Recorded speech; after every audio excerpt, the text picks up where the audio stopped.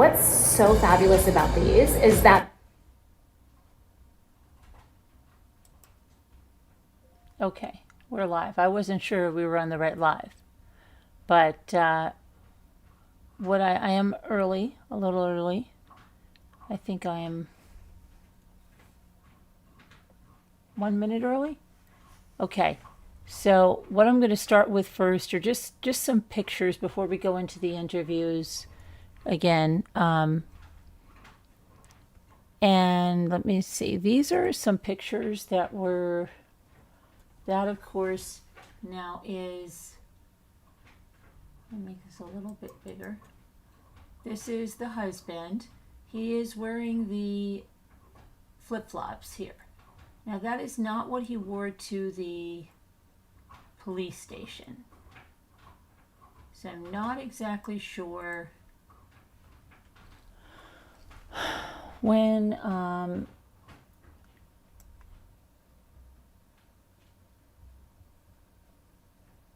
this was taken, but I'm thinking it's got to be the same night, right? Okay, and then we've got, they wanted one of him on the side, wanted one of him from the back, wanted one of him from the side.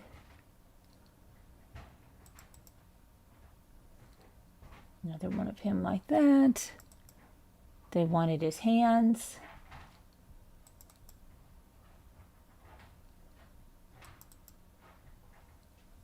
And then we got the feet there now.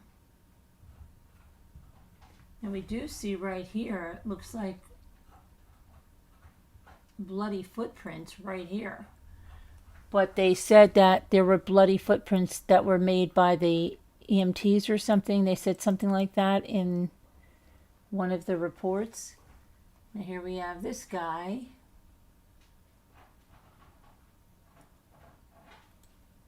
Check him out. Remember the scratches he got from the steering wheel? That looks like a black eye to me, doesn't it? That looks like a total black eye. But he said it's scratches from the steering wheel. Okay.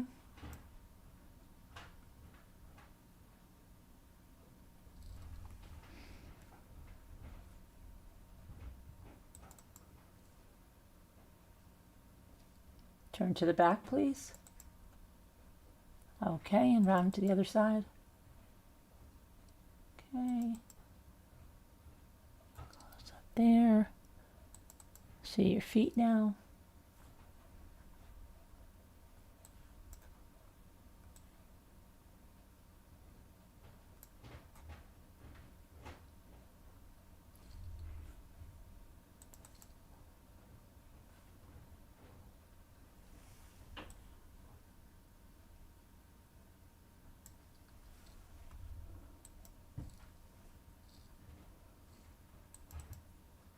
And your hands.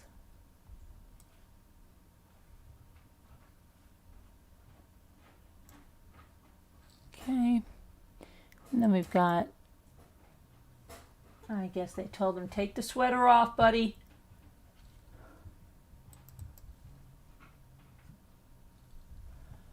Okay, and then this was the red truck, remember that?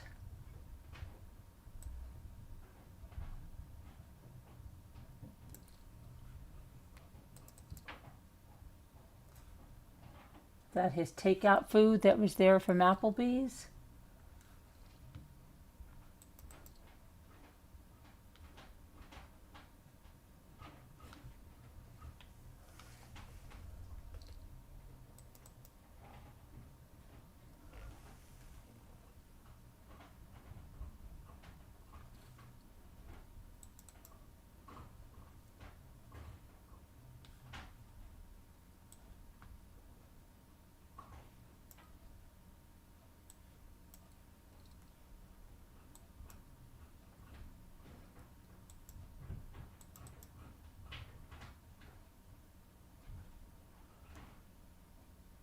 Are those his gas cans? Yeah.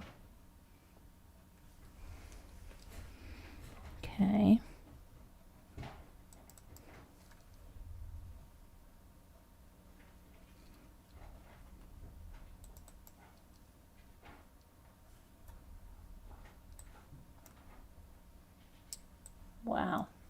plastic kid sippy cup here.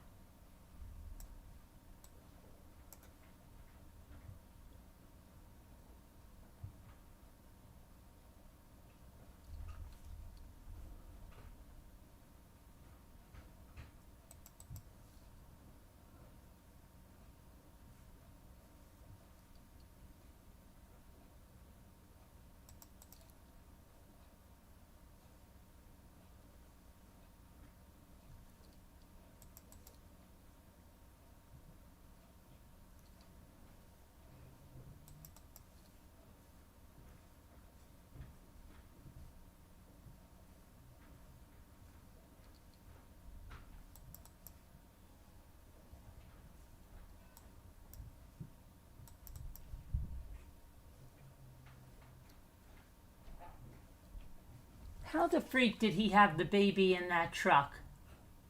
They said he had the baby in the truck. You can't put a baby in the front seat.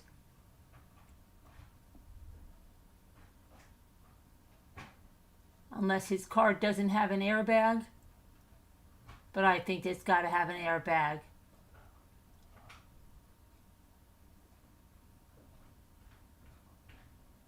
What the freak?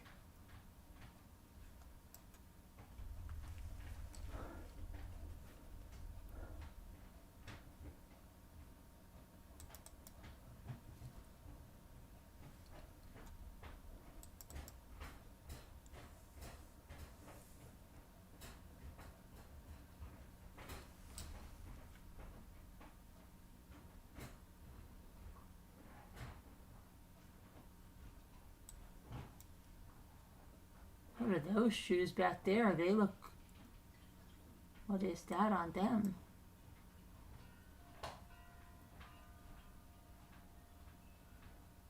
Ugh. Yuck. Ugh.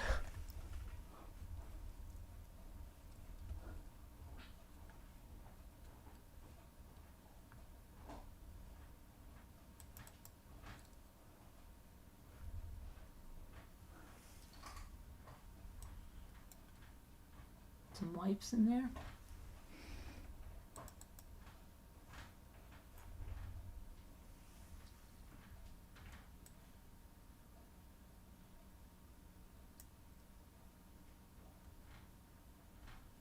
The straws have like some staining on them.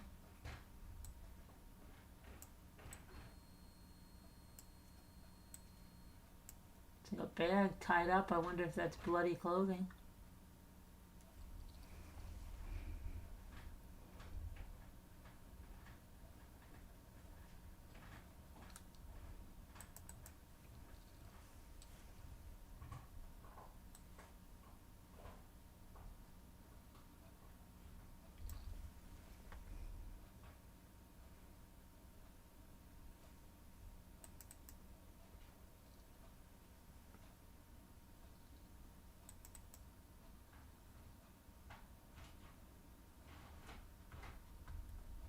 Prescription bottle.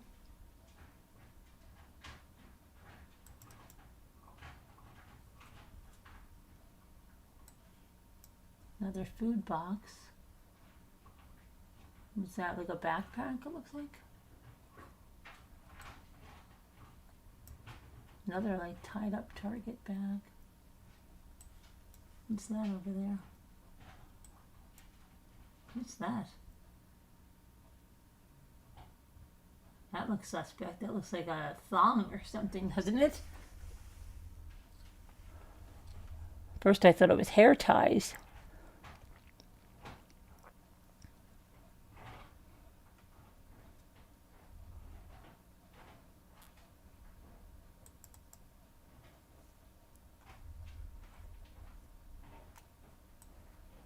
Oh, the stuff in the towel.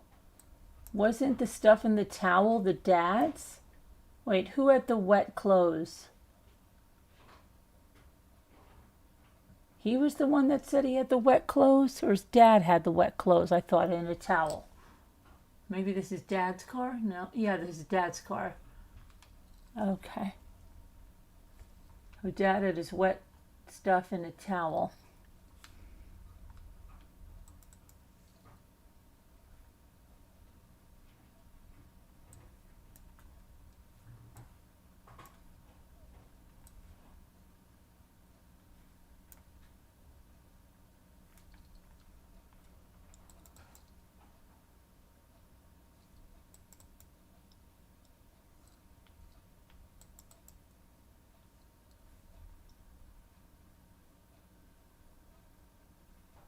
Got some razors. Allegedly, this is when he goes to the wreck, right? And then, what's his name? His son-in-law was saying he carries around all these little bags with him. Where are all these little bags? Because I'm not seeing them right now. And the father even mentioned his little bags.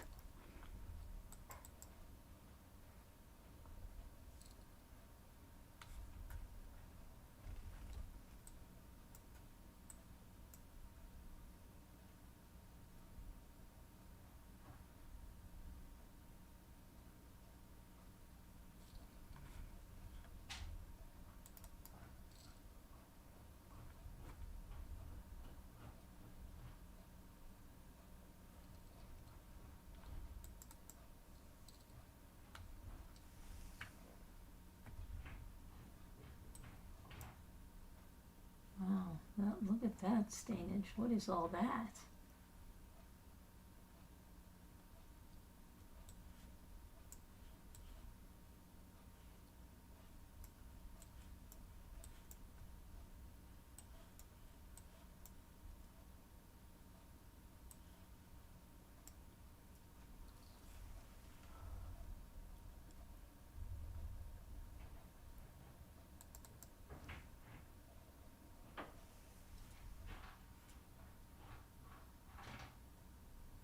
Someone's getting in the back seat of this car. Either how do they take the son?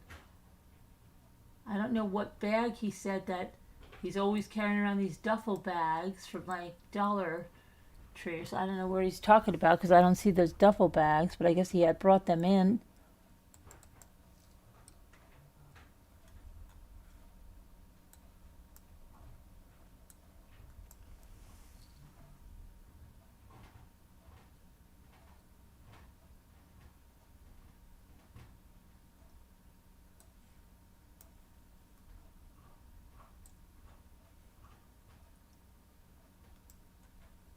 What is this? It almost looks like a woman's purse. That is some kind. That looks like a woman's purse too. Unless this is her van. I don't know. I'm so confused. I don't think so though.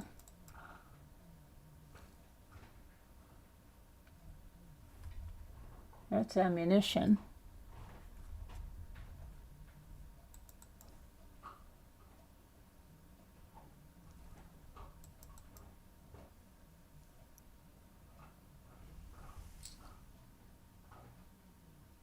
$500 rounds. Whose ammunition is that?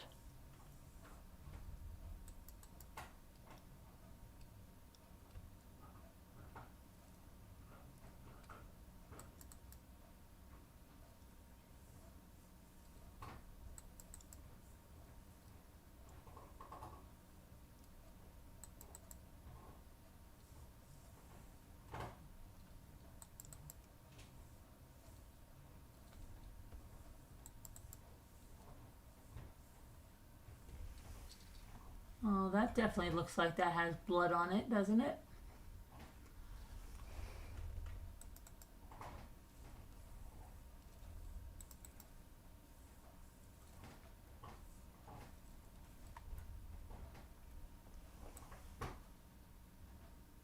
SOG. Specialty knives. Yep.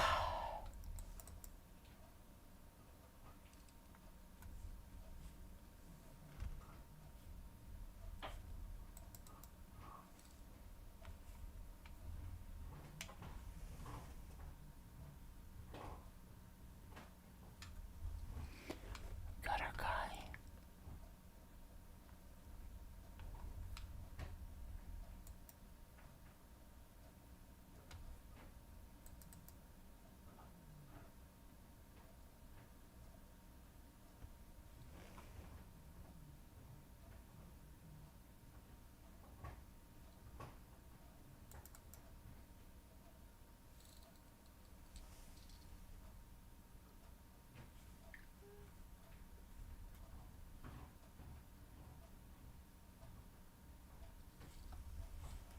That might have been where they were down in the basement, huh? Yeah, it definitely looks like a basement.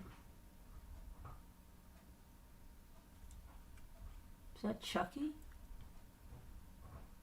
That is Chucky. This doll's having a bad day too, with a flea killer.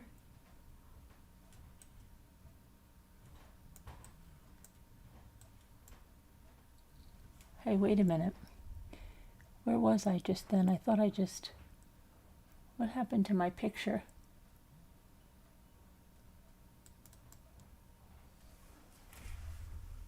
I want to see something. They have an old,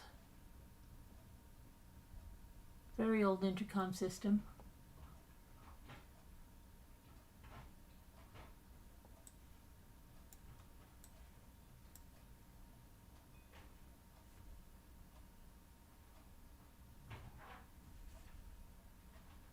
It's like dog poop. Okay, here's the bathroom.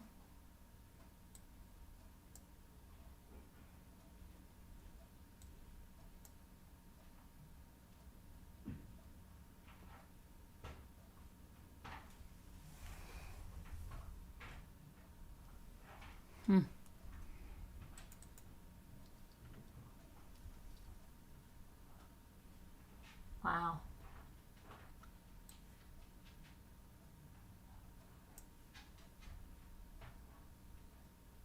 Looks like a rock in the soap dish, doesn't it?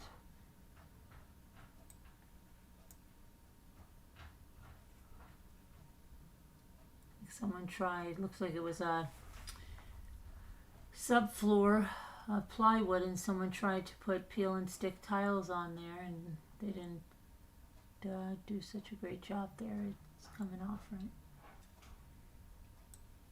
Look at that. Is that marbleized, or please tell me that is some kind of a marble look and not dirt all over that. I've never seen a toilet with a marble-ish look like that, but I'm really hoping that's what that is. It's okay. Let's see now.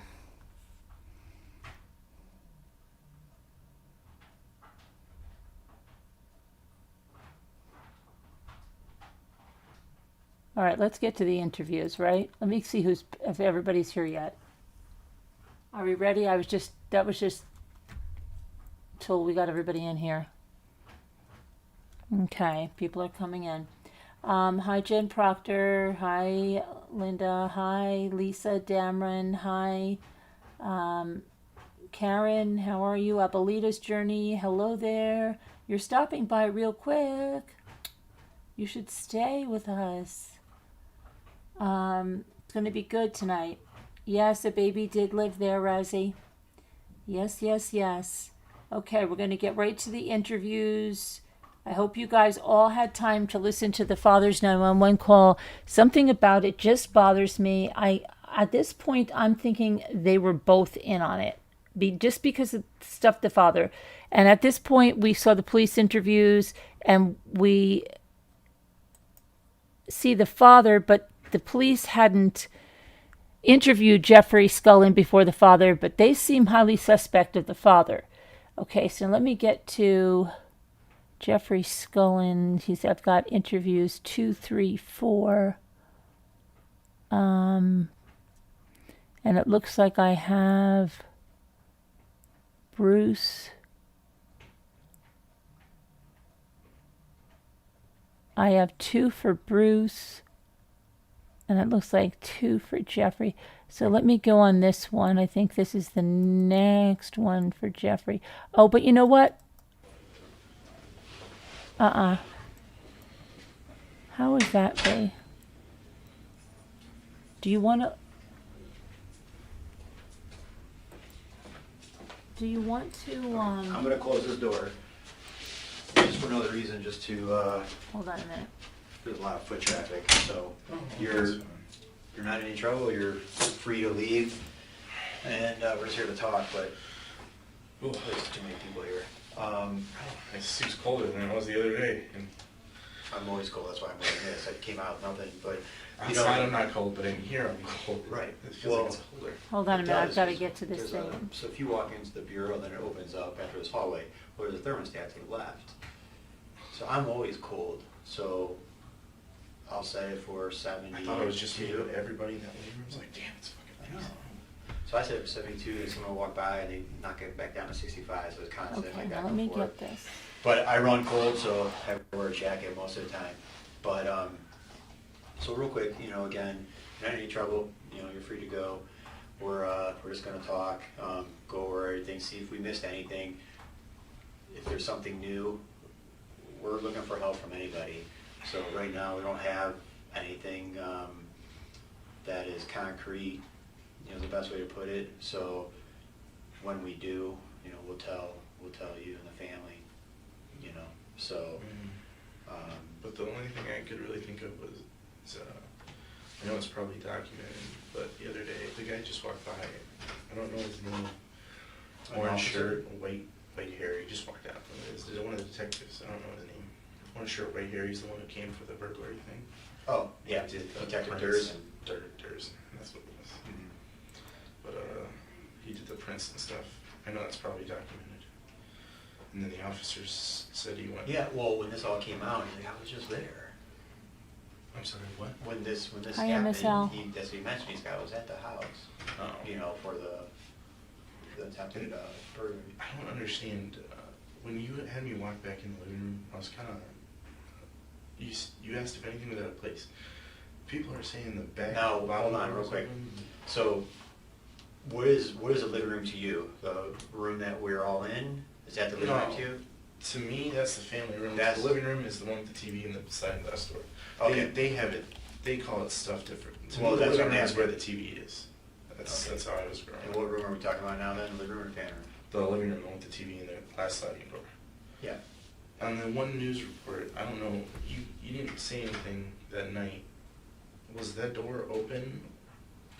Because when you asked if anything was out of place, the only thing that I could think of was the door being open. Yeah, the sliding glass door was partially open. And it's obviously something that's not normally like No, that. it Then was how do you cold guys, outside. how do you and it was guys raining, secure it? There's a yellow bat and a cane that we put there, like a little yellow wiffle ball bat. That's what was in there the day the robbery thing. The guy tried to get in the house when he was pushing the door. But they put the cane there because with the bat there's like this much wiggle room where you can stick your hand in. But with the cane you can extend it. So you guys switch from the bat to the cane? Yeah. Okay. But I still, I put the cane up in the middle of the door and I just put the wiffle ball bat at the bottom just to be. Double lock. Yeah. Because Anna got locked out a while ago. She walked out. That door's old, so if she slams it, and when you slam it, the lock will click, and then you'll get locked out. But the garage door was locked, so she walked in and grabbed like a shovel and broke the whole lock off. That's why we started putting everything in there. Okay. And there's a new sliding glass door in the thing. We just haven't replaced it yet. You know, like put it in. Yeah. But Anna broke the lock a while ago because she got locked out and she couldn't get hold of me or anybody to let her in. And you just talked about, you mentioned the attempted break-in at that door. Tell me about that. So. I was in the kitchen doing dishes because I made a big mess feeding the baby. Okay. I forget what I fed her, but it was something that I had to give her a bath and do dishes. It's okay. That happens. And they were in there. The big dog, the big black dog, I don't know if you met him, he's Joey, big black. He was laying next to the door, to the left of the glass door. And the cats, they jump on the door when they want to be let in, they jump on this glass door and it kind of wiggles a little bit, like, you know, it makes a noise. They're outside. So they're outside half the time, inside. So I just thought it was the cats, and then, you know, it made a big noise, and the dog ran over and started barking like crazy, and when I rounded that banister thing, I saw the guy's hand, and I realized someone was trying to get in. But Moose, the little dog, wedged himself in the door. By the time I got it open, that person was sprinting. Okay. All right. Let me back up. First thing I find is a little suspect is that he said he was doing dishes because he was feeding the baby and he made a big mess. He doesn't seem to be really concerned about cleaning up after a big mess. I'm just saying, he's trying to talk about these break-ins that I don't think ever happened, but he was showing premeditation for all of this, right? Hi, Gail. Joey's laying by the door. Yeah, he didn't even wake up. He's useless. Oh, he's old. And then Joey didn't bark, Moose did. Yeah, Joey was like a passed out. Okay. Where did Moose come from? Where is he? He follows me around constantly. He was in the kitchen. He was with you? Okay. And the baby was sitting there with her bottle. So Moose starts barking. Yeah. Okay, and then you went to the door. And I saw the person's hand, that's it. And just a white, hairy hand. That's it. When you say was the hand outside pulling on the door, or is It it? was inside, like they were reaching for a lock or something. Like, can I use your clipboard? Like, if this is the door here, and that's like the top of the silver lock on the sliding door, it was like this, and he was pushing it. Like, I don't know if you thought you could reach in and flip a lock or something. That's all in the report from the other day. In the office. And what time did it happen? Do you remember?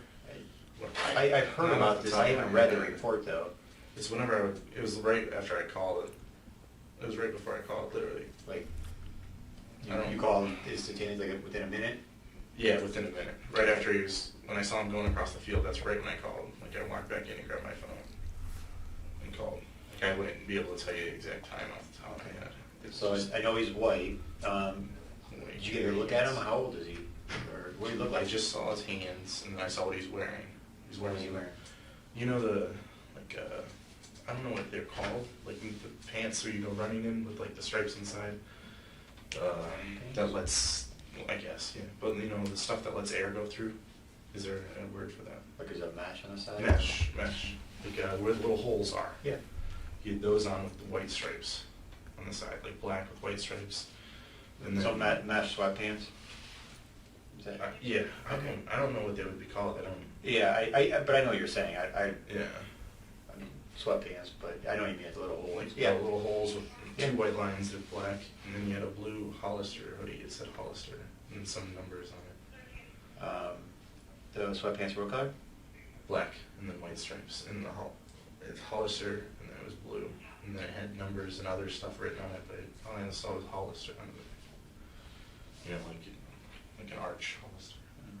Blue.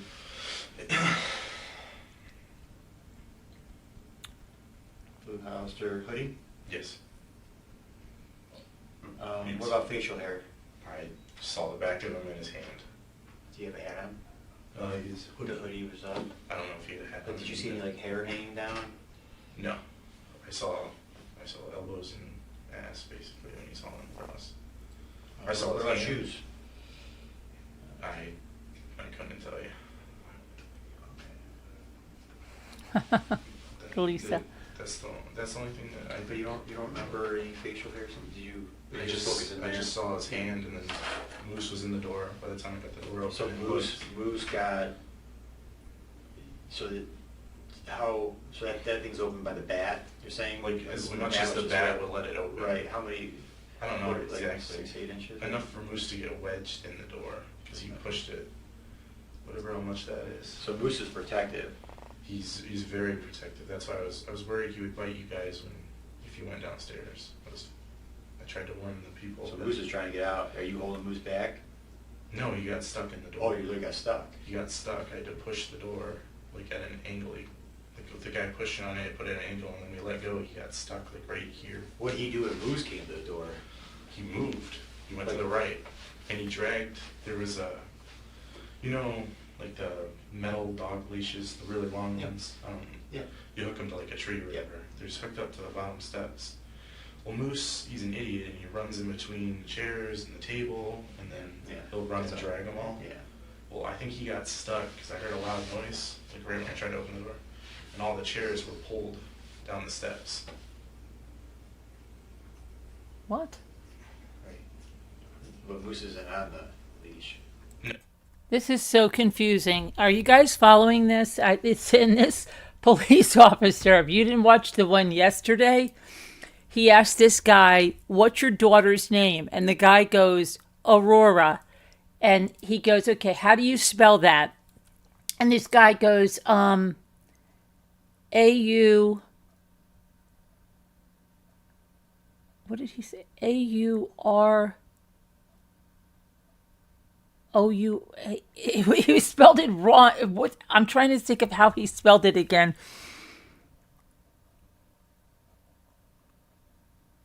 And the cop repeats it back because it doesn't make any sense what he says. I'm trying to remember the letters he said. I think he forgot the R. I think he said A-U-O-R-A. Yeah, A-U-O-R-A. And the guy's like, A-U-O-R-A? And he's like, yes. A-U-O, yeah, Aurora, right. And then he can't remember anything. He cannot remember even the address of where he lived with his parents, who still live there. He has trouble remembering that. He can't remember the streets that are like right around where he lives. He can't remember, I don't know if he has some kind of something's wrong maybe. I don't know if he's had a brain injury or something. I don't know. Because, they were like, oh boy, like those, like he acts like he never heard of like running pants, jogging pants, like, I guess everything he says, I don't know what you call it, as if he like came over here from another country, okay?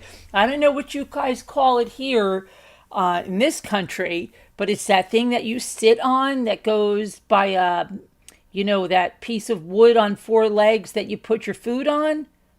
I mean, just listen to this guy.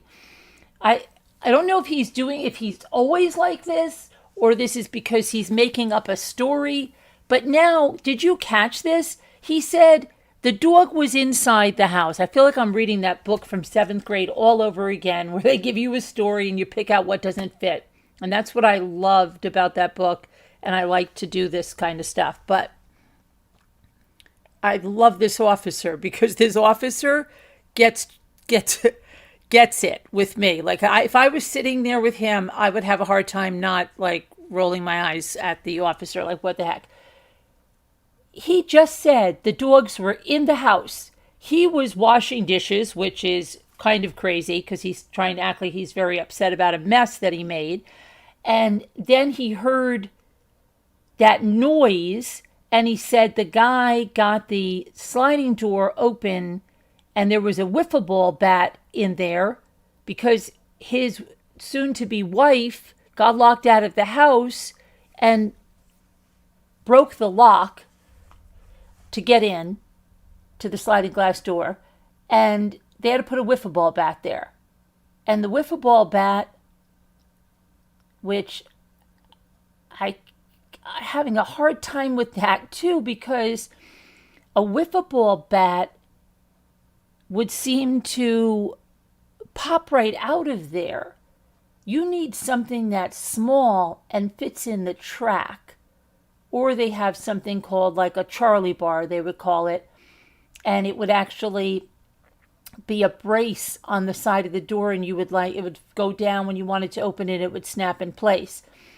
But a wiffle ball bat does not even make any sense at all. Okay? Because even if they had it pivoted like on a diagonal up there, it could easily pop out because it's not going to fall in the track.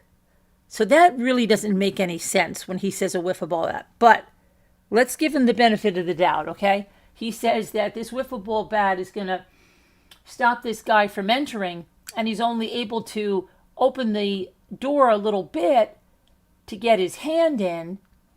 But then the dog Moose starts going crazy, but then he got stuck in the door. And then the cop says, okay, so Moose is stuck in the door, and this guy said he saw the guy, right, going across the lawn, but he said he ran over there because Moose got stuck in the door because he can't get out. And he pushed the door open. And then the guy's like, well, you said Moose is protective. Did he go after the guy? And then he starts talking about well, there's a chain there, and then there's all the chairs, and then he pushed it all down. And the guy's like, well, wait a minute. Well, you're like, he's jumping ahead. Now I'm sure he's going to say, oh, well, I meant when Moose got out, then he got in the chain and he brought all the chairs down, right? That's going to be why he was too slow to get the guy. Watch, let's see if I'm right. No, he wasn't. He was on earlier that day, though. Oh, so he knocked all the chairs down earlier, you're saying? No, he didn't knock all the chairs down. I think the guy dragged them Oh. down. Oh, the guy did. I could be wrong. Though. He could be wrong. Like that. It just sounded loud. I wrote that. Okay, you heard a loud noise like the furniture's getting knocked over? Like is he knocking into it? I think he pulled it, like he got his foot stuck and pulled it down. Oh. Like, I'm trying. But it was loud? It was loud. It sounded like just a chair falling over or whatever. But when we looked out there, the chair was like knocked over and around the side. Hi, Frilly Farmhouse. It looked like it could have been. I could be wrong. I'm not trying to do your job. No, I'm just listening. Did you hear this guy? I'm not trying to do your job. I could be wrong, though.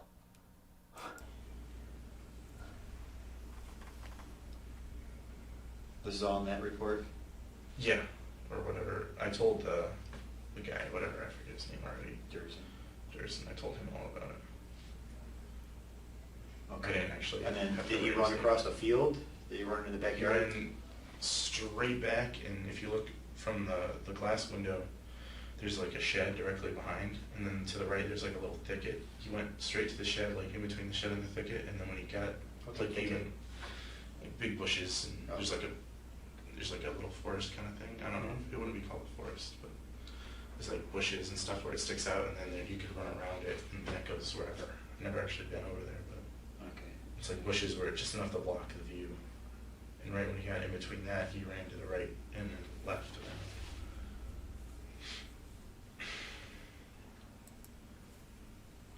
What do you mean, to the right and around? Can So he gets... can I draw something on this, or? Yeah. Oh, here. Like the shed is like here, and then there's like a thicket or something, like, that goes out like this. I don't know if there's trees or something behind it. But if this is the house, like the porch in the house. Yeah. He went out, he went like right in between, and then when he got like up here, he went like that. And then you lost him. And then I lost him. Gotcha. I don't know. All right, that makes sense. I'm I'm not sorry, I a thought you fence. meant he ran through there, and you said right to the left, that threw me No, off. they're like close, Okay. Okay. but I'm not like a fast person, you could say. So I'm not gonna chase someone who can make it across that field before I can even get inside. Okay. Maybe just, I would have been able to catch him or anything like that. So other than that, and I know, There's you another were- instance before then where two people were at the bottom door. yeah, and they try to get in, pull in. They pulled the door when I went to Moose. This is when he was really little, like when we just got him. And he was like at the door, making noise. I didn't know what it was. I thought he had to go to the potty, and he's finally being a good dog and had to go to the potty. So I opened the door, and there's a curtain downstairs that goes like this high to the door. Not like this high, like, like waist height, so you can't see. Like this, I just reached through underneath the curtain. It unlocked, and then they pulled it, but there's a thing down there we put in the door too, so it went like that, and then I went like this, and I was like, what the hell? And there's just two people there, and I just slammed it, locked it, and I went upstairs, woke everybody up, and walked out the back door on the deck. But by the time we got out there and someone came out, they weren't there. And that was a police report we filed as well, or at least called the police. They came out to the house. Yeah, they were looking in the field and everything. So you just pulled back the curtain. Yeah, because I didn't know why the door opened. I was like half asleep as well, so. And I'm not gonna open the door to two people when it's just me and the dog down there, Right. especially when he was so little. If he was a big dog, yeah, maybe. Maybe now. Yeah. Okay. Okay, hold on a minute. He was half asleep. It was at night, right? Everybody else was asleep, but for some reason, was the baby asleep too? And he just thought, gee, I better go upstairs and tackle those dishes that I left there. he made it sound like he had just fed the baby something or that the baby was up. Now everybody was sleeping,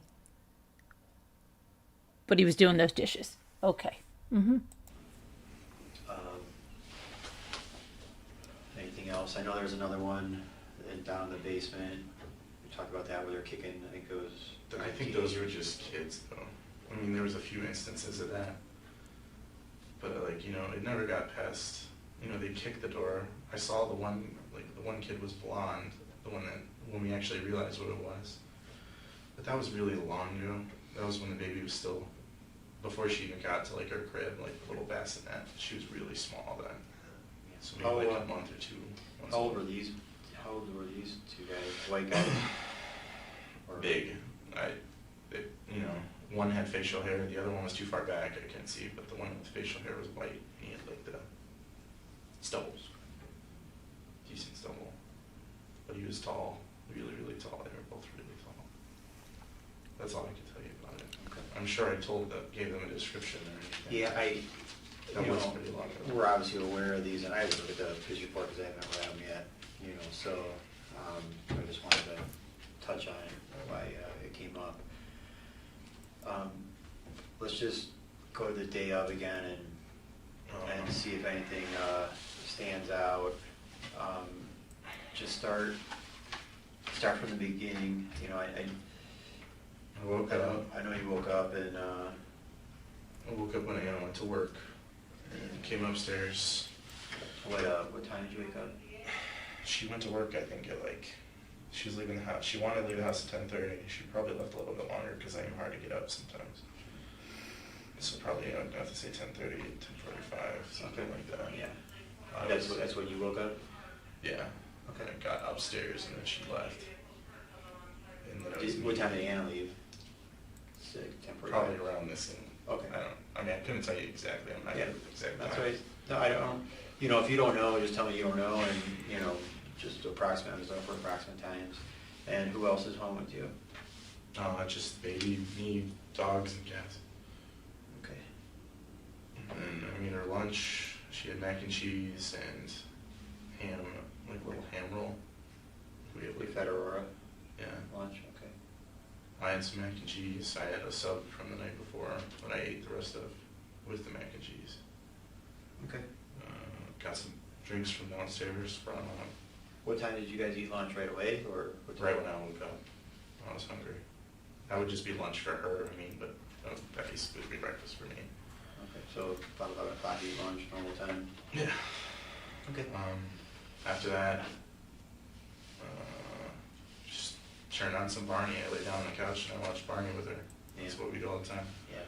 Watch Barney and some other little show with cats and dogs being police officers or something like that on Netflix. I Paw don't know. Patrol? It does the autoplay after a certain amount of time. Yeah. I couldn't. I mean, they're green and blue Dalmatian, if that helps. I don't know if you would know. Yeah, I don't know. I've heard of Paw Patrol. So you guys watch cartoons and, She loves watching that stuff, and she'll sit down on my lap and watch it. She Yeah. sings along, and then they're educational somewhere. yeah. She played with. I pulled out her seesaw, her push thing, and what else was there? There were a few other toys, like her Barney dolls, her kitchen set. I pulled out her box of kitchen set stuff, the metal stuff. She's playing and watching TV. Yeah. And then Mel came home. I couldn't tell you the exact time she came home. I was kind of just chilling on the couch, playing on my phone, watching her play. Do you remember exactly, not exactly, but kind of an estimate? Maybe an hour after that, maybe an hour and a half. Maybe so 12, 12:30? 12, 12:30, Okay. maybe around there. Okay. She came home. She said they paid for the wedding because I couldn't get all the money together. Who's they? Mel? Bruce? Mel and Bruce or Mel. I don't know exactly who. I Okay. wasn't there. I couldn't get all the money together at the time. Okay. It was a big stressful thing leading up to that. What happened? What were you supposed to pay part of it? I wanted to pay all of it. I didn't have all the money. Couldn't get all the money. How much was the wedding? I think it was like 6,300, 6,400. There's paperwork at the house. I can go get it if you want. Okay. All right, and you were supposed to pay, you wanted to pay for all of it, you paid part I of it? wanted to pay for all of it. What happened with that? What do you mean you wanted? What? I just wanted to pay for all of it. They offered to a few times, but I didn't want to do it because that's just the whole thing. You know, you owe people money. And But why, so what happened that you weren't able to? You said stressful things. well, I didn't have enough in my savings account straight off the bat. Yeah. So I was going to go cancel my IRA just to pull it out and then pay the tax at the end of the year. Since I'm currently unemployed and everything. So you consider pulling your RA, huh? Yeah, and that's what the plan was going to be, but I didn't make it there in time. So I asked, What do you mean? I didn't get to the place and schedule an appointment in time. I called once and asked what the repercussions of it would be and everything. Yeah, penalties. Yeah, and they just How told me much the do you tax have in your amount. RA? $5,000. Not that much. Not as much as I should, basically. So you decide not to do the IRA? No, I was The going penalties. to do it and then just pay the tax later on because I figure I'll have a job before then. So you're going to, but you missed some deadline or just ran too It close was to just the wedding? ran too close to the time. To the wedding? I helped Dakota move and everything. Did I give you his number? You have my phone, don't you? Yeah, I have your phone, yeah. His number's in there. You can call him about it. I don't know who Dakota is. Dakota Skinger. He's one of our friends. I helped him move. What am I calling him for, or did you call him? If you need to. About what? I'm not sure. I helped him move Oh. before then. I helped him move right after there, and then while they were paying with it, I was with him moving, and then I got home around 8-ish. Okay. And that's when I got bumped and got this on the way to his house. He has a house, when you go to the industrial Hold park. on, hold on. I'm having a tough time keeping up. I'm sorry, I talk too much. It's okay. No, I'm listening, but just trying to. You're gonna do it, but I got too close to the wedding. No, So I just didn't get there in time. They closed at like 2:30. What day are you talking about? Are you talking about Monday? No, Sunday, the day before that. The day before she was killed. Okay. The bank Yeah, was and open then on you Sunday? You jump from. I'm sorry. So I'm just trying to establish a timeline, and then you jump back to Sunday. So I mean, you're gonna pull your RA on Sunday, Yes. and then they closed. They weren't open that day, I believe. So I was trying to figure it out how to do it. I was gonna ask my mom to get the money out and then we pay her back tomorrow. Where is it? Where are It's you just going at to? Scottrade. Okay. Yeah. Okay, so you're going to, but close on Sunday. Yeah. Okay. And then you got an accident on Sunday, is that what you're saying? I just got a little bump between going to my house, not my house, I'm sorry, Dakota's house on Prospect. I don't know the exact address, but you know the light. What's Dakota's last name again? Since we're talking about Skinger. I couldn't even tell you how to spell it. I think it's Skinger. Okay, he's a friend of yours. Yeah. Okay, so you got an accident coming from his house? Going from his old residence to his current residence. He's living with his girlfriend or a girlfriend's family. I don't know the whole situation with him, but Going from his old one to his new one. yeah, I don't know. There was another man there. I think it might have been her dad or something, helping move him. Like there were two pickup trucks. I had the one pickup truck and he had the other one. And we filled stuff in the trucks and we head over. He lives right over in North Royalton off of Bambao or And where did you get in an accident then? off a route. Do you need to? Okay.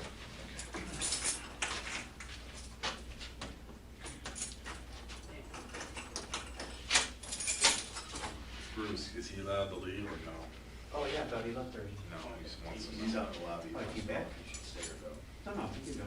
Yeah, sorry, I thought he left. He did leave, I thought. Yeah. But Laura was the only person there. Okay, and so where exactly did you get in the accident at? Root Road, there's like a railroad tracks where it goes up and then down. Right past that, the guy was trailing me. And there's What a stop- city was that in? So his I old think that's residence is North where? Burlington. Where's his old residence? I don't know the exact address, but if you go down Prospect, you know how there's one going to the high school, Yeah, and then the second one going to the industrial? yeah. That driveway, right when you hit the light to the left, Right, is so his this is house. Strongsville. Yeah, right in Strongsville. I just don't know the exact address, otherwise I'd give it to you. Okay. And so on Root Road, I just By- got bumped in the back of the truck, just barely. you don't know the cross the intersection, Root Road and, No. okay, Root Road by railroad tracks? Yeah, right over the railroad tracks, and then right after that, the guy came over and gave me a good little bump when I was trying to slow down. And he got out, he was very nice, you know. Like I said, I had got a hit and run not too long ago. I think I might actually have the card from that in my wallet right here. Did you make a, Jeff, did you make a police report for that? No, I did not. You don't know what city you're in? You're on Root Road right there? I think that would be North Burlington. I could be wrong. No, not Root Road. North Ridgeville? North Ridgeville, yeah. Is- I think maybe. You had, I mean, Royalton's right here, you'd have been going up 82. I went up 82 and then to the right on route or whatever. I don't know what city, but the Yeah, guys. Royalton's the opposite way, so you're going the other way, then hanging out right on Route. Took 82 to Route, probably what you did. Yeah. Yeah. But I don't know Yeah. what city that would be. That's too complicated for Yeah, me. that's all right. But there's no damage to the truck from the looks of it. It's a So truck. you just had a, but, I mean, he had to hit you decently for you to hit your forehead. Just barely though. It wasn't like anything bad. Okay. I mean, he hit me decent, I guess. But you, But looking back at the truck, there was no damage, and he didn't. He's like, I don't want to get insurance fault. It was just, you know. okay, yeah. so no police report. No. Okay. It wasn't like, you know, it wasn't a big thing, and I Yeah, didn't want my you don't insurance have to, go yeah, up. no, I'm not saying anything wrong, just, Just a little bump. It wasn't a big thing. would you just barely hit your head? Just barely. Okay. No, your truck have airbags, any airbags go off? The airbags are off on it. So they didn't go off? No. There's a. Did you turn them off? They've been off for a very long time. Okay. If you look Well- in the truck, there's a button on the top. Yeah. You just turn it off. Yeah, well, and then if you're driving around the Aurora, you can't have them on, Yeah. so. Because she can't fit, the car seat can't fit in the back seat. That's why it's in the front seat. Okay. Like her whole thing, there's no room for it in the back seat. Because when you put it in it, it like sits up at an angle like this for Yeah. her to even put the whole seat in there. Okay. So she has to sit in the passenger seat. Gotcha. All right. So that's Sunday. Let's go back to. Where was I on well, that day? I'm sorry. you said Mel came home at 12:30, approximately, and We were gonna all meet for lunch. No, not lunch, dinner. And we were going to go to Applebee's, and then we were all meeting there. who's all? Me, Mel, Bruce, Anna's gonna be serving us, Kyle's gonna be there. And then she asked if my mom could be there, because I talked about trying to get them all together. Did you say Megan? No, Megan, I think Megan was at school. Was she?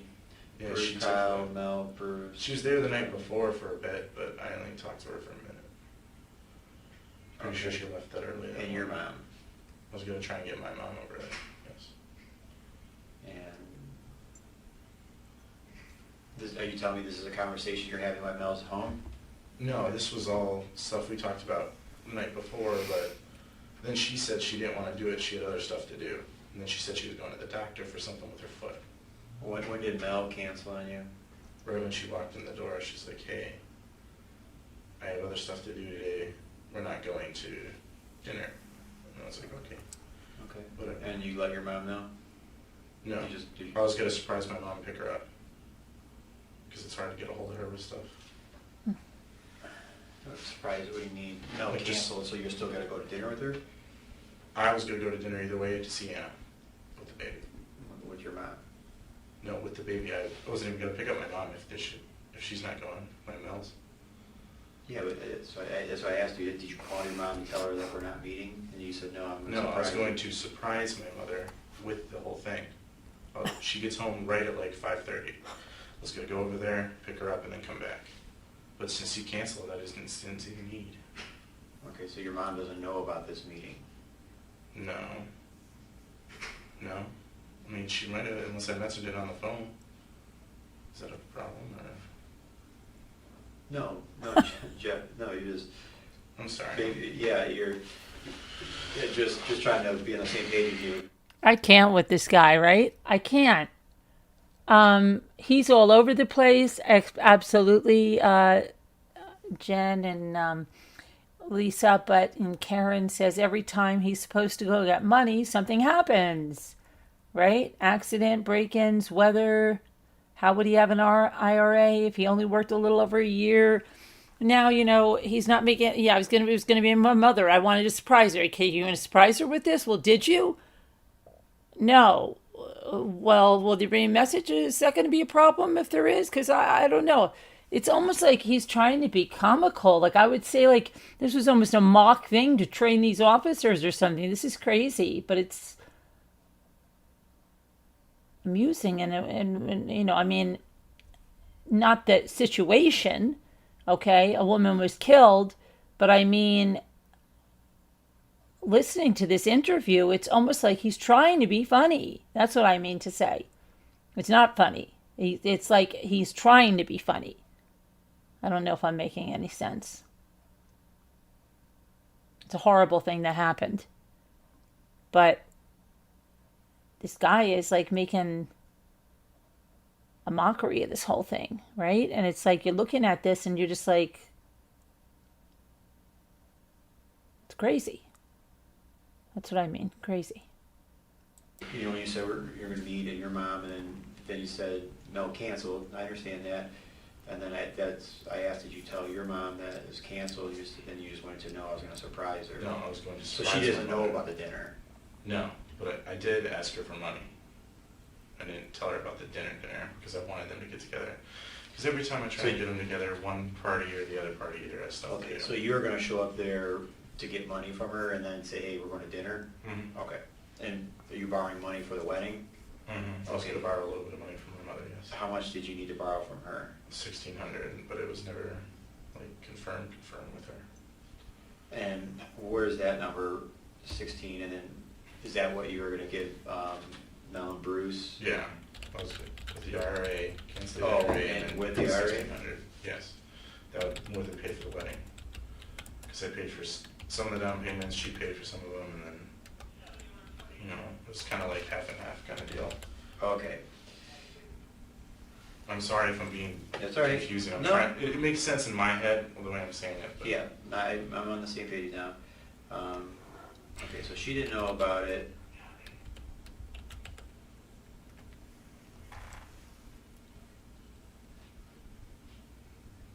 Okay, so is she expecting you to come over and borrow this money, that she knew that part? Mhm. Okay. And she was also expecting me to drop the truck off as well. Because I was going to go get my LeSabre. I have a beautiful LeSabre, so I normally drive. It's under my mother's name, but this is what my main vehicle is what I drive around. Okay. I'm pretty sure I told you about that last night. Or not last night, whenever it was last year. Yeah. Okay. So okay. But we're on the same page. Your mom doesn't know about it, but you're going to go there. She doesn't know about the dinner, but The she dinner, knows but what's you're going going to come over. Did you have a time did you tell her just after her work, or did you guys set up a time? Just after her work when she Okay. gets home, which is normally 5:30. Um, This is when we were going to dinner. okay. And then that obviously, Did not go. yeah, so Mel canceled, and she's got doctors. She said something about her foot. I forget what it was. She explained it more in the text message. Okay. But you have those. Okay, so the dinner plans go out the tubes, down the tubes. Mm-hmm. So, Mel comes home, and then you guys, just you, the baby, and Mel, Mm-hmm. and then do you leave first? Does Mel leave first, or? She goes to the doctor for her foot. And what time does she leave at? Not long after she got there, maybe 30 minutes. You know, she said that to me, and she went upstairs and she changed. She was wearing a pink shirt, and then she changed into a green shirt. I don't know if she changed pants or anything like that. I just remember the difference of color. And then, Okay. Okay, so she leaves, just say 1 o'clock? I'll Okay. probably say that, yeah. Probably, yeah. I would have to say around that time. I can't, I mean, That's when all I'm right. around the house, I don't really worry about Yeah, times no, I and stuff understand. like that. I mean, we just know it was shortly after she wasn't home a long time. I know it's bad that, you know, you need It's not exact bad. times, but I can't. No, don't get the wrong impression, Jeff. I'm not looking for exact times. You know, when you say it was a short time later, and I don't know what short time is to you, but you say about 30 minutes. I understand that. And that's if you don't. I'm not looking down to the minute. I'm just apologizing. I don't know, like, you know, I sometimes get preoccupied, I guess. No, you're a little more focused than Bruce. He's a little crazy right now. Bruce has a lot on his mind, and so he'll listen a lot. Okay, so she left, and then what time do you leave?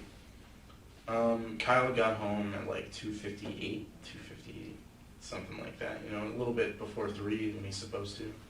At least one on paper when he's supposed to. They're Yeah. always very early. Yep. Like, you know, there's not many special needs kids, and that's the only people that ride the bus. Yeah. So sometimes they're really early, sometimes they're not as early. It all depends on the day. I understand. And then I walked out, he was there, they were already there, like, you know, they pulled up and opened the door, so I was probably like maybe a minute too late. Yeah. He ran in, it took him a minute to get him inside, it was raining, and I guess he was having fun kicking puddles or whatever, he liked to run around the driveway. Got him inside, he ran straight up, and then What do you mean he went straight up? he goes straight upstairs. What does he do up there? He just kind of does his own thing, you know. He listens to his iPad, kind of, not to be rude or anything, but he does touch his genital area a lot. Okay. He goes up there and just like lays down on He the bed. always, and he does always that. does that, huh? Yeah, I don't think he knows that's bad or anything. No. But he normally runs straight upstairs and goes to sleep. Sometimes if he's awake or hungry, he'll come downstairs and, you know, rub his tummy or I don't know sign language and all that shit. You know him. I know thank you, and I know if he rubs his tummy, he's hungry. Okay. But And then, is Mel home yet when Kyle comes home? oh yeah, she pulls in right a little bit after the bus goes away. Like she was pulling in when I walked back in, grabbed the bag and the baby, and she walked in the door when I was walking out the door, A few minutes. basically. Okay. She's home a few minutes after the bus? Yeah, Okay. And you left right away? I left literally, as soon as I got the bag and the baby in the car. Okay. Gotcha. And then what happens? Where do you go? I'm driving to Jeannie's. I was talking to Jeannie on the phone and texting her about stuff earlier that day. But I was gonna go head over there. I was gonna replace lights and everything, but it was raining, so I wasn't like entirely sure what I was gonna do. I was at least gonna get the rundown for another day of what I will do. Okay. She wanted me to rake up leaves. She's got some big trees in her backyard and Sure. everything. I gave you her full name and everything the other night. I've been doing stuff like that. Me and my father have been helping her out ever since her husband died last year, the year before. Now she's a friend, but you call her aunt and uncle, right? No, she's She really is. she's like a cousin, like a second cousin Okay. or something like that. But you call her aunt. Yeah, like related, but yeah, we call her aunt. Yeah. I think technically she's my father's cousin.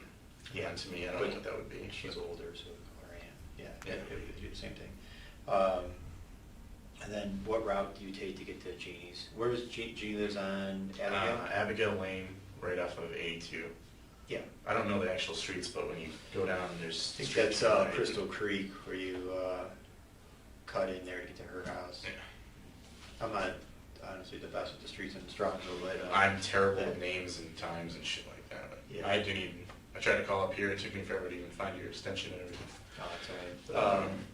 And so what route do you take to get there again? Just straight down Blazing Star, left on Golden, Mhm. left on Howe, left on Drake. Straight down Drake. The car was being sluggish the whole way down Drake. You know, it's an old truck. It's broken down a few times. I just figured something was going wrong with it, but, you know, it stops. Luckily, I kind of got over a little bit. Yeah, you pulled over. Yeah, I got over a little bit. I could see the gas Are station. are you in the road at all? Or did you get all the way over? I was in the road. Well, you can't get all the way over, like, in the tree lawn or anything, because there's those ditches. Did the truck stop on you before you get all the way over, or there's not enough room? There wasn't enough room to get, like, all the way over. I was gonna try and pull in a street or something, but I So kind of just the stopped. truck dies. Yeah. It's a So gas part of your station. truck's actually in the street. Yeah, I was in the street. Most of it was. I had a little bit over, like, on the gravel part of the thing. But cars were trying to get past me and everything. It was raining. I did not know where my phone was. I didn't know if I left it or, like I said, I don't know if you even looked in the truck, but there's that, you know, you sit here, there's that big hole where the seatbelt goes and shit falls down there. And when it falls down there, it slides back. So I was reaching and I couldn't find it. I haven't, but I mean, I know what you're talking about when things fall and they. You know, I looked in the car a whole bunch, but, you know, finally started contemplating, you know, what the fuck am I gonna do? Did you you couldn't find your phone? Did you remember taking it with you from the house, or? I normally don't walk outside without it, the wallet and keys. But, you know, sometimes I do, you know, if I don't know where it is, I throw shit in the diaper bag, you know, as long as I know where it is in my head and I have access to it, it's okay. Okay, so you break down and you're not sure where your phone's at. I wasn't sure, I was looking in the car, trying to get a hold of someone, I was gonna call Jeannie, because she was like the only one that could help, basically. Yeah. And then I was gonna call my dad. The plan was I was gonna go to Jeannie's and go see my dad, but it never got that way, because I was so late to get to Jeannie's. I finally did get to Jeannie's and trying to figure out where Mel was and everything. Now, when we talked, you said a Good Samaritan came by? Yes. Okay. Older How man. long were you there till he came? Because, I mean, now it's just you go after 3. Not too long. How long did you have to wait? Maybe 30 minutes, like around that, until he came. You know, I was Who came to you? Who was it? What did just an older man who asked if I needed help, and I said yes, I needed help. An old guy, he had a red Buick. Red Buick? Yeah. Okay. And so, who did you pull behind you? He pulled right behind me. You know, I had hazards on and everything. Okay. He walked up to the window. Okay. And I just opened the door and talked to him. All right. Then would you? I said I ran out of gas. I didn't even realize, you know. He talked to me for a second. He asked if he could go fill up the tanks and everything because he saw I had the baby. Okay. And I gave him $10 to put in there. Gave him one of the tanks. I figured the worst case is he's going to steal, you know, my $10 in tank, and that'll be the end of it. Whatever. He came back, thank God, and just handed me the Are tank. the tanks? Are they the same? Are they the same? What do they look like? 5-gallon tanks. You know, like you go to the gas Is it the station. exact you sit there. same tanks? So you took one of them? No, they're not the exact same model, like the exact same kind, if that's what you're talking about. They're the same Yeah. carry, like they hold the same mount. Okay. One is. Do you know which one he took? Yeah, the one with the yellow nozzle, the all red one. Oh, it's red. Yeah, they're both red, but there's one with a yellow nozzle and a black top, and then there's another one with a black and red nozzle and a black top. And the other one's like more square. Okay. You're right, And Dank. How long does it take him to get there and get back? Not too Did you- long. Like I remember you saying you could see Gecko. I could see the corner of the sign, so I was thinking, like in my head, you know, if I have to stay here too much longer, if I can't find the phone, I'll go get an umbrella out of the back of the car and, you know, hold the baby like this, hold the can like this, and just walk and then walk back. That's what I was trying to think, but with cars going around me and, you know, it raining like that and the baby getting upset that she Yeah. wasn't moving, Yeah. it was just all kind of like, what am I going to do? What am I going to do? I wasn't thinking that well, I guess. And how long did it take him to get back? I honestly couldn't tell you. I was more relieved that someone actually stopped. I mean, it wasn't long though. No, it was not long. Okay. All right. And then that was like nearly all the cash I had on me. I think I had like a five, and then I reached in the cup holder and grabbed some change. And then Anna's one friend, Daryl, was at the counter. You had a $5 bill on you? Yeah. Okay. After that, I gave him 10. I don't know if he, you know, put it all in, but whatever. I didn't care. And then, so after do you fill up the gas, or does he fill up your gas for you? He put it in the tank. Oh, he did? Okay. Yeah. he poured it. I told him not to pour all of it in because I was gonna go up to the thing. He was very nice. You know, old man wearing tweed, glasses, little floppy hat, like the golf hat. Okay. He seemed nice. What did you say before the golf hat? What do You know, have? like, you know, you look on the golf shows and they got the, I don't know what they're talking about. Yeah, like a fedora? It's not a fedora, but like, you know, the flat version of a fedora where it like, it doesn't cover your ears, it's just like the hair. It's basically, you know, holds your hair up or whatever. Yeah, No, I'm not trying to be undescriptive or anything. yeah. No, it's You look like a professor almost, like, you know, Yeah. like, you know how you imagine a college professor in your head. Okay. So you had to buy some change and you go fill up? I pulled in to one of the pumps on the left, and I couldn't say which one. Walked in, her friend Daryl there. I kind of know him, not really. I met him a few times during high school. I said hi to him, gave him the money. Oh, he works there? Yeah, he works at the Hiccup. yeah. She always goes up there and That's Anna's friend? yeah, and she always buys like sharp lemonade from him and everything. So he actually served you, or Yeah, ran you out? yeah, rating me out or at least. Okay. We don't know each other, but you know we recognize each other. And he said hi, Jeff. You know he knows my name and stuff. We're not friends, but Well, you know, just your name and who you are. yeah, Okay.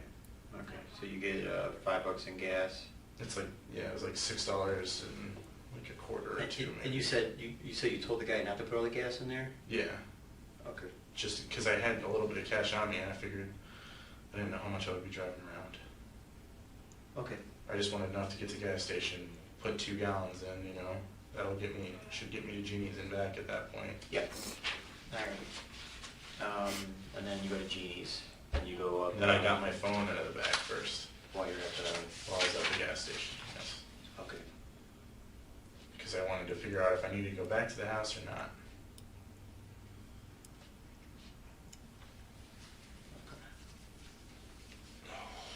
All right, and you went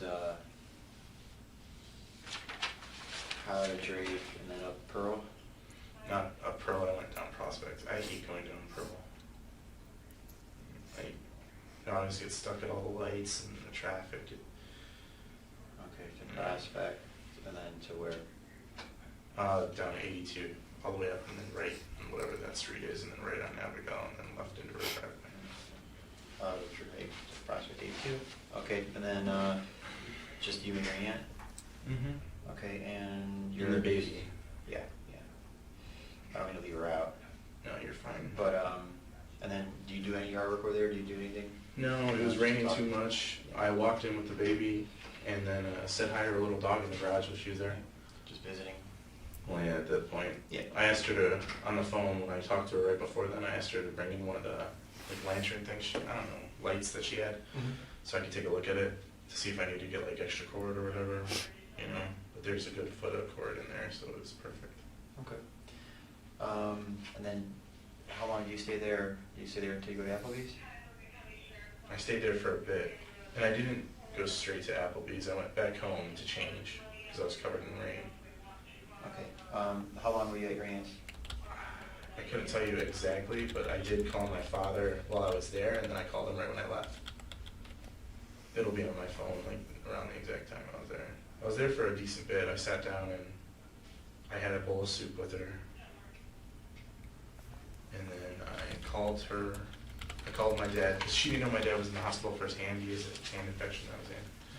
So I told her about that, and she didn't know, but her daughter knew. I guess you're not allowed to, if you work at the hospital, you're not allowed to tell other people if someone's in the hospital. HIPAA laws, yeah. So you went back back home to. Yeah, you could call her up as well and ask. I was covered in water, like I was drenched. From what? From when I got out of the car, and it was all raining. Just from going to the truck, it was raining from when I got Kyle off the bus, and then getting out of her car, getting out of my car, and going into the house. I was drenched. Okay. It was raining like crazy that day. I don't know if you were outside or not. Yeah, I'm gonna rain. I don't know how hard it was. So you went back home, and I don't know if went back inside, or what did you do? No, I couldn't get back inside. That's when I was texting Anna and telling them, hey, you know, we need keys and everything. So, man, the key thing is to get into life of its own because everybody has different keys. So it's. We all had the same. There's a whole story to this. I'm sorry. Without going into it, I mean, I know things were lost or stolen, and everybody has different keys. Could we just leave it at that, right? Yeah. What key? Let's keep it very simple. What key do you have? At that point in time, I had no key at all. Why? You never had keys? No, I had keys to the garage, and then I had keys to the original front door. But then she changed it, and then she changed it again. Those are two separate locks, right? Yeah, the two separate locks right now. The only person who had a key to the deadbolt was Melinda. And then she had a spare key. I don't know if she gave it to Bruce or Megan or whatever. We're not supposed to lock the bottom lock. That's a no-no. Like, no one can get into that one. And Okay. the garage door, like if you open the garage door. So if you don't have a key, you just get into the garage? Mm-hmm. I get in through the garage, which did not open, and then I knocked on the door a few times. But in my head, I didn't think she was there because she didn't have the van. I didn't realize she had the other car. She normally always drives the van. I figured Megan, you know, she was home that night. I figured she went to the airport or What something. car is in the driveway when you get there? What cars? The red one.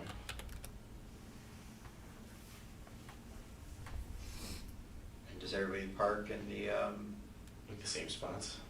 driveway? You guys got your assigned like spots? Yeah, I normally park to the far right because if Anna parks over there or anybody else, they don't like going near the edge, but I don't care if I fall over the edge, especially when I'm in the truck. Okay. And where does Mel park? To the left? She normally parks to the far left, unless Megan parks there or someone else beats her there. But she's normally in the far left or middle, and then Anna normally parks behind me. And what car was Mel driving that day? I didn't know it at the time, but she was driving the red car. Okay. I just, you know, I didn't put two and two together for the longest time. And why didn't you know she had the red car? I was sleeping when they did the whole car switch. I only learned about this after the fact. He broke down somewhere that morning. The night before, someone put nails in his tires. He pulled the tire inside and we looked at it, but there were 2 nails in his tires the night before. Did she know he drives what?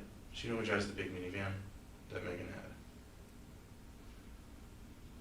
And Megan was there that night, and then But her car was there, so I just figured. when she came home,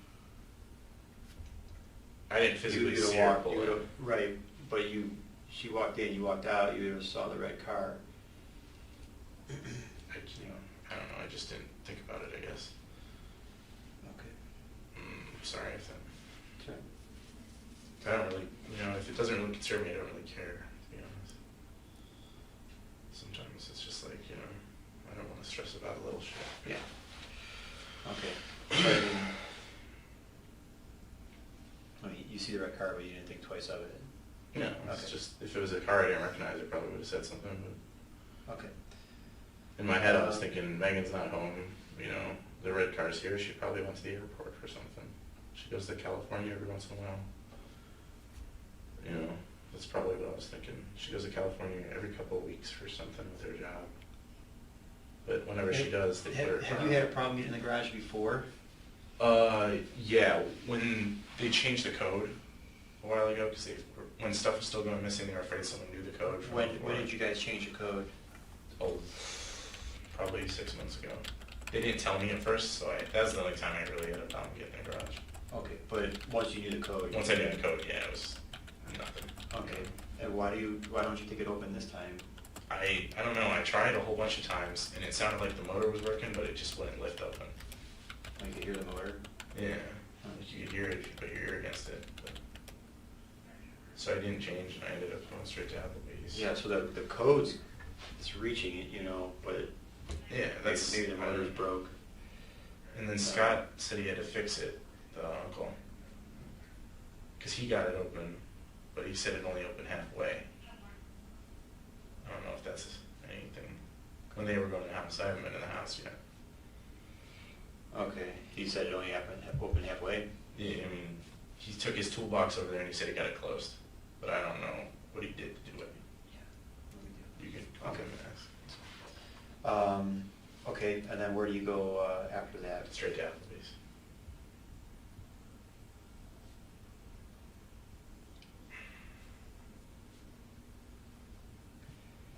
And which way do you take to get there?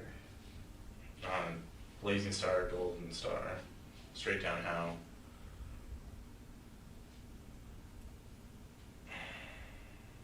Once you pull in off the Howe, which entrance off the Howe? I went down, I skipped I don't like going to the left entrance right there. I went around. To which one? To just around all the way to the one by there's a meat thing there now, a restaurant, where the old Johnny Lee used to be. Does that make sense? Are you saying you went Howe to 82? Yeah. I'm sorry. By the rail? And stuff. Is that what it's called? Yeah. Yeah. But I told the officers at the site that I couldn't get in the house earlier. They're asking me how I was trying to get in and everything. I don't know his name, they're really tall. Okay. And so what time do you get to Applebee's? I couldn't tell you, I'm sure they have cameras or something. Okay. Actually, you know what? I texted Anna here on my phone. That'll tell you the exact time. I texted Anna here right there. Okay. Right when I physically walked in, because I didn't see her, because I was going to wave her over to have her sit there. I had to ask the little blonde girl to sit me in Anna's section. Okay. I don't know her name. And then Bruce arrives, how long after you? Maybe 30, 40 minutes. I called him a few times, he was at the rec. He said he was hopping in the sauna or hopping in a thing or whatever. Something, he was hopping in something to... When were you calling Bruce? Like When was that? Yeah, when did you start calling him to meet there? I was the one who told him to meet here. Anna called him when we were trying to figure out what was going on, because I called him to talk to him about something else, I forget. But he said, I was meeting Mel at Brew Kettle, and then he said he was at Walmart, and he was talking about Kyle's underwear, there was a sale on underwear. And then we all started trying to figure out where she was. When did you start calling Bruce? Like, at what point through all this? I don't know. I don't think I could really tell you. My phone won't tell you the timestamp. I can't remember what I was doing. You know what? I called him. You know what? I think I might have called him at Genie's. Maybe. Yeah, I sent him I called him at Genie's, or I called him when I was leaving Genie's. I can't remember. I'm sorry. Do you guys usually call or text each other? To be honest, me and him don't normally call or text. Only when we have to. I'm not trying to Be mean to your father? be mean or try and make it sound like it's a bad relationship or anything. It's not. It's just we don't normally talk that much, to be honest, with you. Okay. You guys have Bruce at your chairs. Oh yeah, okay. Because you are. No, you're fine. So Bruce arrives 30, 40 minutes afterwards, and you had ordered your food? I had ordered an appetizer. Okay, That's it. Bruce, and then what happens at dinner? What do you guys talk about? Where's Mel is? We were talking about the tire for the longest time. Every once in a while when we do talk, especially when stuff goes like this, we always try and figure out, we basically try and be our own detectives and try and figure out what's going on. I was talking, I thought it was Ronnie fucking with us and doing all that shit, because whenever the keys go off, his light's on in the garage, and that's where he goes, hangs out and stuff with his buddies. So that's what I thought. Bruce said no, Melinda said no a whole bunch of times. So who's Ronnie? If you look into the house next door, neighbor to the left. And he guys went to your house? I thought he would have the one that had the keys and everything, and might have put shit underneath the tire. And then there's another guy they don't like, or is the guy across the street with the red truck. I don't know why they don't like him though. I couldn't tell you. And do you or Bruce get up and go anywhere during dinner? I went to the bathroom. You did or he did? I did. Um, I just had to pee real quick. I was back in a minute. This is during dinner? It's near the end of dinner.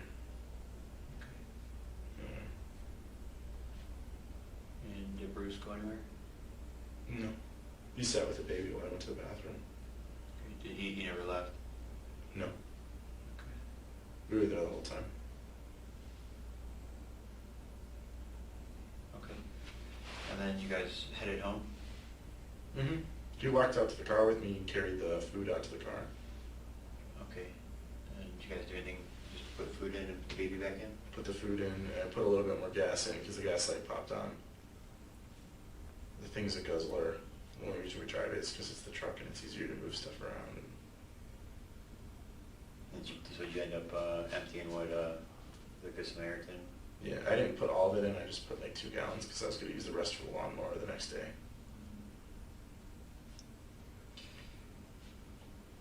And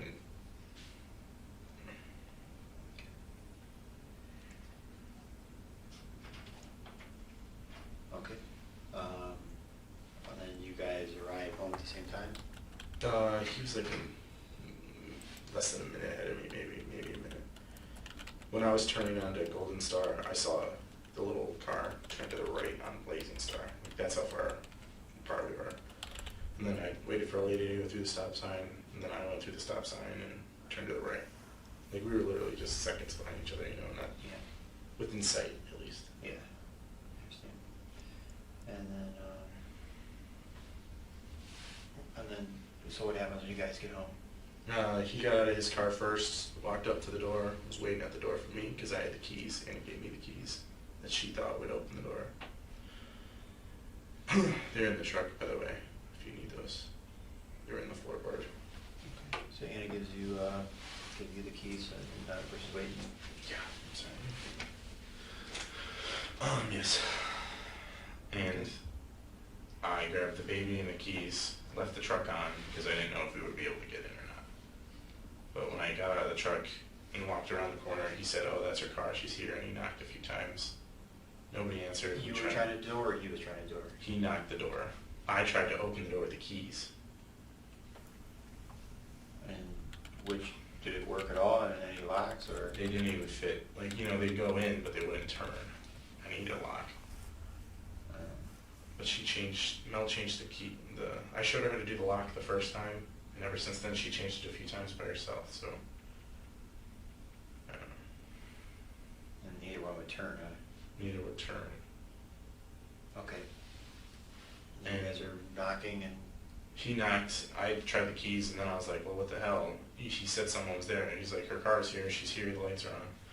So I hit the doorbell like a lot of times to be annoying, so someone come open the door. Like, I couldn't tell you an exact number, I just kind of, da-da-da-da-da-da. Yeah. Okay. 1 second. I'm too big for this.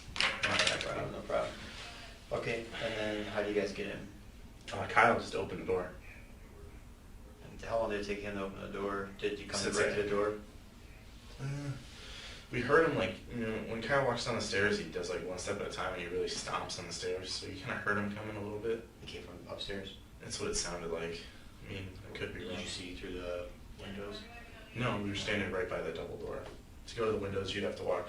But it sounded like you could hear him from up there. Yeah, because when he comes down the stairs, he kind of does like one step at a time, like, like it's real loud. It sounded like he was coming upstairs. I mean, it's not for certain.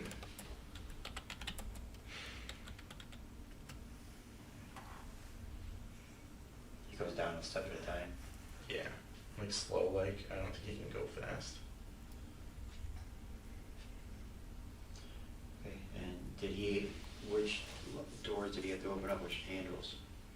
Did he have to unlock both of them, or what was locked? Did you see? I don't think the top one's locked. I don't think the deadbolt, because the doorknob wouldn't turn, like at all. Like, like. On that door, does it have a lock on the inside, or can you just turn the handle and open it up, if it's locked? You know what I mean? I think you have to turn the thing first. Turn it, yeah. It doesn't do it that way. Okay, But Kyle can do that. he could do that. Yeah, he can open pill bottles and stuff too. Surprisingly, I didn't think he could. And you don't think the deadbolt was locked? I don't think so. I mean, maybe. You don't remember It sounded like you remember. just, You remember, you know, he makes a pretty distinct sound like those. yeah, it sounded like that he just will- hit the bottom and he hit the handle. You know, like turned the doorknob and opened it up. Okay. And then he opened it up, he goes, Brucey, you know, like he normally does. And nothing seemed wrong. I set the baby down, walked back out, turned the truck off, grabbed the diaper bag and everything, and walked in. You know, like we were walking back and he yelled. I ran. Were you at your truck when he yelled? I was just about, you know, the brick archway. I was like right there about to turn. I was trying to rush back because I left the door open and the baby was there and it was cold and rainy out. It wasn't really rainy, it was doing a light sprinkle. And then I moved a little bit faster. I was moving faster than, like, you know, normal walking speed. Because I heard him yell. He yelled something, I couldn't make it out. But the baby wasn't there where I left her. And I kind of went into a little, I didn't know where she was. I wanted to know where she was. I went in, I looked, saw the baby. She was like just, you know, one part of the chair holding over where the tile is, the other part on the carpet kind of deal. You know, I don't know if you know all the baby carriers. Yeah. Well, So she's in. Technically, room. she's in the living room, but technically, you know, half of it's hanging over the kitchen. And she was crying. I picked her up, turned around, and I got a good view of all that. And he was. You got her out of that car seat. No, she was still in the car seat. She didn't get out of the car seat until the officers came and asked if she was okay. Oh, I thought you said you got her out. You saw the baby in the living room, and I thought you just said you got her out. No, I picked her up, and I looked at her, and then I turned around and got a good view. I got her out of the house, if that's what you're talking about, after I realized what had happened. But we looked at Mel. You know, Bruce was by her So head. you picked her up, and then you looked. That's when you saw Mel. That's when yeah. Like, you know, I looked for the baby seat. That's what I wanted. I wanted the baby. I don't like it when Kyle moves the baby. He's hit her a few times. It's kind of scary, but, you know, I just wanted the baby. How often does Kyle move the baby? A lot, to be honest. Do you and Anna yell at him? If he's nice to her and he just picks her up in her chair and sets her in the family room, that's fine, you know. But he's a little bit jealous sometimes. And he kicked her once and he smacked her once. But that. What kind of yell? What did you say?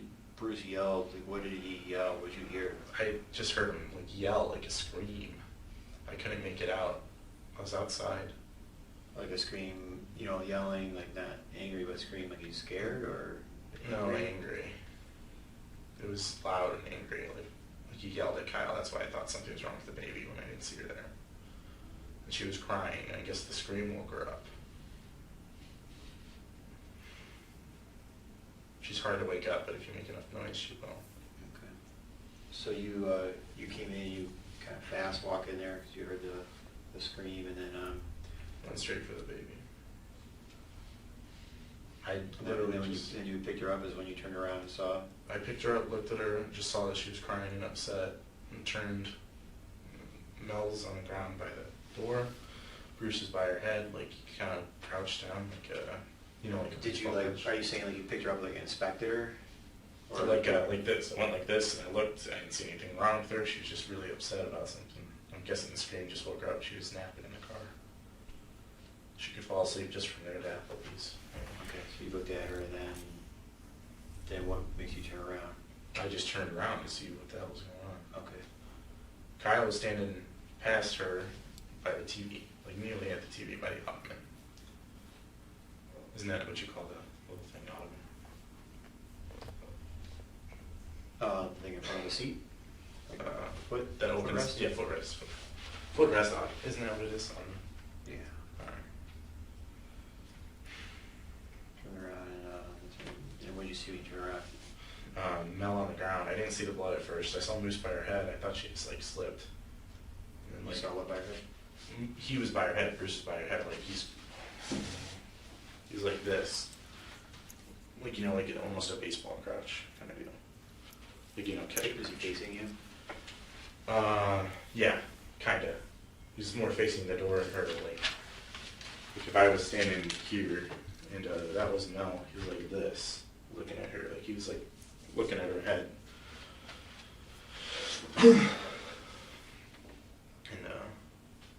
And I walked over there a little bit closer and I realized I saw the blood. You know, You didn't notice the blood first? not at first. Like not really like noticed it.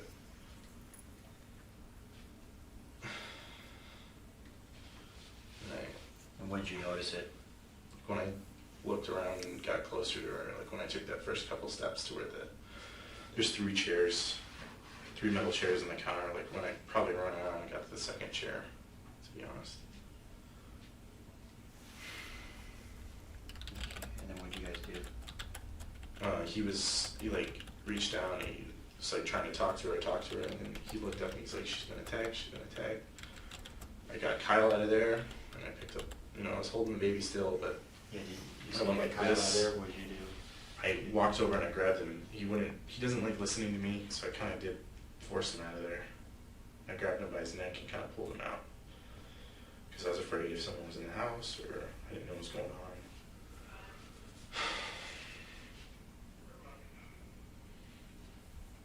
But Bruce was still inside. You went outside first? Yeah, I told him to get his phone. I got Kyle out of there and then I got my phone because he said he couldn't find his phone when I was on my way out. And I called. And then he was yelling inside. He walked out and screamed, who the fuck did this, and a whole bunch of other stuff. I didn't really get all of it because I was trying to talk to the lady. You're the first to call 911? Yes, I believe so. I know he walked out on the phone with someone afterwards, but I don't know if he called before me or not. Okay. Because I didn't call until I got Kyle sitting down in the truck and the baby in the truck as well.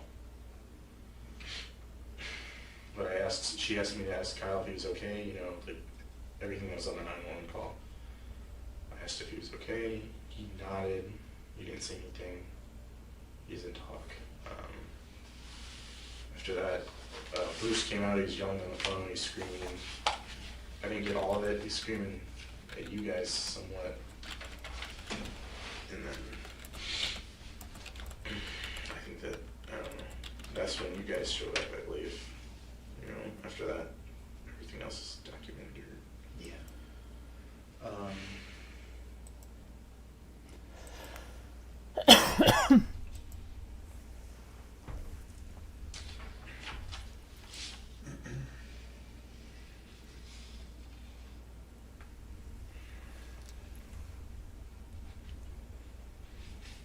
know. Kyle didn't have any blood on him or anything, I didn't see at least. Yeah, I didn't see any. Okay, and then, I do have a question though. sure. I don't know if you're allowed to say this or not.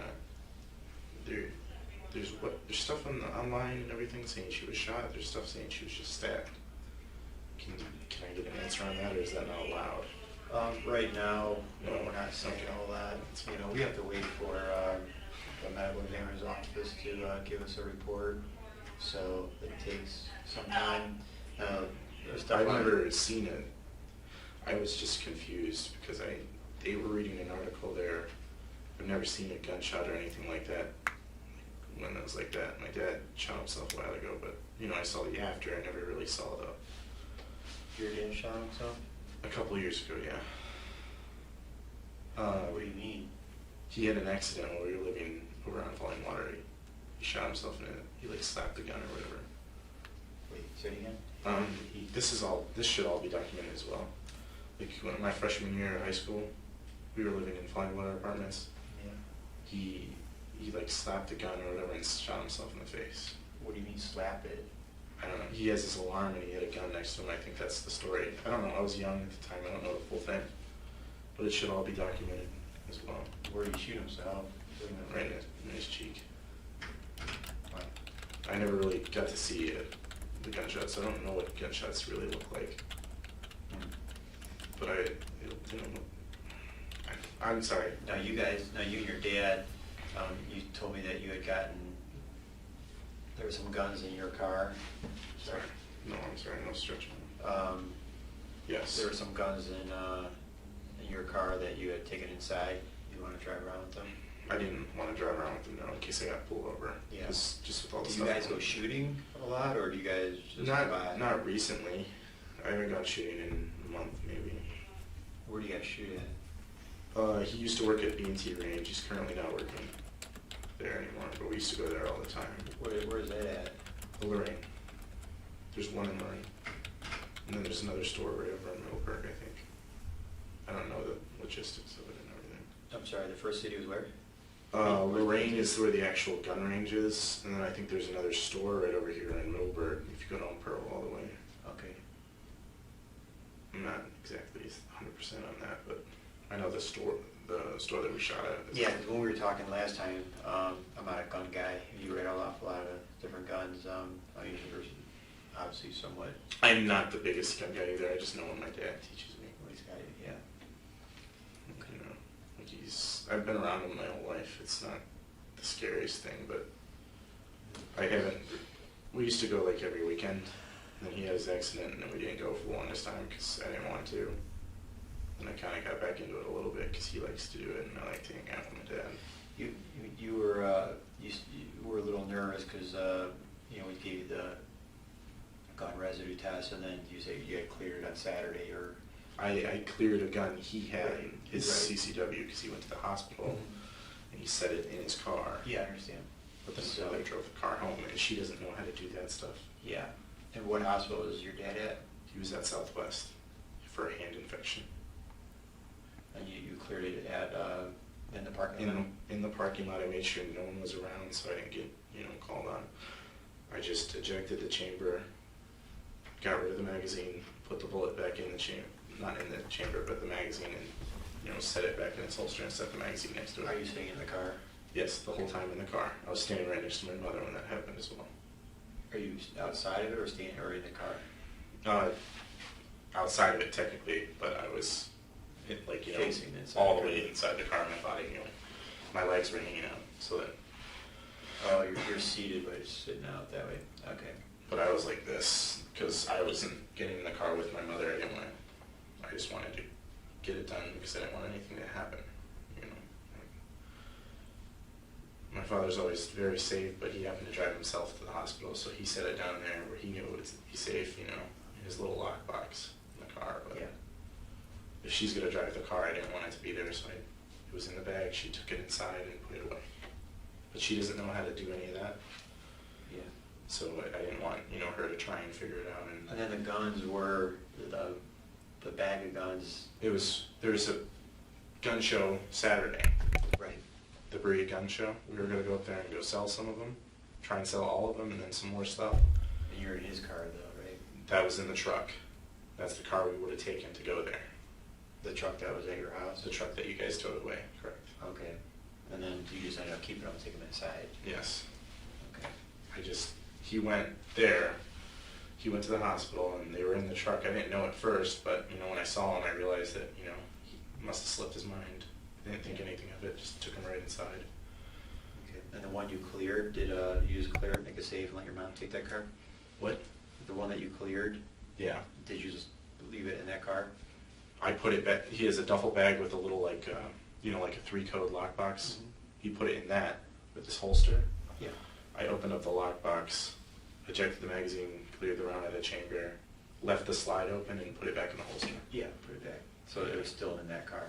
It was until she got home. She just drove straight home and took it out and put it in the bedroom. Yeah, I understand. And then, Because that lady rides around in that car. and the other bag was in the truck, and then you... The other took bag it was in the back. truck, and I didn't know at first. I knew when I got home, but then when I went to go leave, I went out and put it downstairs. Yeah. I didn't think anything of it at the time. Do you know any of those? Are you familiar with any of those guns? Have you guys shot those guys? Are those guns you're going to sell? Those are guns he was going to sell, so they would not have been shot anytime recently. A long, long time.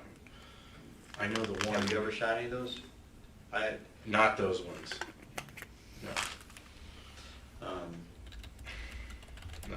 I think the last thing I shot was Glock 40 9mm. And besides your dad's guns, you guys don't have any weapons at that house? No. No. No. Never. I mean, besides, I guess kitchen knives or pocket knives. I always normally have a pocket knife on me. I know you guys walk down there. You saw I have a whole bunch lying around down there. I always pick up one. I normally carry the red utility one so I can skin wires or something if I need to. Mm-hmm. And we do haul a lot of stuff in there and use it to cut the, like the twine you get at Home Depot. We got a whole bunch in the truck in case we need to haul anything. Okay.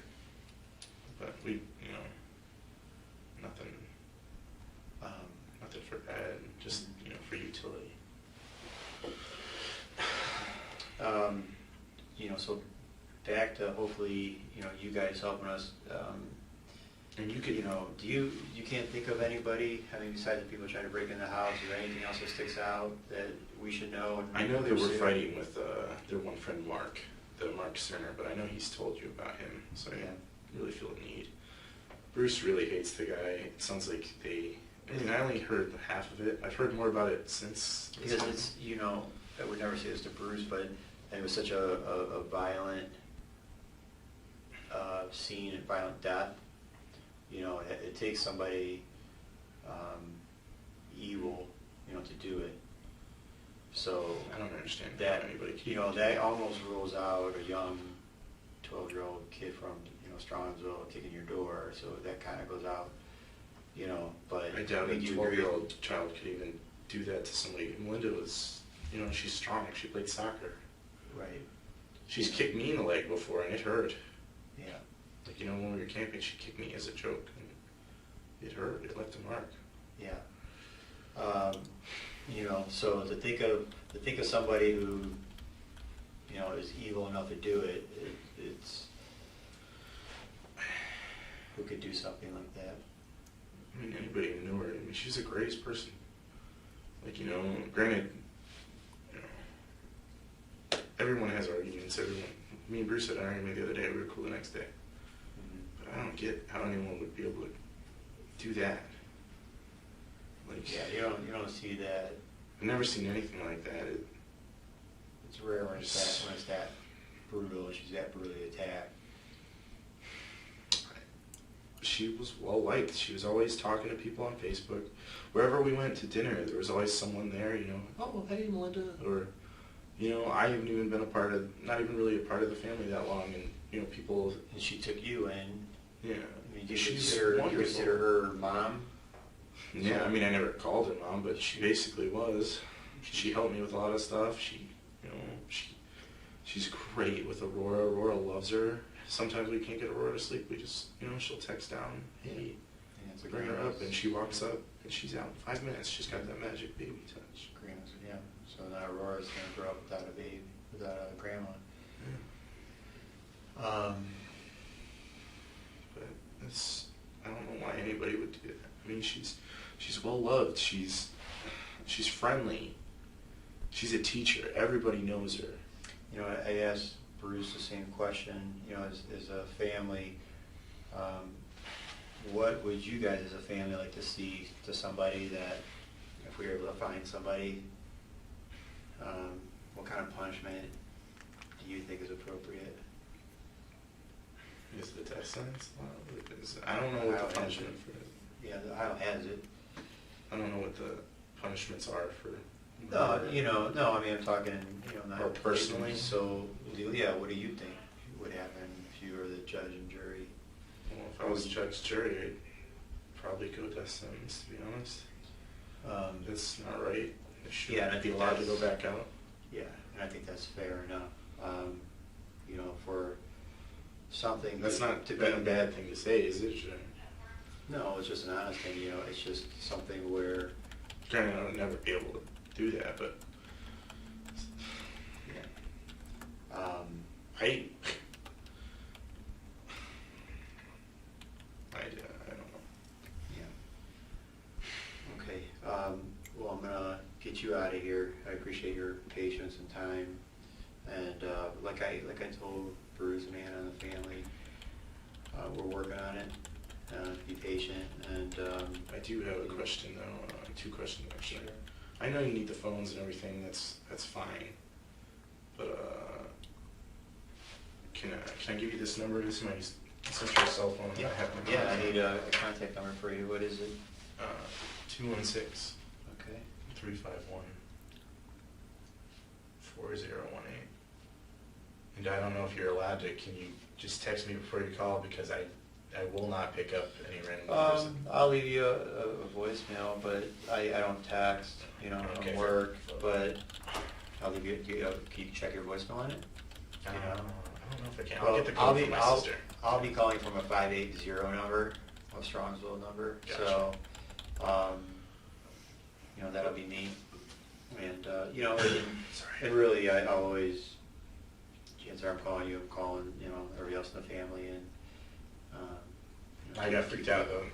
I don't know what you said to Anna, but she's like, "Oh my God, get up to the police station, call me right now," or whatever. And I'm yeah, like, well, that was, what? yeah, just it's happened? funny because I asked her for you to call me because I knew Bruce was coming up. He didn't. Well, Well, kind of left it a little open-ended, you know. But He's just like, I gotta go up and talk to him. And I was like, okay, well, call me when you guys get back. yeah, and then you know, they call up there and they say everybody's here, and I'm like, well, then you know, like I said, that wasn't planned to have everybody sit there. What she iterated to me was, get up here right now, the detective wants you. And I was like, holy shit. And then I got here like 20 minutes before they did. And I'm Yeah, like, you where got the fast. fuck are they? Yeah, right.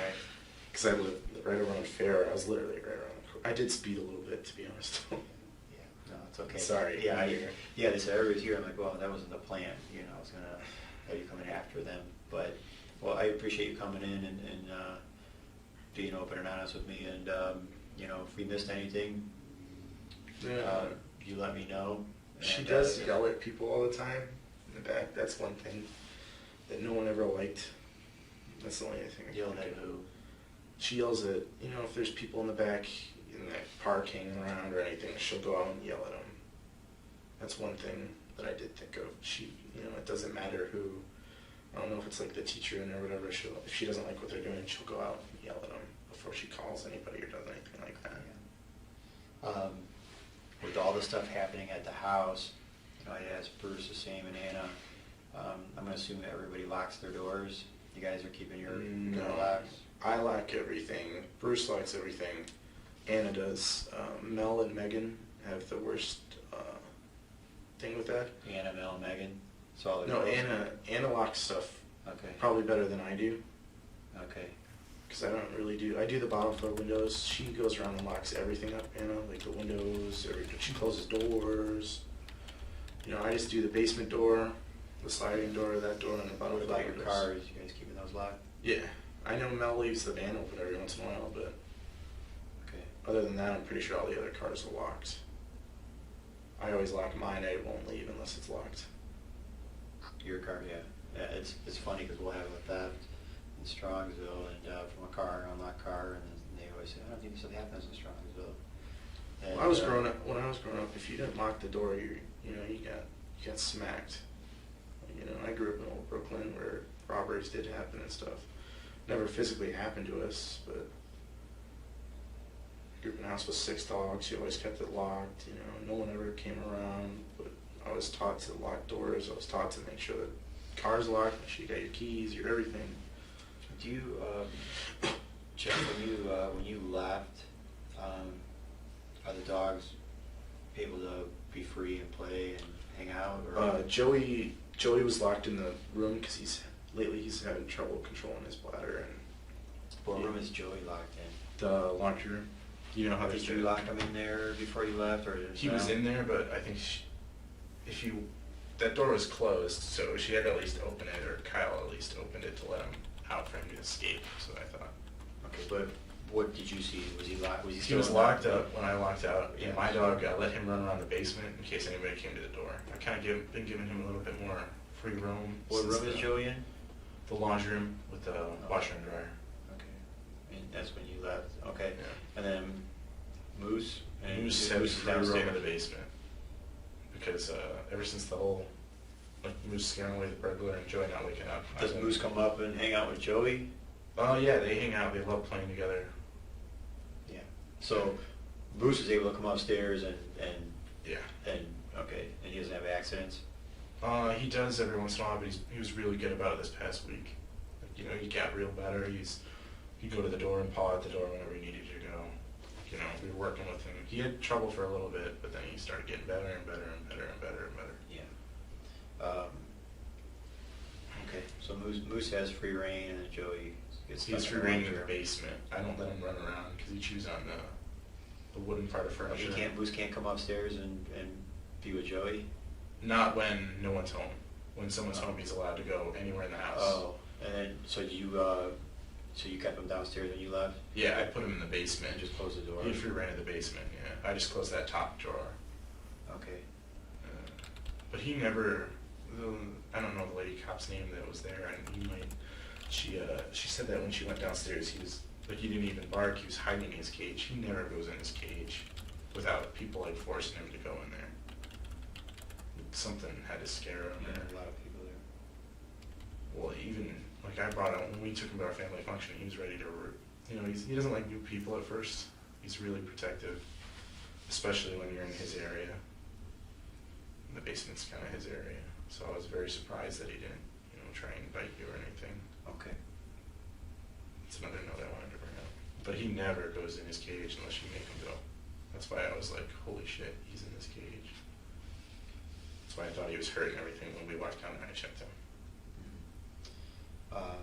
Last thing, you said you had changed clothes at some point during the day? Yeah. Like when before I was gonna leave, I took the clothes that were right at the bottom of the steps on that box. It was a gray shirt that was a little bit ripped. This is the shirt I sleep in most days, and then just a pair of sweatpants. Okay. They were all there. Those I was still wearing the same socks when you guys took them. Okay. All right. Okay, let me walk you out. Get you out of here. Have a good day.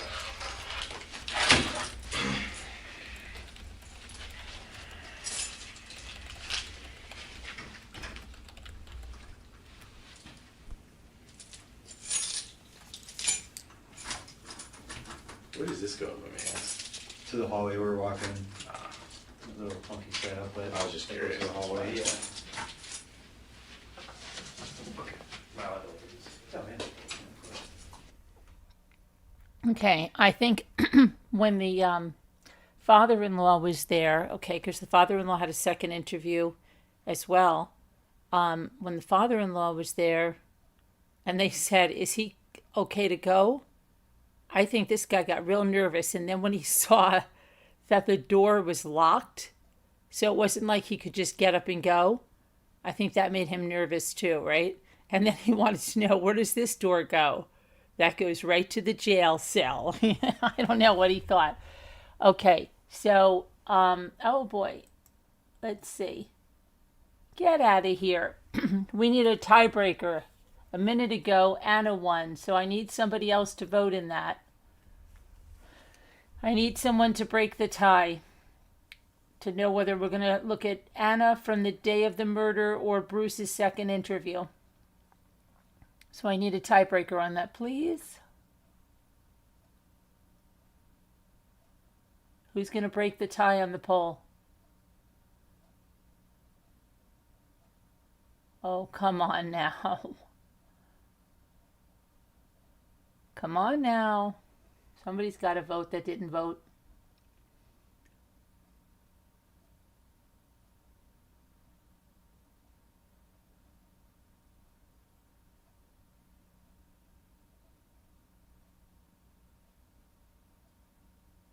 Anna, okay.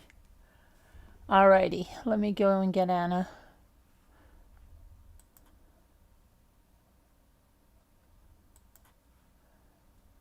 Anna.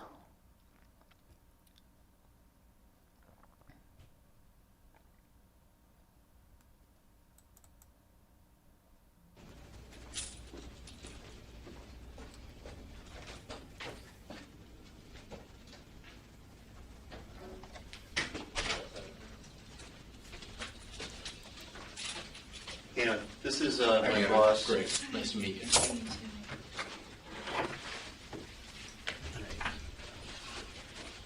Well, we appreciate you coming in, okay? You're not, Anything I can do. yeah, I know. like I said, you're not in any trouble. I know. As you understand, we weren't there, we're trying to piece it together. I wanna help We're gonna talk to everybody. everybody. So, I don't want you to be scared. All right? It's just, I have natural anxiety. Yeah, Prozac. well, most people, a lot of people do when they come here. Well, Yeah, so it's understandable. I didn't get a chance to talk to you yesterday, so, like I said, there's no particular Battling my order. butt off at all of you yesterday. Yeah, and I wasn't in there very much with you, so I don't know what you told other officers. So we're just gonna start, like, with your father and like with Jeff. Just tell me about your day yesterday. It says this is So 10:24, we're gonna start in but the I guess. morning.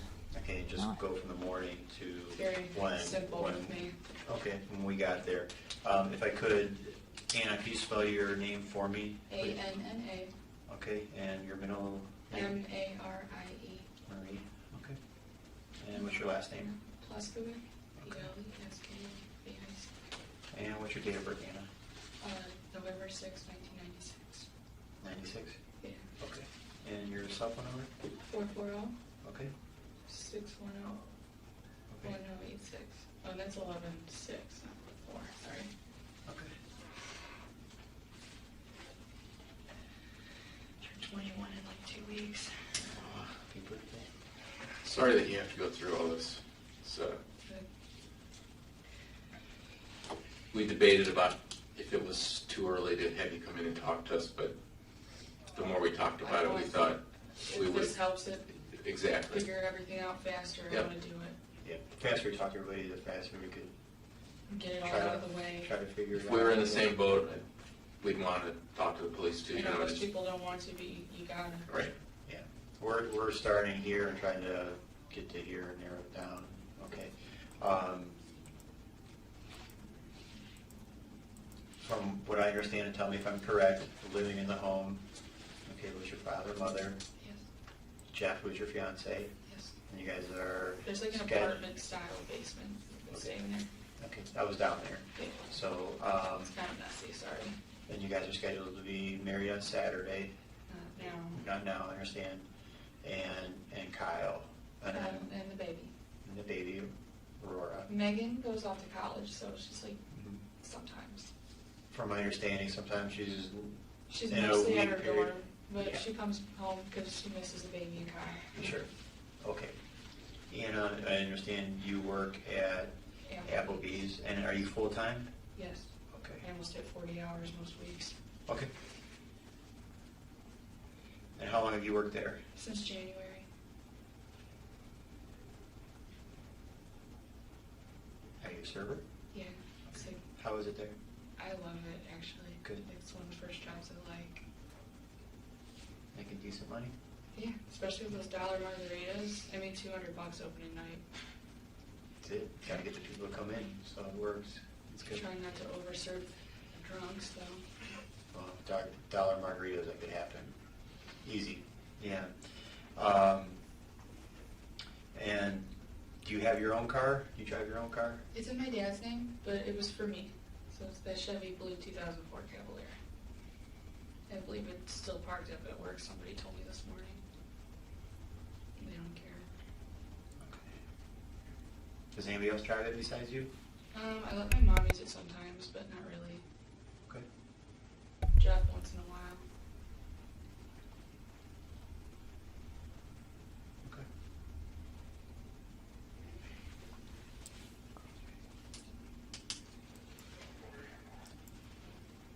And when's Aurora's birthday? She was born July 3rd in 2016 at Southwest.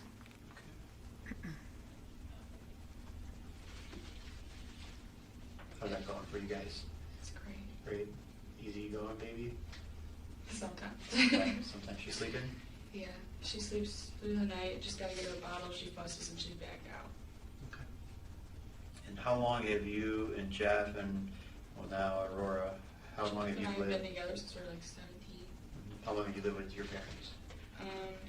I've never stopped living with them. Jeff moved in when I got pregnant.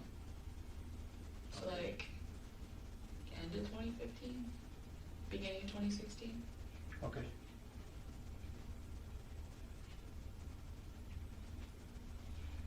It was just easier because Sure.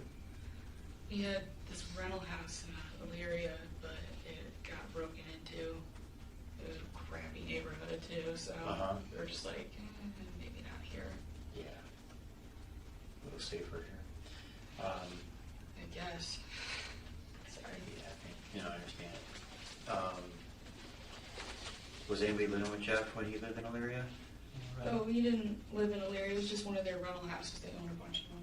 But he lives in Strongsville, on Fair Road, Oh. or did, with his mom and his dad and his brother and sister. Okay, I'm sorry, I misunderstood you. I thought you said you was living in a No, rental. they own a bunch of rentals. We were going to live there. And Going, okay, I got broken understand. into while we were working on it. We're like, Gotcha. no. Yeah, and who, when you say, who does he own rentals with? His parents. Both of them? Yeah, they all own a couple. And Yeah. does Jeff garner monthly income from those rentals? What's Gardner mean? Well, does he get money each month? Does he make money on I think he owns one or two of them himself now, so I believe paid so. off? Do you mean? Or just that he you know, I they're don't gonna pay some understand rent? finances, I'm sorry. That's okay. Does he make any money from it each month? Yes. Do you know? Okay. Do you know how much he makes? No, Okay. he skipped an important lesson in high school about math.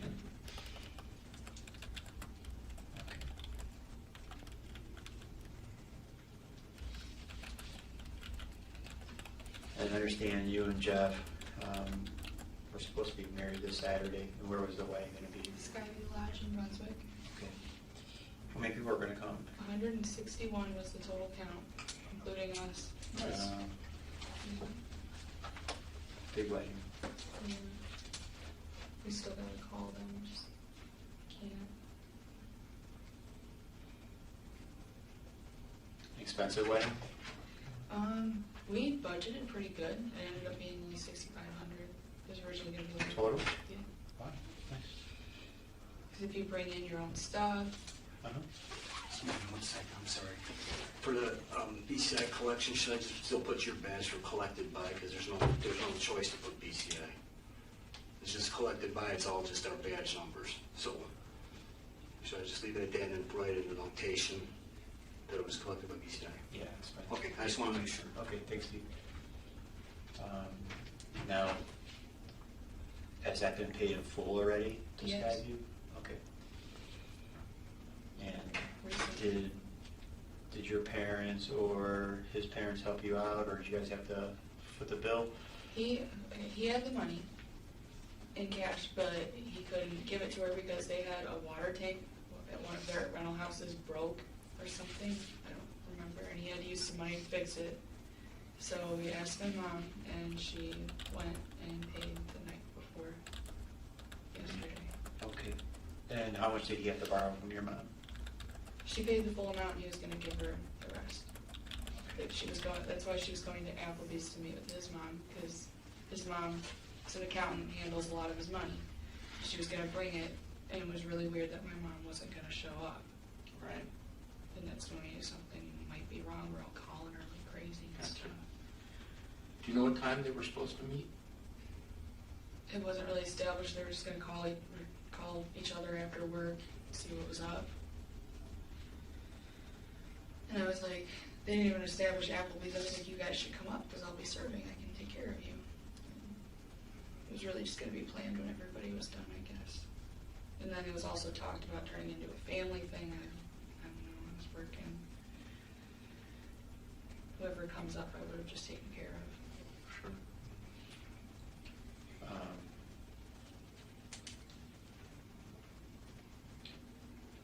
I'm sorry, you said you borrowed the full amount from whom? His mother? Or your mom?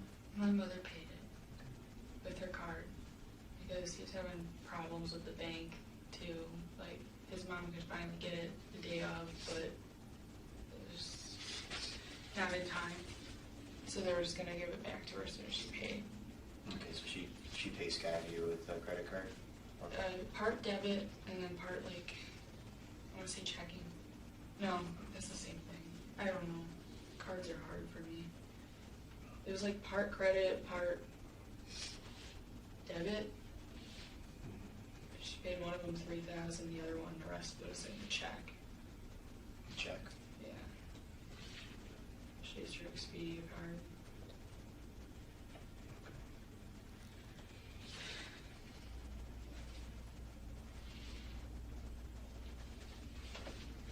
Okay. And let's just start from the morning, yesterday morning. Start from when you wake up. What time do you wake up? Whenever Aurora wakes me up and smacks me going, Mama, Mama. So about, usually like around 9:45 at the latest, between Okay. 9 and, Okay. glad she She sleeps in a bit? little. Yeah, she that's sleeps- not bad at all. No. But, I also had a million alarms going off because I was trying to get up early enough to shower and straighten my hair before work. I ended up just showering and braiding it because I didn't have enough time. So I had to be there at 10:30. I always leave it 15 minutes before. Did you leave on time? Did you leave at 10:15? Yeah. And I was car side in the morning, like the to-go orders. In the evening I was serving. Okay. But I did take a lunch break. I stayed there and had an Oriental chicken salad. I don't remember what time that was at, but they put me right on the floor when I was done eating. How long did they give you for lunch? As long as I needed. I looked at the time, it was about under 30 minutes. Okay. So I remember going like, I need more hours. I should probably clock in right now. You have to clock out for lunch. Yeah, clock out, clock in. I just sat at one of the tables and ate.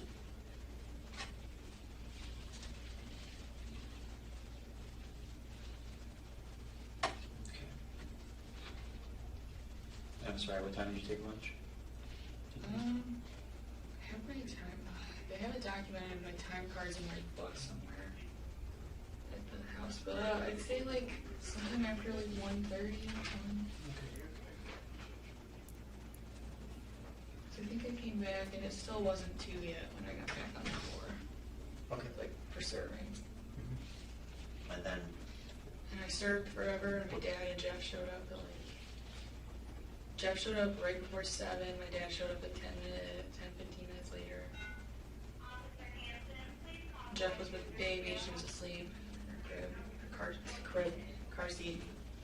That would be a little weird. your dad came about 15 minutes after Jeff? Yeah. Okay. I got them some drinks, appetizer, burgers. It's our Burger Monday deal. Okay. And now I understand at this point, were you trying to get a hold of your mom? Yeah, I kept going in the back between tables and calling her because Jeff had originally texted me.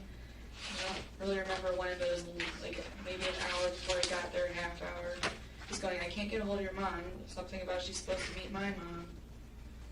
So I tried calling her, and it was just ringing and ringing, going to voicemail. After a few times, it was just going to voicemail. And every time I tried in between tables after that, I kept going straight to voicemail. And I remember talking to the cooks going, I can't find my mom. We can't find my mom. They showed up and they were saying they still couldn't get a hold of my mom. And I'm like, we can't find my mom. And I got a little worried. I didn't think something horrible happened because she runs into people she knows all the time. She's a teacher. Everybody's like, oh, Mrs. Pleskovic, or where we go. Yeah. Was Jeff's mom there? Had she made No. it? She didn't show up? Jeff, my mom earlier in the day had apparently told Jeff that she couldn't meet her because she had to go to a doctor's appointment, Okay. which was weird. But she, so his mom wasn't coming. And then later, it's just weird that she wouldn't show up to collect money. So I don't know what went up with that. But I still expect her to, I was going to call her and be like, why aren't you coming? When you were trying to get a hold of your mom, were you calling and texting or just calling her? I just called her. I prefer to call, it's faster.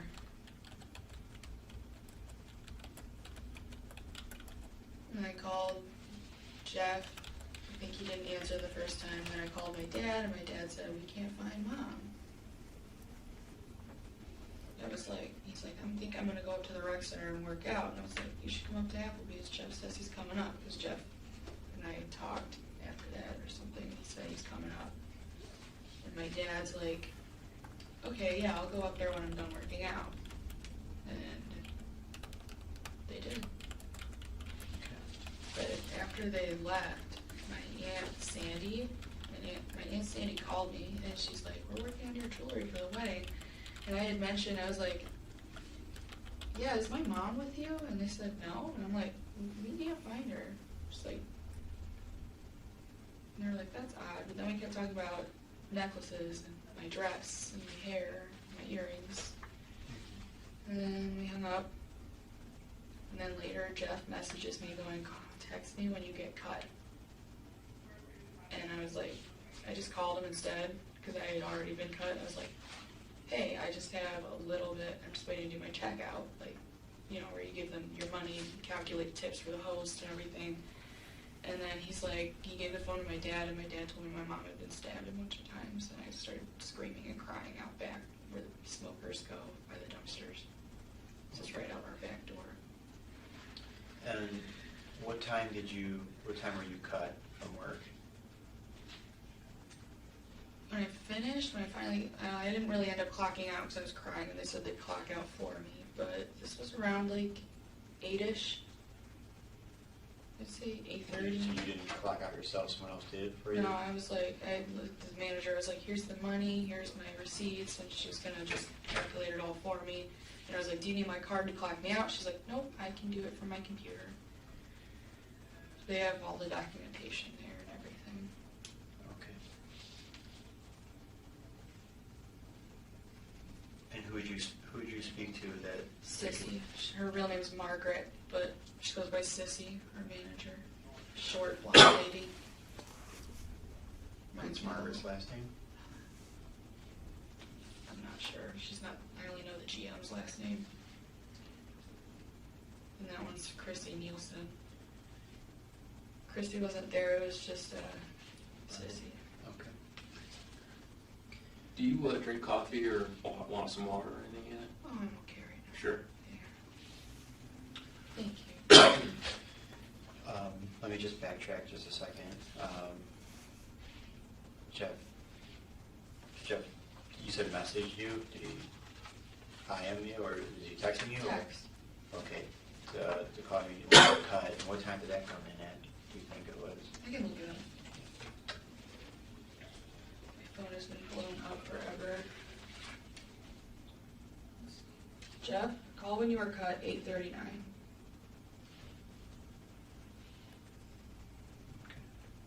This is all the text from yesterday, if you want to see these. Because I wasn't responding because I was working, I just kind of look and put it back in my pocket.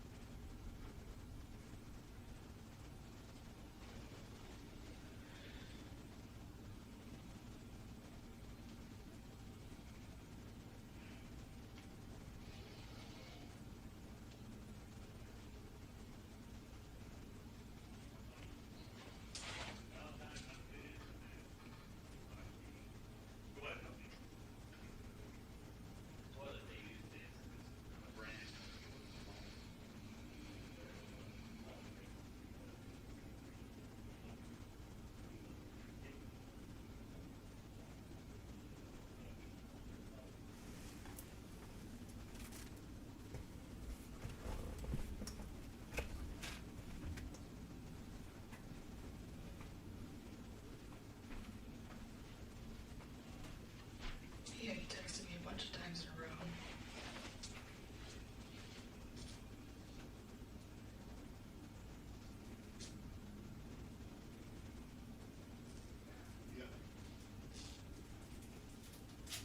How did he break his thumb? He got in a car accident the other day. That's why his face is all scratched up. It's the airbag or something went off. I don't know. It was yesterday during the day.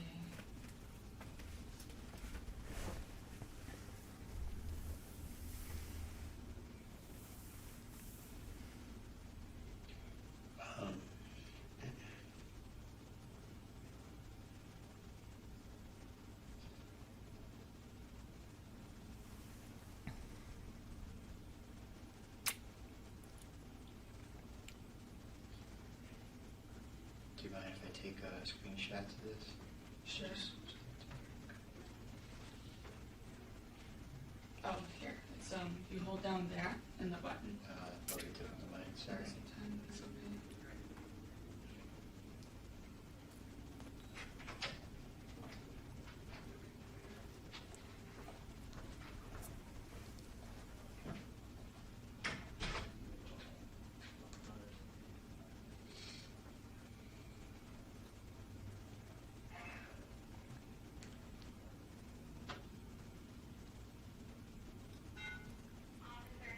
Sorry, just bear with me.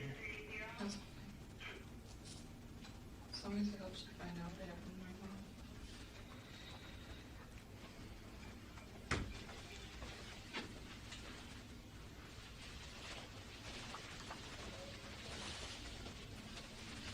Can you go into your photos and then I'll just punch in my email address? Yes, sir. Sorry, I need an upgrade. What kind of phone is that? It's an Four? iPhone. No, no. What model is it? I believe it's a 5S. Okay, let's see.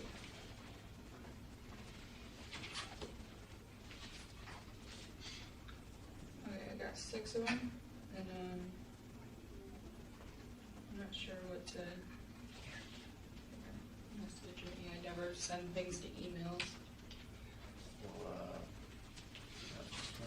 we're gonna do it in a couple of different.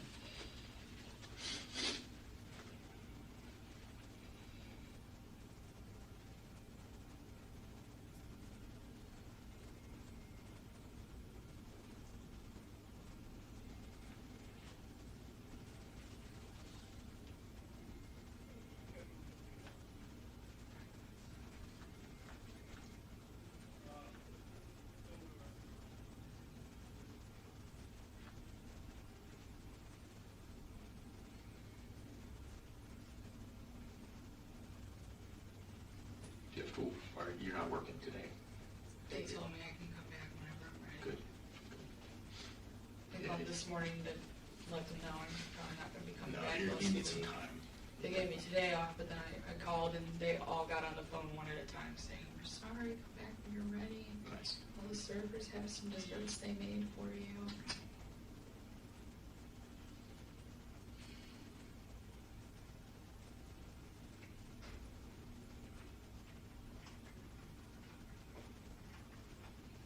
Okay. Thank you.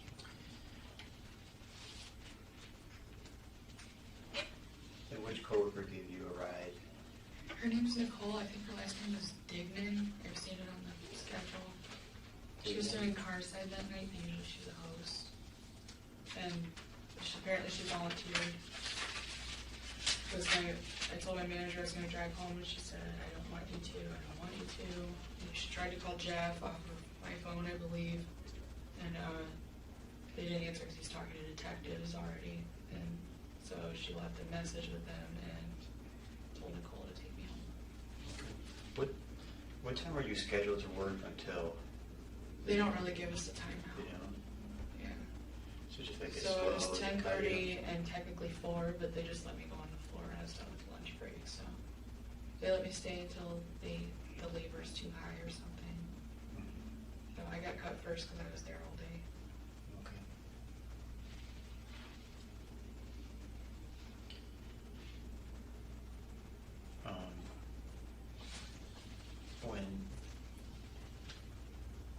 When you came into the house, did Jeff or your dad say to you? I got stopped by a police officer as soon as I got out of Nicole's car. And he said, "I'm sorry for your loss." And I said, "Is she dead?" And he's like, "Oh, I don't know."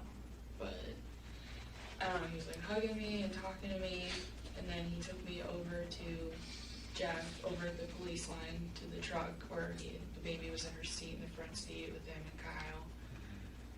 And I think I saw my dad too. Was that a uniform guy? Yeah, That met you and took like the you whole over? police uniform. Okay. But he told me she's dead. And I was like, then I walked over and asked Jeff if she's dead or she's dead. And he said, "We don't know." And I said, "That guy said she was." But I don't know, just misinformation. Sure. Anna, He was very respectful about it though. where did you and Jeff and the baby stay last night? Were you guys all together, your father, and did everybody stay at the same house? Yeah, we did. Which Jeff house? slept in the basement, like the house. And wait, last night? Last night. Oh, I'm sorry. No, we all stayed at my Uncle Scott's house. Jeff stayed at his mom's though. He stopped by my Uncle Scott's to make sure it was okay after he got done. The baby was with him. She had already been there. So at your Uncle Scott is your dad and then Megan? Yeah. Dad, Megan, me, Kyle, a lot of relatives. My dad stayed up all night just speculating, twitching. That's just what he does when he's stressed. He twitches. He's got like a tick. Just talking about it all night, and I just wanted to go to sleep. While you're at work, I mean, I saw the text messages, there was nothing there earlier, but did you talk to Jeff on the phone and, you know, do you know what he was doing throughout the day? I talked to him later, but I didn't know what he was doing all day. So I didn't really ask. So he told me he had to like work, I don't know what he told me. Something about errands. Yeah, run errands? He always runs errands. Okay, if he didn't tell you what he had to do, No. or when? No. When I spoke to him, he said he waited for Kyle to get off the bus. Does he He do does something that. normally? Yeah. Okay, But I'm not home, don't do that. Kyle gets off right at 3. yeah. Does Kyle ever come out of the home by himself? Or does he always have someone with him? And because, you know, when he comes home from school, is he able to walk out the front door on his own? And does he have that freedom to do that? Will he stay around the house or the yard, or will he wander off? He goes out and he'll wander, and if we notice, we'll be like, Kyle, come back, and he'll come inside. But we don't prefer to have him wandering everywhere. Okay. So normally someone would be with him, but there are times he walks by himself. He doesn't go far, though. Stays Doesn't in go the far. yard, just paces around, circle around the house. Does he ever go into in the street, walk up the street? I've seen him do it a couple times, but not really. A couple of times? Okay. And does someone find him and call him back, or does he find his way back? Oh, we just noticed and we yell out, come home now. So, never Okay. for too long. Okay.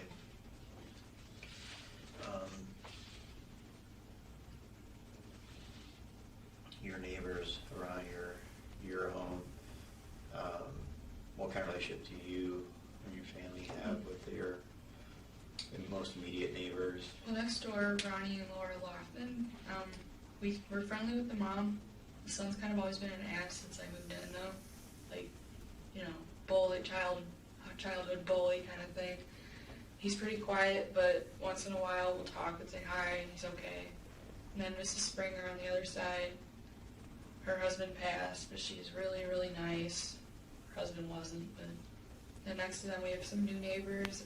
They're not brand new, they're just new to me. They're African American, but I think they're like, I want to say Jamaican or something. They have a thick accent. The guy, I think he's a doctor. Okay. They've given me their phone once when I accidentally locked myself out and needed somebody to help me. Their kids are so nice. I like them a lot. And then on the other side of them, there's a family, I think, with 2 small children. They really just keep to themselves. Okay. Across the street, there's this weirdo kid. I went to school with him. He's just kind What's of his a dork. name? David. What's his last name? I don't know. He's kind of dorky.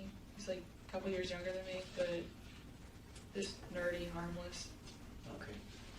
Now, we understand that there's been some disturbances at your house. Yes. And Well, Jeff. everything really started when I was pregnant, and they were 14-year-old boys. I called the police on them. They're like all blonde. They were smoking weed and jumping on my trampoline. I said, "You gotta get off." And they got mad and came back and jumped again. And the second time one kid tied his shirt around his head and came back like screaming and jumped on the trampoline and ran away. And I called the police. There's a big swim meet going on. I was like, somebody's not watching their kids, and they have pot, and they're in my yard on my trampoline, and nothing. The kids ran away before they got there. But then after we had Aurora, and she was like a month old, I recognized them. They came and were kicking on our back basement door, ran away, you know, all hiding at the playground, teenage prank stuff. But then it just got like, and then things started going missing, and I don't think kids would do that. Like, if I had like $10 laying on the counter and I went upstairs for a second, I'd come back, it was gone, and I'd be home alone. And this happened a lot. I had wallets go missing. I had to cancel my credit card and order a new one a bunch of times. But it really started with my dad's money envelope that he left with a bunch of money on the counter. I never saw it, but they said it was missing. We tore the house apart looking for it. And his bag and his laptop out of his car, he thinks. Are these instances you're Just talking like about? over a while. Are these times that you're telling us about? Are they? This is like everything that's gone wrong lately. Yeah, I understand. Are when stuff is missing from the car or the home? Is there any signs of like a forced entry, anything broken? That's the weird part. Never. Do you guys keep your cars and home locked? Yeah. But when this was happening, My mom never locked hers. I've always you locked locked your mine. car? My sister never locks hers. My dad is it. You don't know. Does Kyle like to take keys and Yes. take the keys away from you guys? Does he hide them? He does not hide them. He'll just carry them around and jingle them, and we'll be like, give them back. But he never, Okay. he won't set them down. He Okay, has them. so he takes them but doesn't hide them. He'll run around just jingling them. He likes to do that. Okay. That's why we thought a few times when keys went missing, it might have just been Kyle, but a bunch of them were missing, and then, you know, all the alarms kept going off. Yeah, and there's no way Kyle had the keys at those times? No. No. We checked him as it was going off, like, frisked him. Mm-hmm. And when the car alarms went off, and who was usually home? I mean, did it vary, or were you guys all home? A few times when I was there, it was like me, my mom, Jeff, Kyle. And a lot of times it was all of us except Megan. And then a few times apparently when I wasn't at work, I don't know. Okay. Was it always the alarm, or did the car The car started the other night. There's I remote saw start that. on the keys? I guess, I don't know. But I saw it start like at 7 in the morning because Jeff and I were leaving. And this was like, what, a couple of days ago. And it just like started. And there was nobody in it. The doors were locked. But the other times it was always the alarm. The car keys that are missing, do you guys, I'm assuming you have 2 sets of them? I think so. I only keep track of my keys. But I think yes. So they said there were 2 of their keys missing to the van. And then my keys had come up missing, but I found them later, so it's just me. But And with all this in mind, did your dad or your mom or Jeff, what kind of precautions did they take? What changed at home? they'd asked Jeff to take the fuse out, like the police officer showed them the first night, like so that the alarm would just stop going off. But we had the cameras set up a while ago. Who put those up? My mom ordered them and she and Jeff put them up together. And she ordered them online? Yeah, she orders everything online. There's like What a did she box coming every day. use? Amazon or? Yeah. Okay. Always Amazon. Okay. There's a box, like, or 2 or 3 coming every single day when I'm there, and I'm just like, what did you order? And Jeff installed them. When did those go in? Months ago. Months? Yeah. One of them Summertime? got cut about a month and a half ago. No, after summertime. Okay. So we got tired of people kicking the door and being weird. And did that stop things when the cameras were installed? No. No. Continued? Sometimes they'd randomly be offline or just not working. And how would you get the feed? It would go directly to my mom's phone. So you'd watch it from your mom's phone? Yeah, as soon as somebody would walk by a camera, she'd get a notification on her phone. Mm-hmm. One time there was a raccoon. It was kind of funny. But Did she have any other does she have tablets or laptops, anything that she She could has a also? Chromebook, but I don't know if she downloads it through that because the Chromebook is from school. Mhm, yeah, might not be allowed to. And she just uses her phone really. She uses Kyle's iPad sometimes. I don't know what for. Is her phone, her account's the only? She gave us all the passwords to this thing, but none of us took it down because You don't know the password. we didn't really care to. I was like, they got it. We'll take care of it.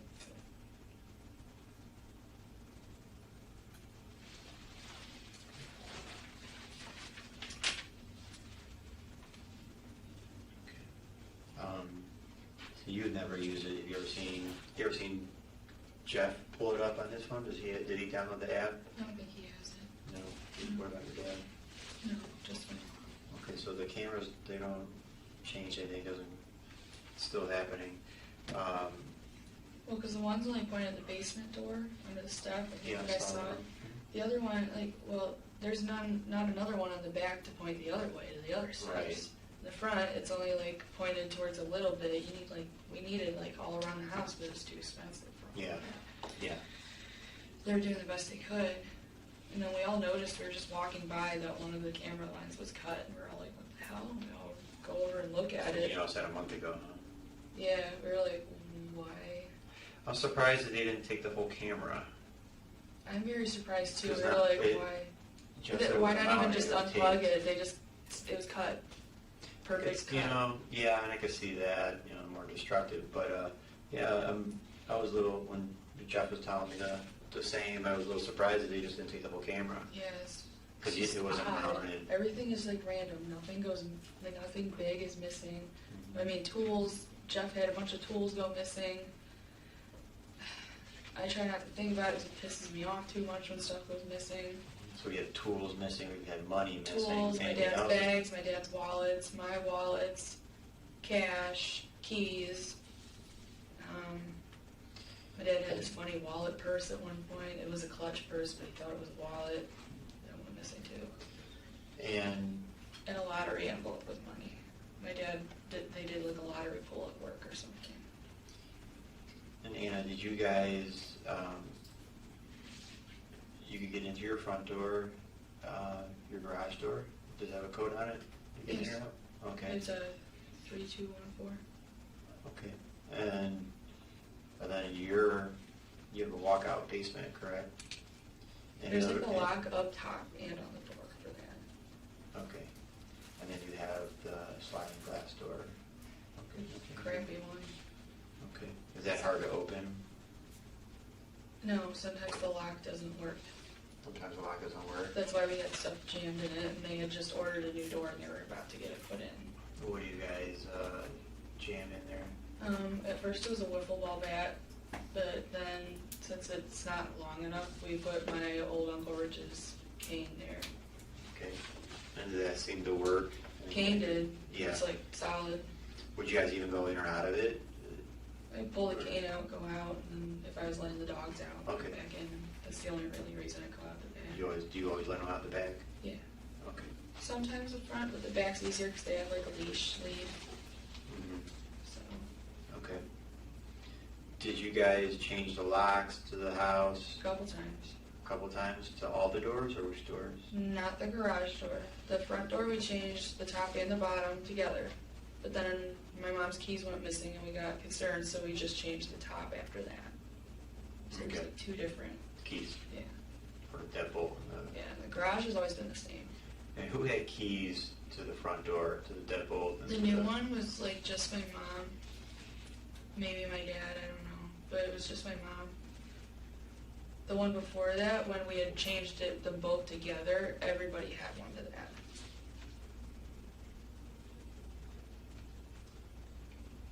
And then before And- that, the original was everybody but Megan. Was there a reason that only your mom and maybe your dad had keys to the front door? They just didn't copy enough, I don't think. Because then the rest of us were just using the garage to leave. We just closed the big door because nobody knows the code. I just don't think. Because we don't tell anybody. We Do you- changed the code a while back. would you just go in the garage, or do you guys ever go in through that walk-in, walk-out basement? Do you guys ever go that way? Or? That was just to No. let Moose out at night. Okay. Or if we wanted to go to Get-Go and get food in the middle of the night and not wake up my mom, we'd just go out the back door. Mm-hmm. One of us would stay. And if they only had the keys, was it just understood that you guys would leave that garage door, the inside one open, and just use the combination? Yes. Close? I have a garage key. I found it after a while. Like, it was one of my old sets in an old purse I found and been using it recently, but I gave it to Jeff and my dad yesterday when they were at the restaurant. Did Jeff or your dad tell you that they had a hard time getting into the house yesterday? Yes. They did. And what did they tell you? He said all the doors were locked and the garage door wasn't working. Okay. And is that unusual if the garage door doesn't work? Yes. Usually the panel always works, but it wasn't yesterday. The code. And water doesn't shorten it out. We've left the cover open a few times, Mhm. so maybe it was cut. I don't know. Okay. I was just speculating. So all the doors of the house were locked, and the garage code wasn't working yesterday? Yeah, Okay. And that's what I hear. Yeah, I mean, I wasn't there. right. So did they say how they got in then? Kyle let them in. Okay, just kept knocking the cop key. Yeah. if somebody came into the home that Kyle didn't know, how would he react? He'd probably let them in. Kyle's, I don't know. Like, I've introduced him to friends before, and he gets comfortable fast. He's not afraid of strangers at all. And does Kyle say any words? Mama, Bruce, my dad's name, because all his buddies call him Bruce. I'm just and Megan is he always goes like this. He takes her phone and goes like what I got. Yeah. And he says baby, like the baby. Okay. I'm sure he does, but when Kyle gets upset, how do you know he's upset? What does he do when he's upset? He goes or he'll stomp his feet or cry. Grunting. Yeah. Yeah. Does he rock back and forth when he's upset? I don't think so. And do you guys calm him down, or does he eventually calm down? We either calm him down, or if he's just being cranky, I'm like, knock it off, and he's just like, meh, goes upstairs like, teenage fits. It's a lot more like that age. How's Kyle with the baby? He's great. Great. If he sees her going outside once in a while, like, and he knows she's not supposed to, he'll like scoop her up and bring her over to me, and I'm just like, oh, thank you, you got caught. But he likes her. He got jealous at first, but he got over it. Yeah, I was gonna ask. Yeah. Did he ever show his jealousy? Did he ever hit Aurora or no? No, he's No, good just with you. her. Okay.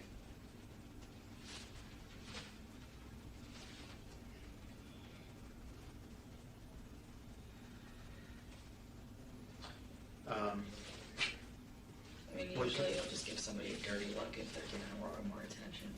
Okay. Yeah. Now, Kyle was home. It appears yesterday evening. Yes. When you came home from work, did you notice Kyle acting differently than he normally does? I came home and everybody was in the car. Kyle's just being goofy, dancing around like always. He always goes like this when he's dancing around. Or just walking even. He seemed completely normal to me. He was grunting when I first got there, not at me. He grunts a particular. lot. He just makes He noises. seemed upset, but Yeah. there was a lot going on. You know, it could have been too much for him. But Kyle's very random. Okay. Like grunt. He'll just make funny noises. He'll dance around like this while he's walking, or forward and back. I don't know. And just assuming you're like the rest of us, the rest of our families, living under one roof. I'm sure you guys butt heads. Was there anything in the home unusual other than the normal living together and butting heads every once in a while? I think so. Did everybody get along? My dad and Jeff, I have a question. I was decomposing something while I was listening to that, but can you tell me if they went to Applebee's and told her everything was locked and they couldn't get in? Could you explain to me how, what's his name, Jeffrey, got home before he went to Applebee's after he left his aunt's house and changed his clothes? How did he get in?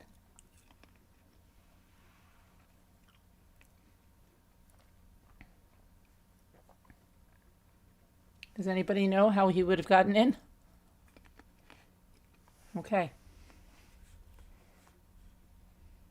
like, were yelling at each other the other night. But, like, my dad got really drunk, and once in a while he does... Are you fine? No, you're fine. Once in a while he does this, and he doesn't remember anything, and he'll go off on somebody, like, through text or phone. And he went off on Jeff, and they're, like, fighting all night. They got over it. Turn this off. Oh, this reporter keeps on bothering me. I like blocked Did you block it? I did, but Did they this is call from a another different one. one? New York. Yeah, you know, He it, was saying, hey, I'm trying to get in touch with you. The first time, everybody told me don't respond at all, but that was before, and I was just like, what did I say? Answered the phone and said, I'm trying to remember. It wasn't piss off, it was nicer than that. It was get lost. I just yelled at him, hung up, and now he won't stop texting. yeah, you're gonna be better off not. I just keep blocking all their numbers. Yeah, block, and they're gonna keep calling. I get called all the time from, some, Vultures. yeah. And then, and just while we're on the subject with the social media, I would stay away from it other than your real friends. Because you're gonna see a lot I've of. just been looking at what I'm tagged in to make sure it's not distasteful. Yeah, and unfortunately you may see that, and we see it with our It's gotta reputation be because you get a lot of people sitting behind a computer, they don't have any friends, so this is what they do, and stick their nose in other people's business and really try to drum up It's gonna controversy. be a shit So, we will periodically give a press release when that's done through our chief and deputy chief. Thanks, Twisted. show. I know you guys will get the respect.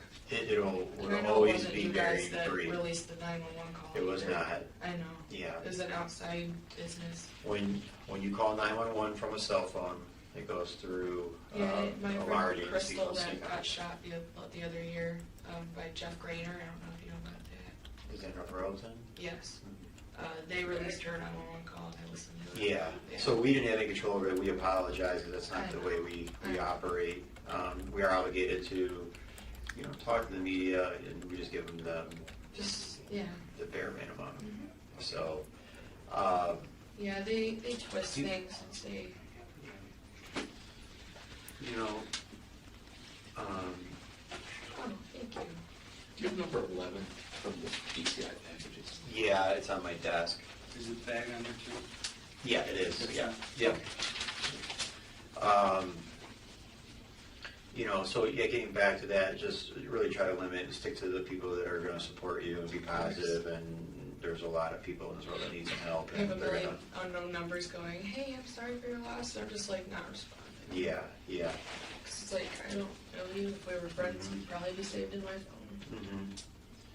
And, we need to look at everybody and what are your feelings? Do you have any feelings or any idea maybe who could do something like this? Maybe the guy.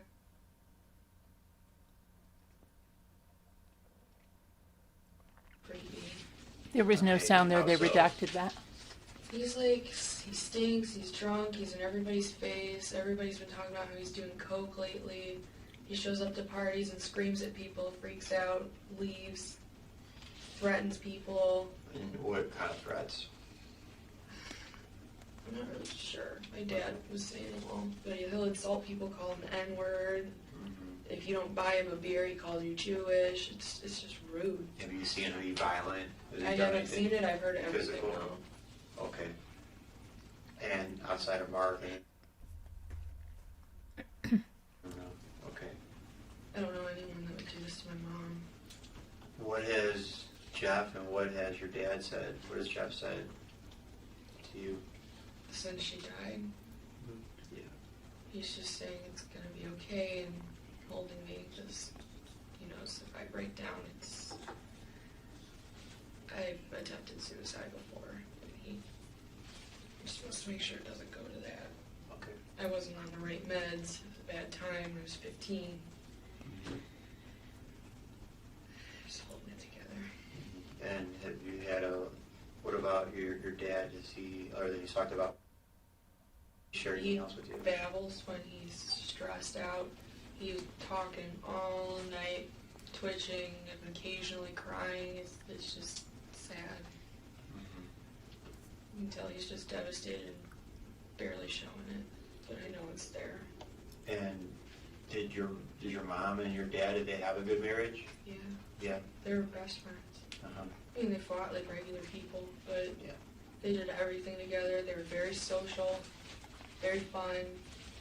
They always had fun. And leading up to last night, looking back on anything seem odd or funny or anybody acting differently?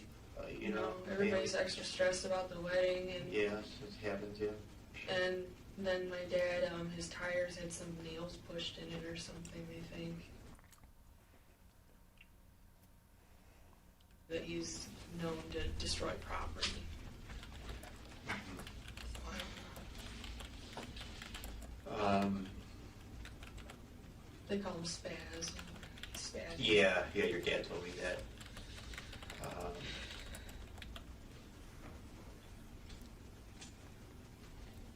Let's see here. You got anything, Greg? Just a few little follow-up things.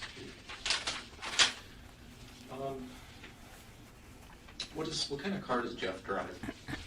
He switches. He has a couple cars, Okay. but usually it's his LeSabre, the silver one. Okay. Let's see. He uses his dad's pickup truck, and occasionally they have an Envoy. Very nice car. Okay. So he uses the LeSabre mostly? Yes. I hate driving. It's like a boat. Yeah. And when would he switch over to the truck? What Whenever he dictates and what his he drives? dad are like working on the rentals and he needs to carry around like lawnmowers and stuff, he gets the truck. And it's got all these tools in it. And then once in a while it comes back with the LeSabre. But it's been the LeSabre most of the time since then. Are the rentals Jeff's main job? Is that what he's doing Yeah, he mostly just for got income laid right now? off a little while ago. From? Maria City Schools. He does HVAC work. Okay. He got certified at Polaris. It's where, we already met, but that's where we started hanging out more because I was there for criminal justice. So there's that Polaris, that Mackenzie. You said it was an Envoy? Yes. Did you? Oh, go ahead. I'm sorry. When Jeff mentioned that one of the rentals had a bad water problem, which kind of cut into your marriage fund. Yeah, it was just out of pocket a little bit. Did he say which rental it was, where it was, or anything? They have so many. Really? Yeah. But it was a hot water tank. They got a water heater, water tank. That sounds more right, but yeah. What's Jeff's dad's name that he does? Jeffrey Scullin, Sr. Okay. And where do they live? They live on Fair Road. They live on Fair. I'm not sure the number. It's a joint house with a rusty mailbox. Gotcha. So it's a side-by-side duplex, right? Yes. The guy next to them, his name is Kenny or something. Okay. When they came home, from what I gathered from our reports, your dad and Jeff arrived home together. Did they leave Applebee's together, or Yeah, were they they left driving at the same separate? time in separate cars, and my dad got there right before Jeff did. Okay. So. So I remember, they were at the restaurant and they got a call about your mom? No. No, they just came home and They just came home, yeah. Gotcha. I got a call later. Okay, so they left in separate cars but arrived right at the same time. I did. Jeff had the baby and my dad was by himself. Okay. Did, throughout the day, Anna, did Jeff or your dad tell you they have any car problems, trouble getting to your work? Jeff told me on the phone that his car had like not broken down, but ran out of gas or something over by his Aunt Jeannie's.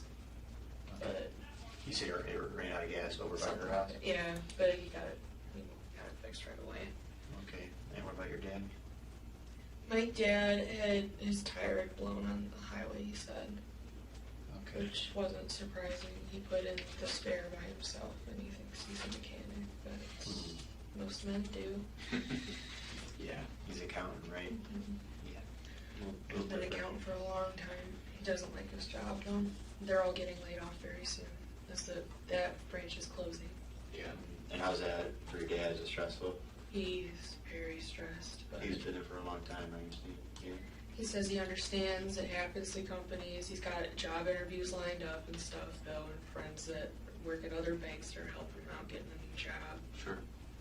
And Jeff's been having interviews for welding jobs. He wants to do that instead.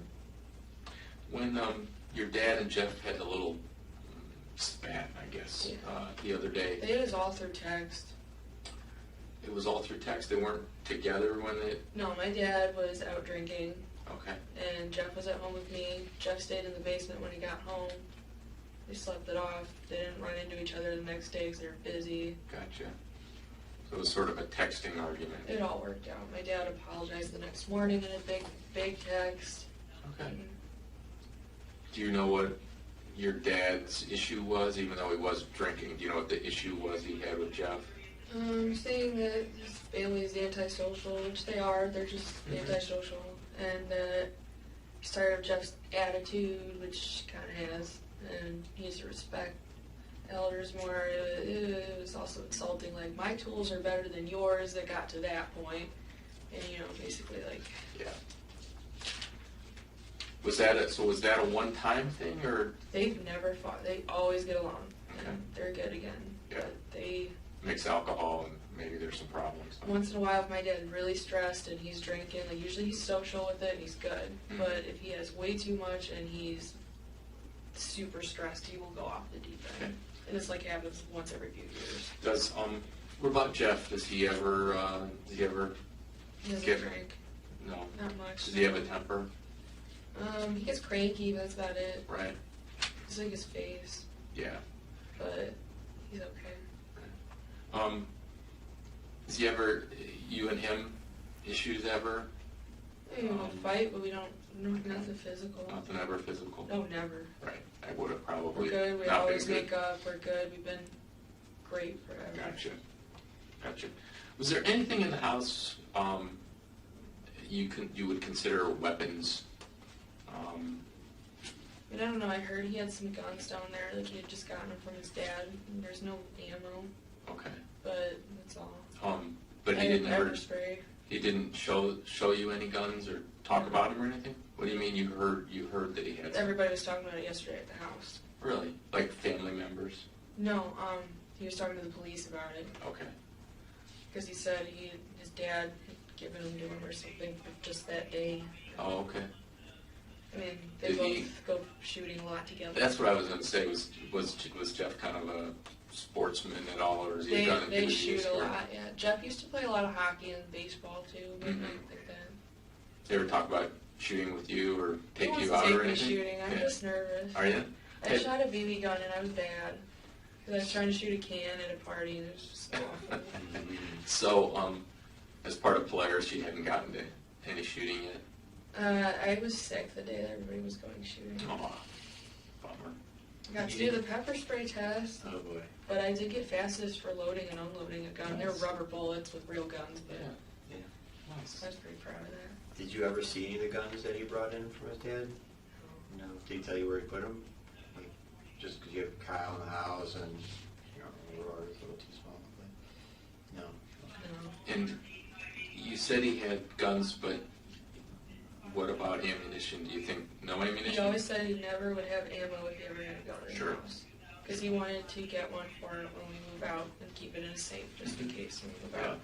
And he's like, only use it if there's somebody in the house trying to hurt you. Okay. Okay. Anything else? Anything else in the house that you would consider, you know, unusual or outside of normal household things? Okay. I mean, like pepper spray, a couple pocket knives here and there, but they're just little.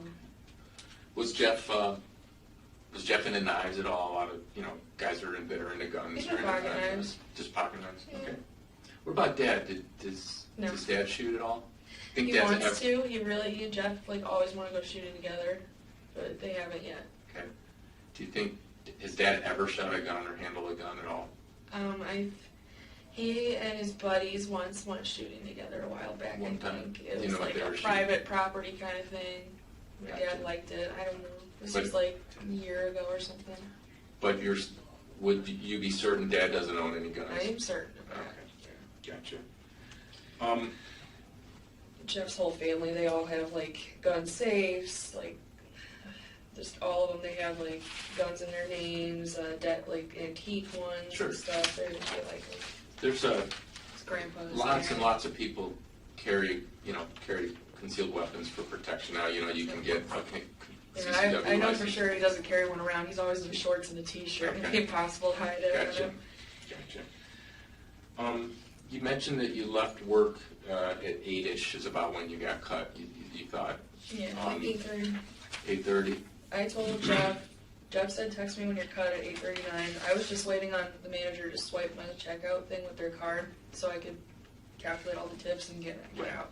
Because I'd already done my cyber and complete my section. So you think it was about 8:30, Yeah. and Then I just called the nice instead girl of- that drove you home. Did you go straight from the restaurant straight home? Yes. Okay.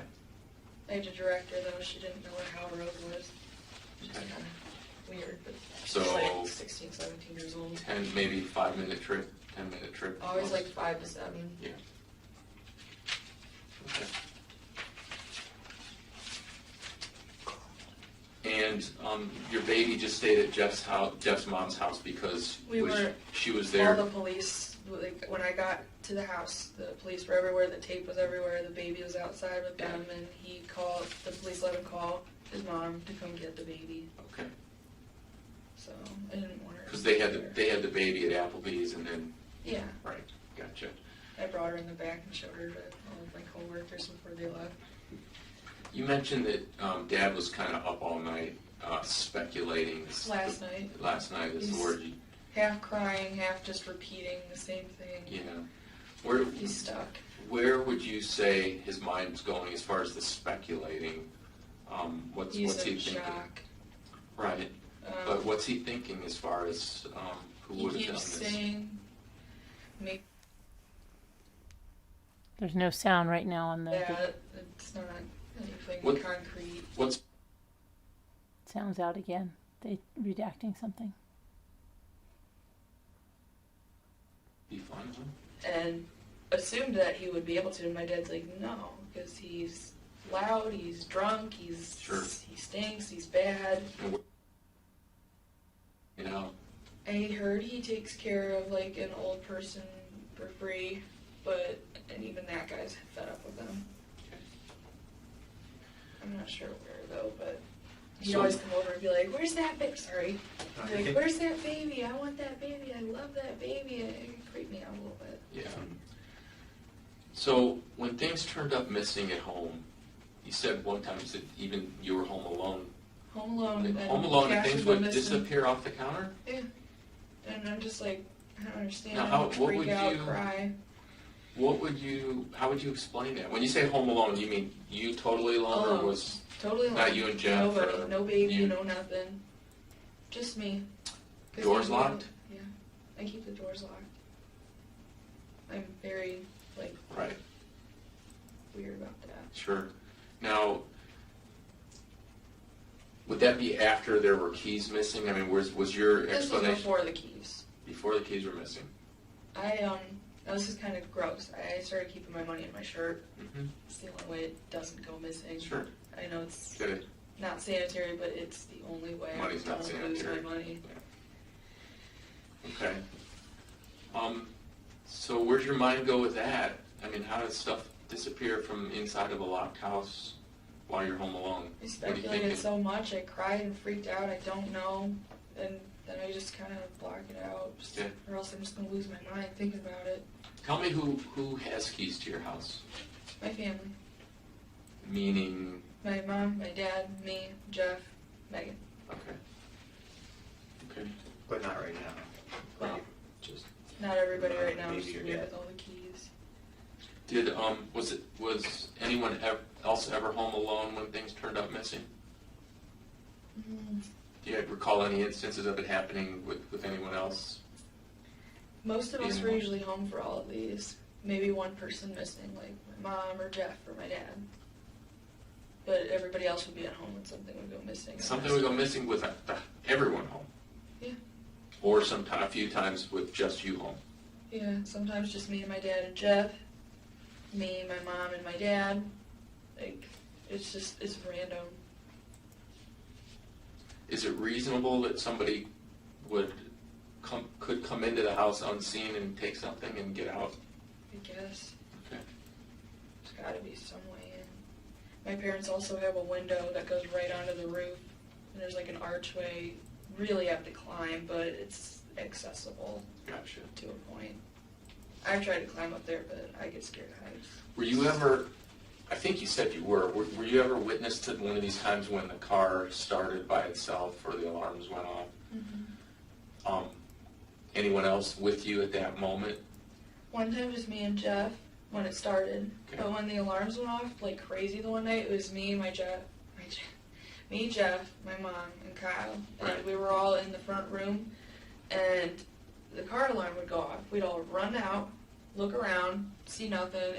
We'd get it to stop by unlocking it with like the manual key. Mm-hmm. We come back inside. As soon as we got back in the house again, and this happened like 8 times, and then a police officer came when we called, and it happened in front of him too.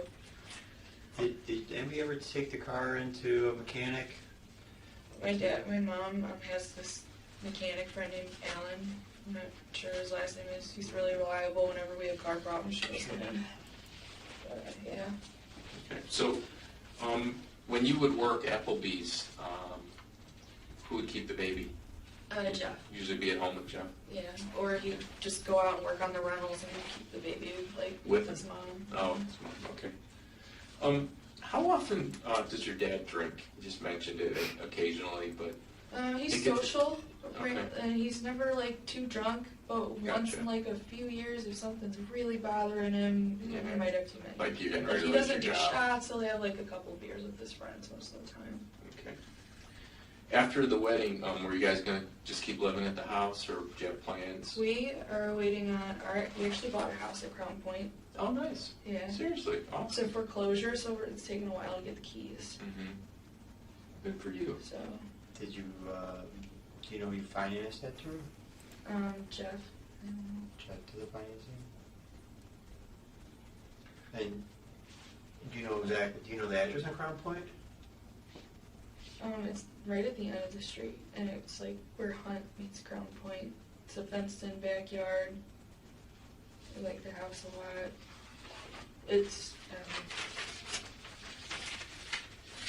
How long did Jeff work for Berea, for the schools?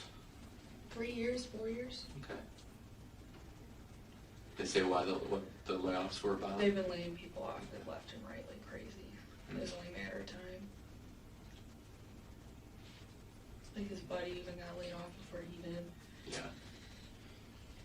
Did Jeff say where he got the money to pay for the house? He made it with work and the rentals, and plus his parents kind of come from money. Parents help him out, maybe? Yeah. Yeah. You like his folks? Do you get along with them? Yeah. No, His pretty mom's well. friendly. They're always busy though, so I don't see him a lot. Yeah. His dad's a big guy. He's a little off-putting, but he's nice. Yeah, I get you. He's a tiger. You said that they're antisocial. Do they come to family events? If my parents try to meet up with them, like, they're usually busy and they won't. And then my parents are like, oh, they're antisocial. They hate us. It's like, well, no, they just don't have free time ever. And plus, they're divorced now and they don't like to be together. They got divorced a little while ago. His So his parents are mom, so mom was divorced. unfair. Where's Why dad was live? mom having I'm not dad's sure gun? houses, but he stops Around in a town lot. somewhere? Yeah. If you, I know it's like a good house. The baby stays there with them and stuff, but it's, I'm not really sure. In your opinion, I haven't been to the new one yet. Why did What? dad's gun? From all the stories, yes. And if Have you he's been doing around him much? cocaine, definitely. you seen him get violent with anyone else? Like, is he the type of guy that gets in fights and things? No, you can just, he's just crazy, like, when he's not violent, and I can only imagine. Any reason he'd have anything out for your mom, though? She blocked him off, like, Facebook and her phone, keeps trying to talk to her, and she keeps telling him to go away. What's he come around for? Just because he... Food, money. When's They the don't last give time money. when's the last time you saw him or you know of him being around? Like a month and a half, 2 months ago. He came over, my dad was working on the deck, and he saw that we had food out, and he started eating it. Whatever. But, I don't know, then my dad's like, why don't you give me a hand out here? And he's like, no, that looks like hard work. And I'm just like, God. So he's kind of a piece of work, huh? Have you Do seen you know how to get his Shameless? name? How to spell it? I do, yeah. Like, have you seen Shameless, the show? No. Oh, he's William H. Macy's character. Oh, yeah. Frank. Oh, okay. I know William H. Die Macy. hard, drunk. Yeah. How was your mom physically? Like, was she fit, strong person at all? No. Okay. She liked to believe that she's super strong, but Yeah. I don't like saying this since she's gone, but she's a little overweight. It's okay. And she had bad knees, always had knee surgeries. Mm-hmm. Short. Going back a little bit, you said that Jeff was in a car accident. Did you say that the airbag went off? Mm-hmm. It did? And when This did was that in happen? downtown Cleveland, Happen in downtown? When did that happen? like 2 days ago. It was after Browns game. So The it guy happened on T-boned Sunday. him, and he was. I don't see his car having a lot of damage. Does it have a lot of damage? What? He said it does. It's like in the shop or something. I'm not sure. Which car is it? What? It's the Envoy. No, boy, it's in the shop. What? Do you know what shop? Is it a friend, a family friend? I don't know. No, not my mom's, but I don't And this happened on Sunday at what time? know. I want to say like 5-ish. Did he call you after the accident? Yeah. Or That's did not he what he text you? said. Texted me, but I was also calling him like crazy. So, Or do you have that text from the accident? yeah, I think so. And that's where you got the marks on his face? Yeah.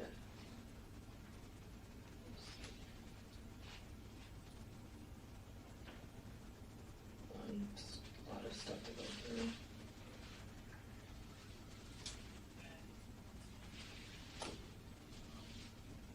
No, it's just after that.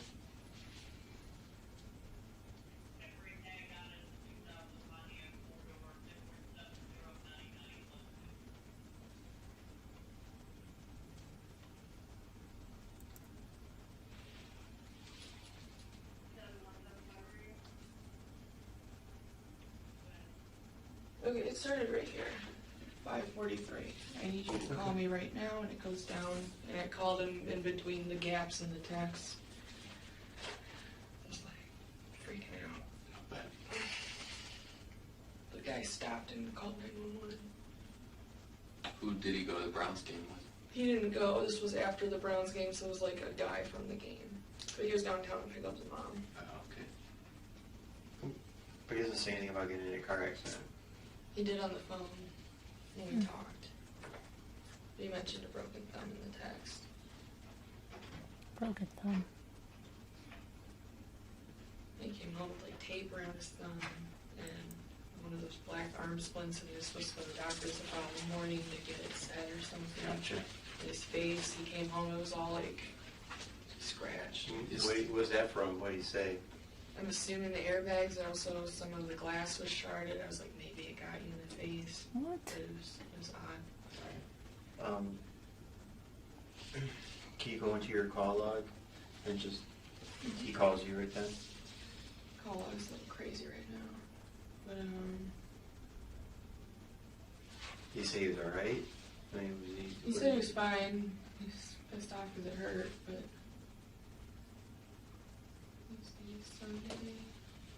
No, it's like 8 p.m.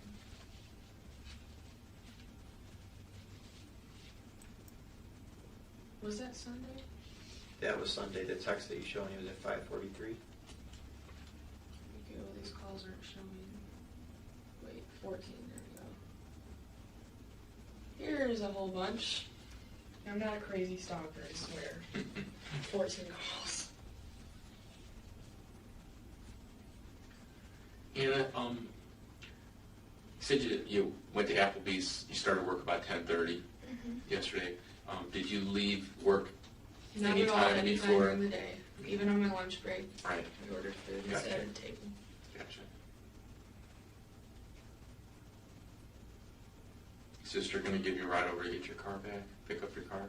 Mm-hmm.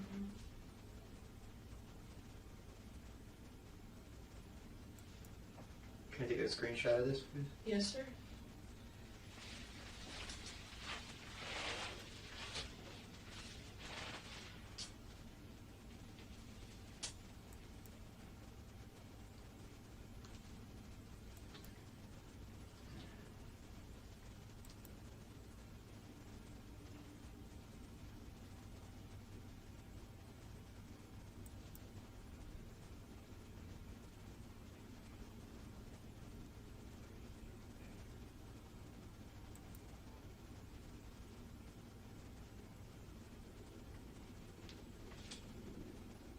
Yeah, it's just This is I'm just not kinda seeing where him we are. text or calling you. You're calling him, but he didn't call you or say. I mean, I called him because he texted me and he talked to me, but I kept calling him because he's like, I gotta go, I gotta deal with this. Did he say if the person that hit him stopped? They did. So is their insurance taking care of him? I believe so. Hmm. Did you mention if cops came or anything? Were Yes. the police there? The big police that came. Oh. It happened. Did you say where in Cleveland? Just downtown. Okay. But, yeah. Okay. Let's walk you out and we're gonna get Megan back here and talk to her real quick and get you guys. But I don't understand because they spoke to him. That interview we just saw was after this, and they didn't ask him anything about. They didn't put him on the spot with what she said at all. Isn't that interesting? But then he said something about. No, that was. I'm just warning you, she will cry a lot. Are you gonna be staying? Are you gonna be going back to your house or what's your? I don't think we're sleeping there. No. I'm either gonna be at my Uncle Scott's or Jeff's parents with him. Okay. Something. I'll let you know if you need to. What's Scott's last name? Goethe. Goette. Did he come in earlier? Yes. Yeah, I think we. His family, not legally, but adopted my mom. She was too old to be adopted. Yeah, that's what he said. I've always called him uncle. So, Okay. Well, let's walk you out and. but I have 1,000 texts just from the last 10 minutes. Oh, I'm sure. All right, Anna. Yeah, here's my card. Thank So you. that's my direct extension on there. So you don't have to go through our records department to get to me. Sounds good. And please feel free to call. Thank you, sir.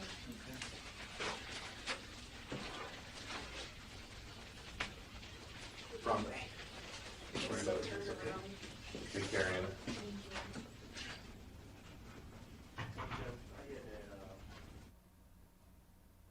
Okay, let's watch the second one for the dad. Let's see here. Okay, so that was Anna. Okay, well, okay. We have the other sister too. We also, I'll just tell you what we have, okay? 1, 2, 3, 4, 5, 6. Looks like 6 files of interviews with Jeffrey Scullin. I have 2 with Bruce, 1 on 10/24, which the Anna's that we just watched was 10/24, but actually it had to be 10/25 because that didn't make sense what he said. I have a interview with Megan, the other sister, 1 for 10/24. Anna has another interview on 10/26. And then I have an interview with the aunt, that Jean Moffitt, right? And then this Charles Chase. There's 2 with him. So what do you want to do? Do you want to do the interview with the other sister, or do you want to do Bruce's other interview? Let me know in the chat whether you want to do the other sister or Bruce. I'm going to look at the chat and see what you want to do. Hi, Alyssa. How are you? Why did he lie to the cops about the accident? I don't know. Why did he do that whole thing with that accident? Was that another stall on the money? Maybe that was another stall on the money. Do you think he got, because he really did have a mark on his forehead, but it kind of looked, when you zoomed in on the picture that I did tonight, it kind of looked like a black eye almost. Do you think he got in a fight with somebody? And he had to make that, I don't know, what's the deal? What's the deal on that? And I don't know why the police didn't confront him in the second interview at all with that. Okay, Twisted wants to watch Bruce. So we have 1 for Bruce. Come on, let's see who's going to... Bruce or Megan? Bruce or Megan?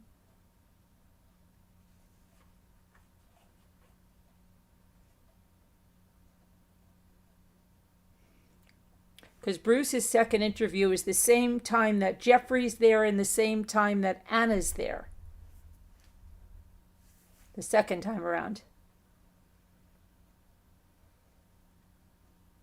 Bruce, Bruce. Everybody's saying Bruce. Bruce. Okay, we're doing Bruce. We're doing Bruce. We're doing Bruce. Okay, so Bruce is second. It's going to be 10/26. It's going to be this one.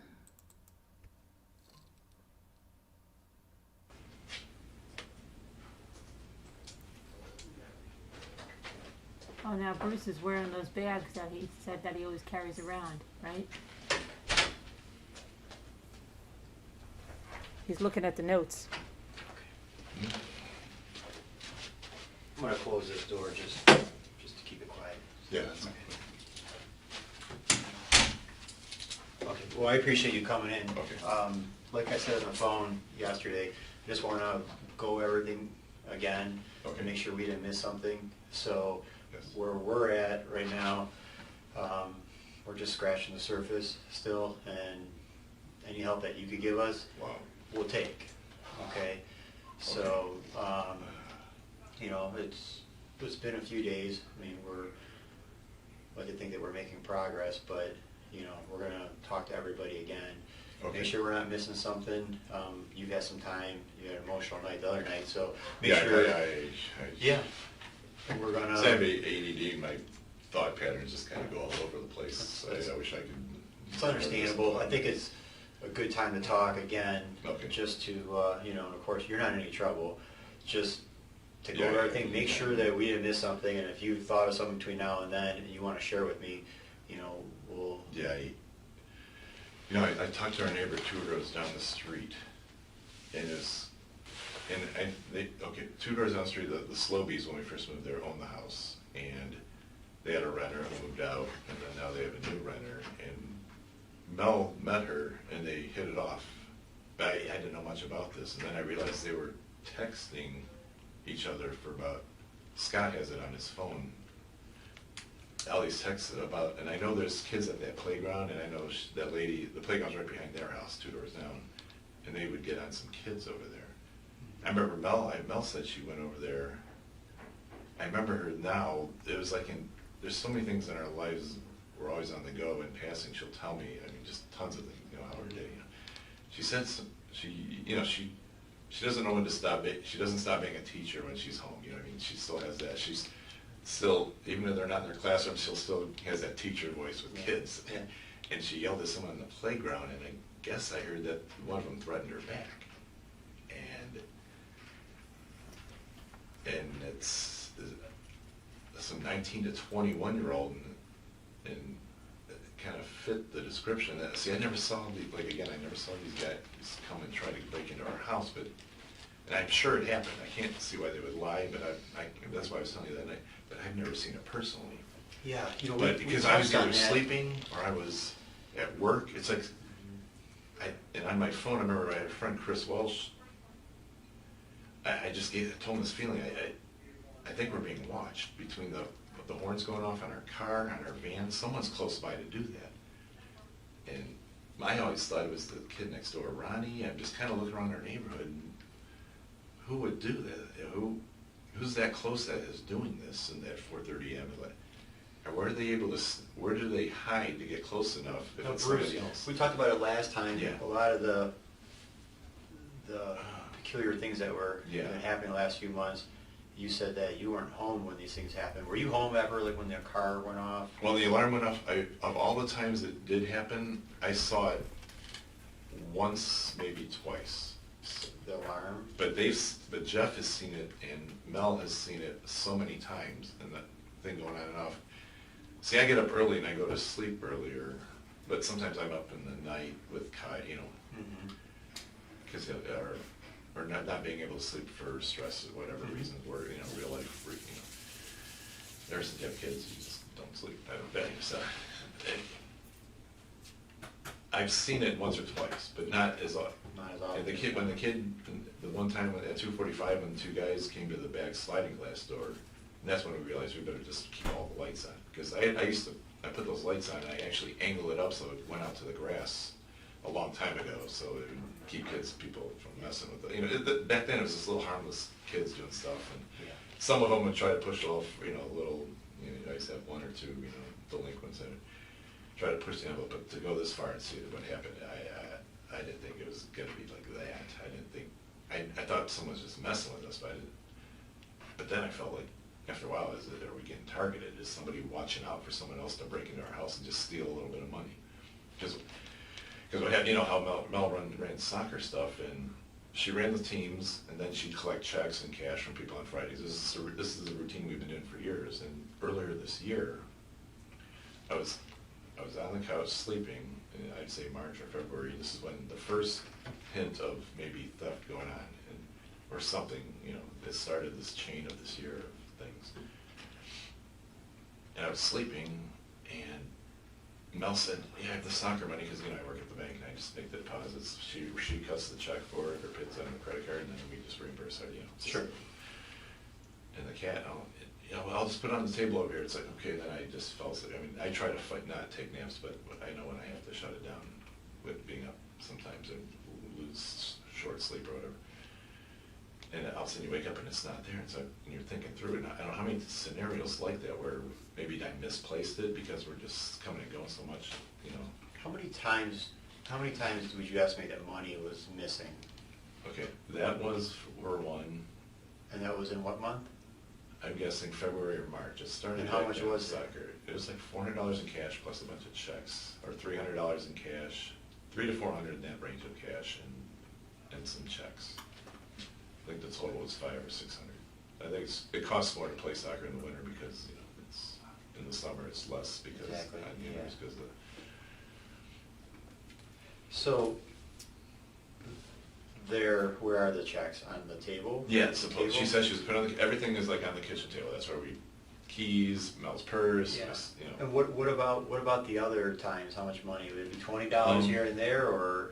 About 2 years ago, I was in the middle of the night and I heard some jingling in my room, and Anna tried to steal some money from me. She was, you know, I think she, and so ever since then, I'm thinking, well, she did it like that, would she take this much? And that, I can't, okay. Yeah. I'm like, I feel like I have to be a detective when these things happen. Yeah. Okay, who would do this? What are the scenarios? And then you speculate, and I think I was doing a lot of speculating the first night here tonight, and trying to draw conclusions based on Understandable. conversation Sure. with, and just watching the people in my house or outside, I don't know, in comments and statements, but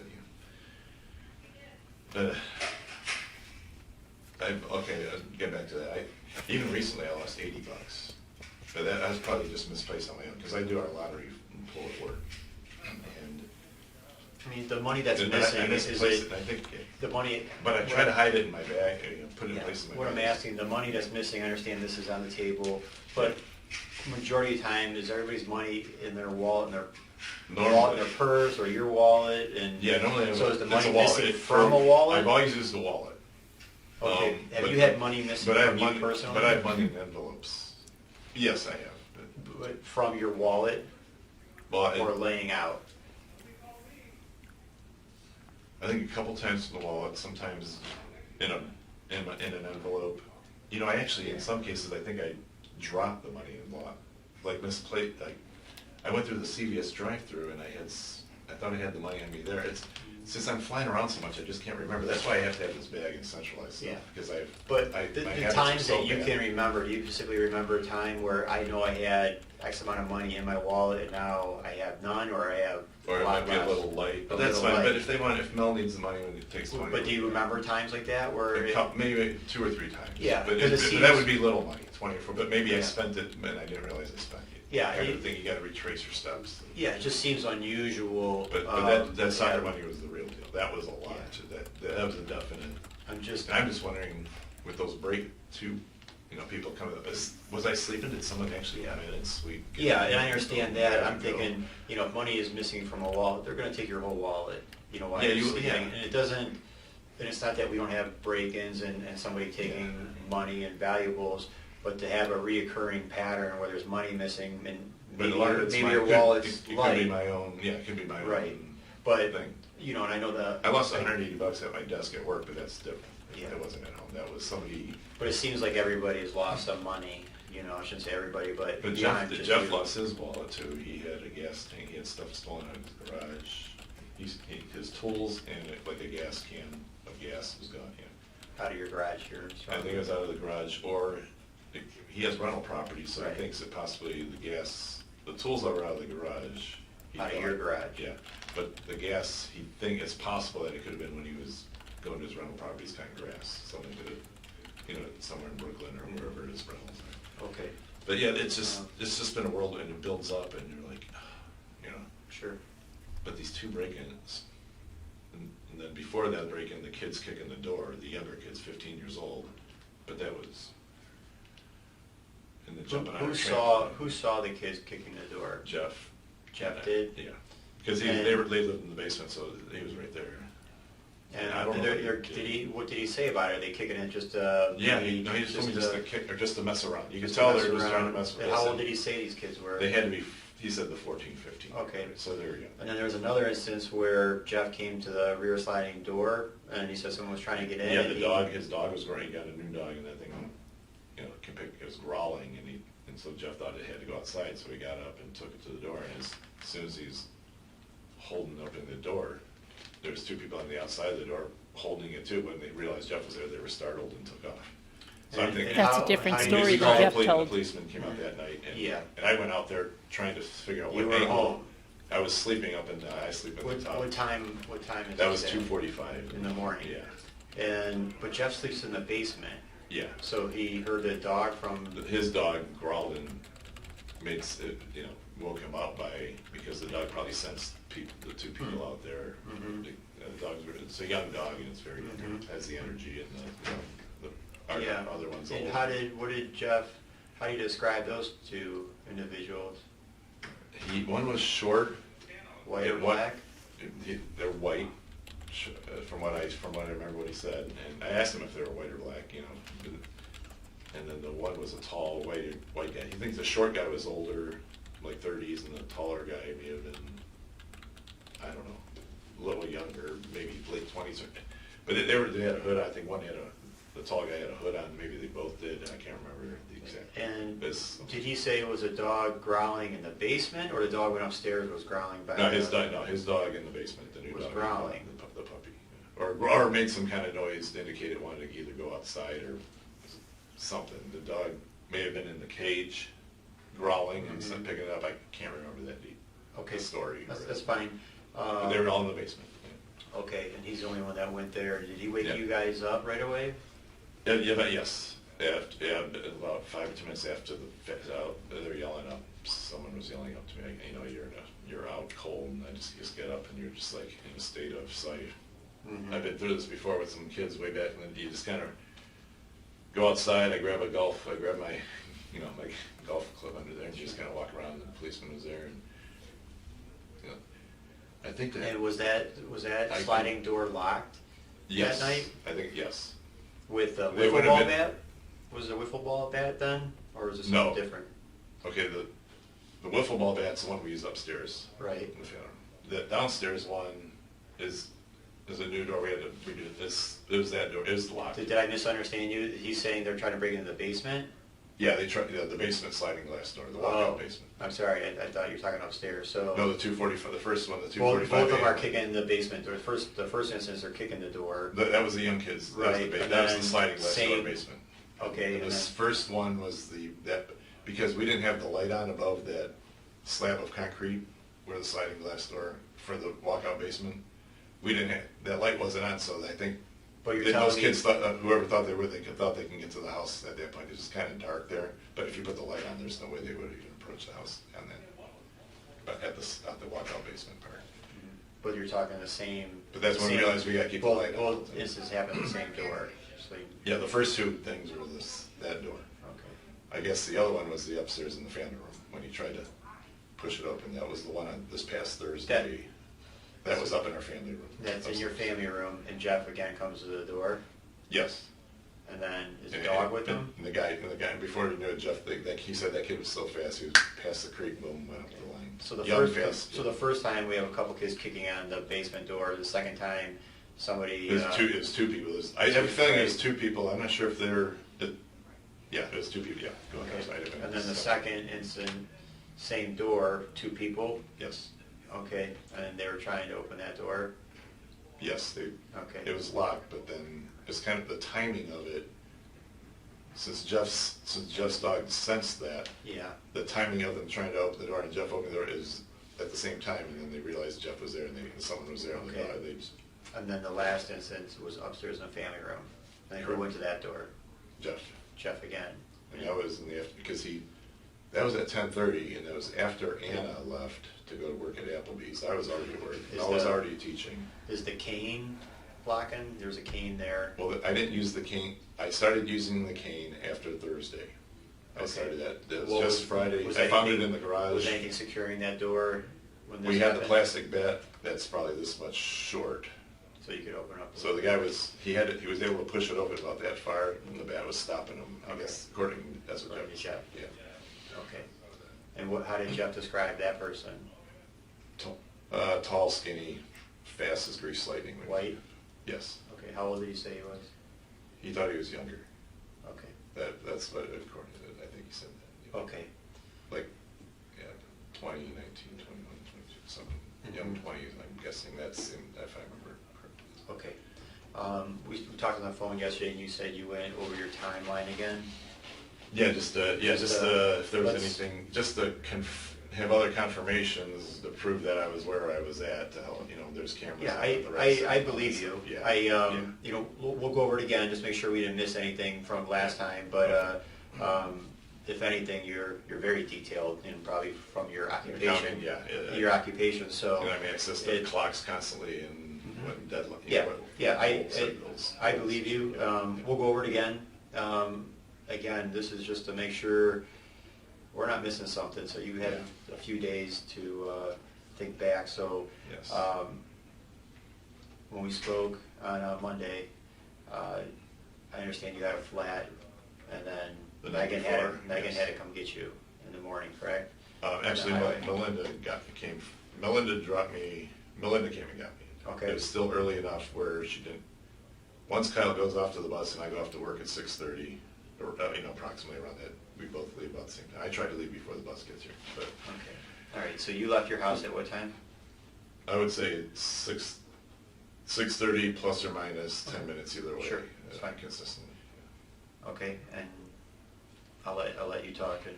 And then, I just drive up how the guy in the red truck on the angle,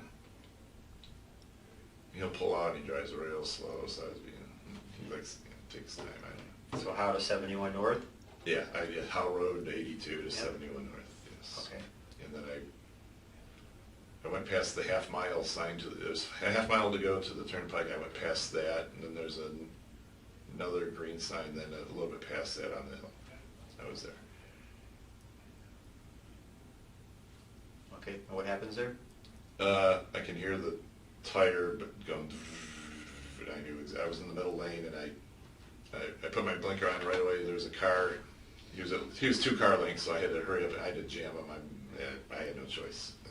I knew I had room, but and then I went off into the berm and pulled, Okay. and stopped. And then I readjusted the car so I can get the tire off the stones onto this, the slab, so I can get a base, a better base to lift the car up and put the jack in there, whatever. And then after a bit, I'm looking at it, and then the officer, now that I know the state trooper came up.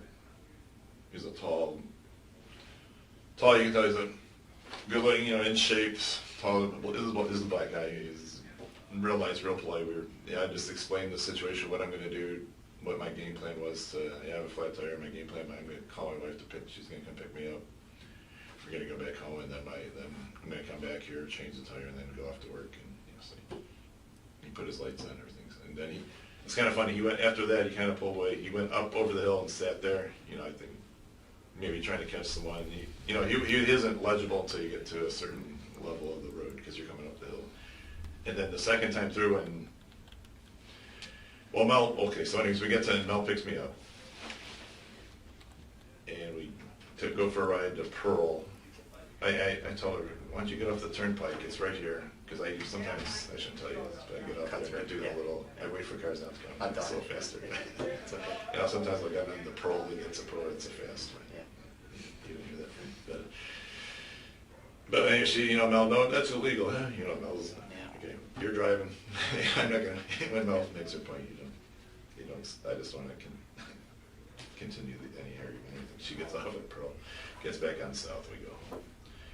And so she goes and gets ready for school. And we decided to switch cars. Or Mel and Megan decided to switch cars because Mel drove the minivan to get me. But now Megan took the minivan. We left Megan's red car. And then after bed, Megan, she gives me a ride there, and I go, just let me drive. I actually drove. She stayed in the passenger seat, and I knew I just wanted to pull up behind my car and put the lights on the van to protect me, Yeah. and pull off the side. And I changed the tire. I texted my boss I was coming in. I sent him a text yesterday or something, but couldn't treat his error. What is your boss's name? Mike Erb. Mike Irvin. ERB, just ERB. We're friends, but I text him, I call his work buddies. And I think I texted him, it was about 8:09, if I remember that correctly, and I said, Mike, I'm gonna try it. My ETA, yada yada, I told him I got the flat tire. My ETA is 9 o'clock, I ended up actually getting up there at 10, 9. I parked at the Jacobs Field lot right across on Carnegie and East 9th. I parked there for $5. I usually don't park there, but it's $5. I figure I want to hurry up. You have to pay for parking every Yeah, day? it's $5. Yeah. Yeah, I've done that before. I used to work downtown. They do that parking allowance stuff. Yeah. You can reduce your taxable income or something, pre-expense stuff, whatever. Anyways, so I parked there, and then I walked, and by the time I got to the building, we have to swipe in. I mean, they have all the security, they built these security ports. You gotta hang in the doors open, like National City. And then you gotta swipe to get into the 7th floor, which is where I work. In the elevator? So Yeah. you swipe car for elevator? Yeah, my ID. They're all about security. It's pretty, and I get it. I just keep it on my neck or on my, and once I'm out of work, I keep it in my car on my stick shift so I don't forget it, because, my life gets pulled in different directions. I don't want to lose it. And Lewis is the security guy there. I see him all the time coming in. But anyways, I don't know if that's important or not. Lewis is just at the He's front when you yeah, come in? yeah. Okay. And so that's, I worked till 4:30. You probably didn't know that I went to lunch. Well, we had lunch for an hour. I went to Galleria. What time did you go to lunch? At 1? Right? 1 or 1:15. I may have, because I was, after changing a tire and coming in late, you want to cut back your lunch hour a bit and stay a little later, just as a courtesy. Did you go to lunch with anybody else? No, I went down to, I can't remember if I wanted to work out, but I can't remember if I worked out, maybe a workout center, or I go to the Galleria a lot now. Where'd you eat at the Galleria? I go to this place where they have gyros and a gyro place and pizza. Gyros. I didn't go there here and there. I I, think that's where I ended up going. I mean, the stores there are thinning out. Yeah, I used to be when I worked downtown, I ate there a few times, but in a long time, so I was wondering how it's doing. It's all different. Yeah, no, they have a steak place, they have a Chinese place, they have the place I go to it's pretty inexpensive. You get a gyro salad, $5.99. It's really good. Gyro. Yeah. And pizzas, and wings. They seem to be doing okay. And there's another place.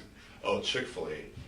That's in there? You know what they have now? They have these Chick-fil-A stands. They started this about a year and a half ago. Kiosks. Like, how they have hot dog guys on the Yeah. corner of the streets? They have Chick-fil-A stands.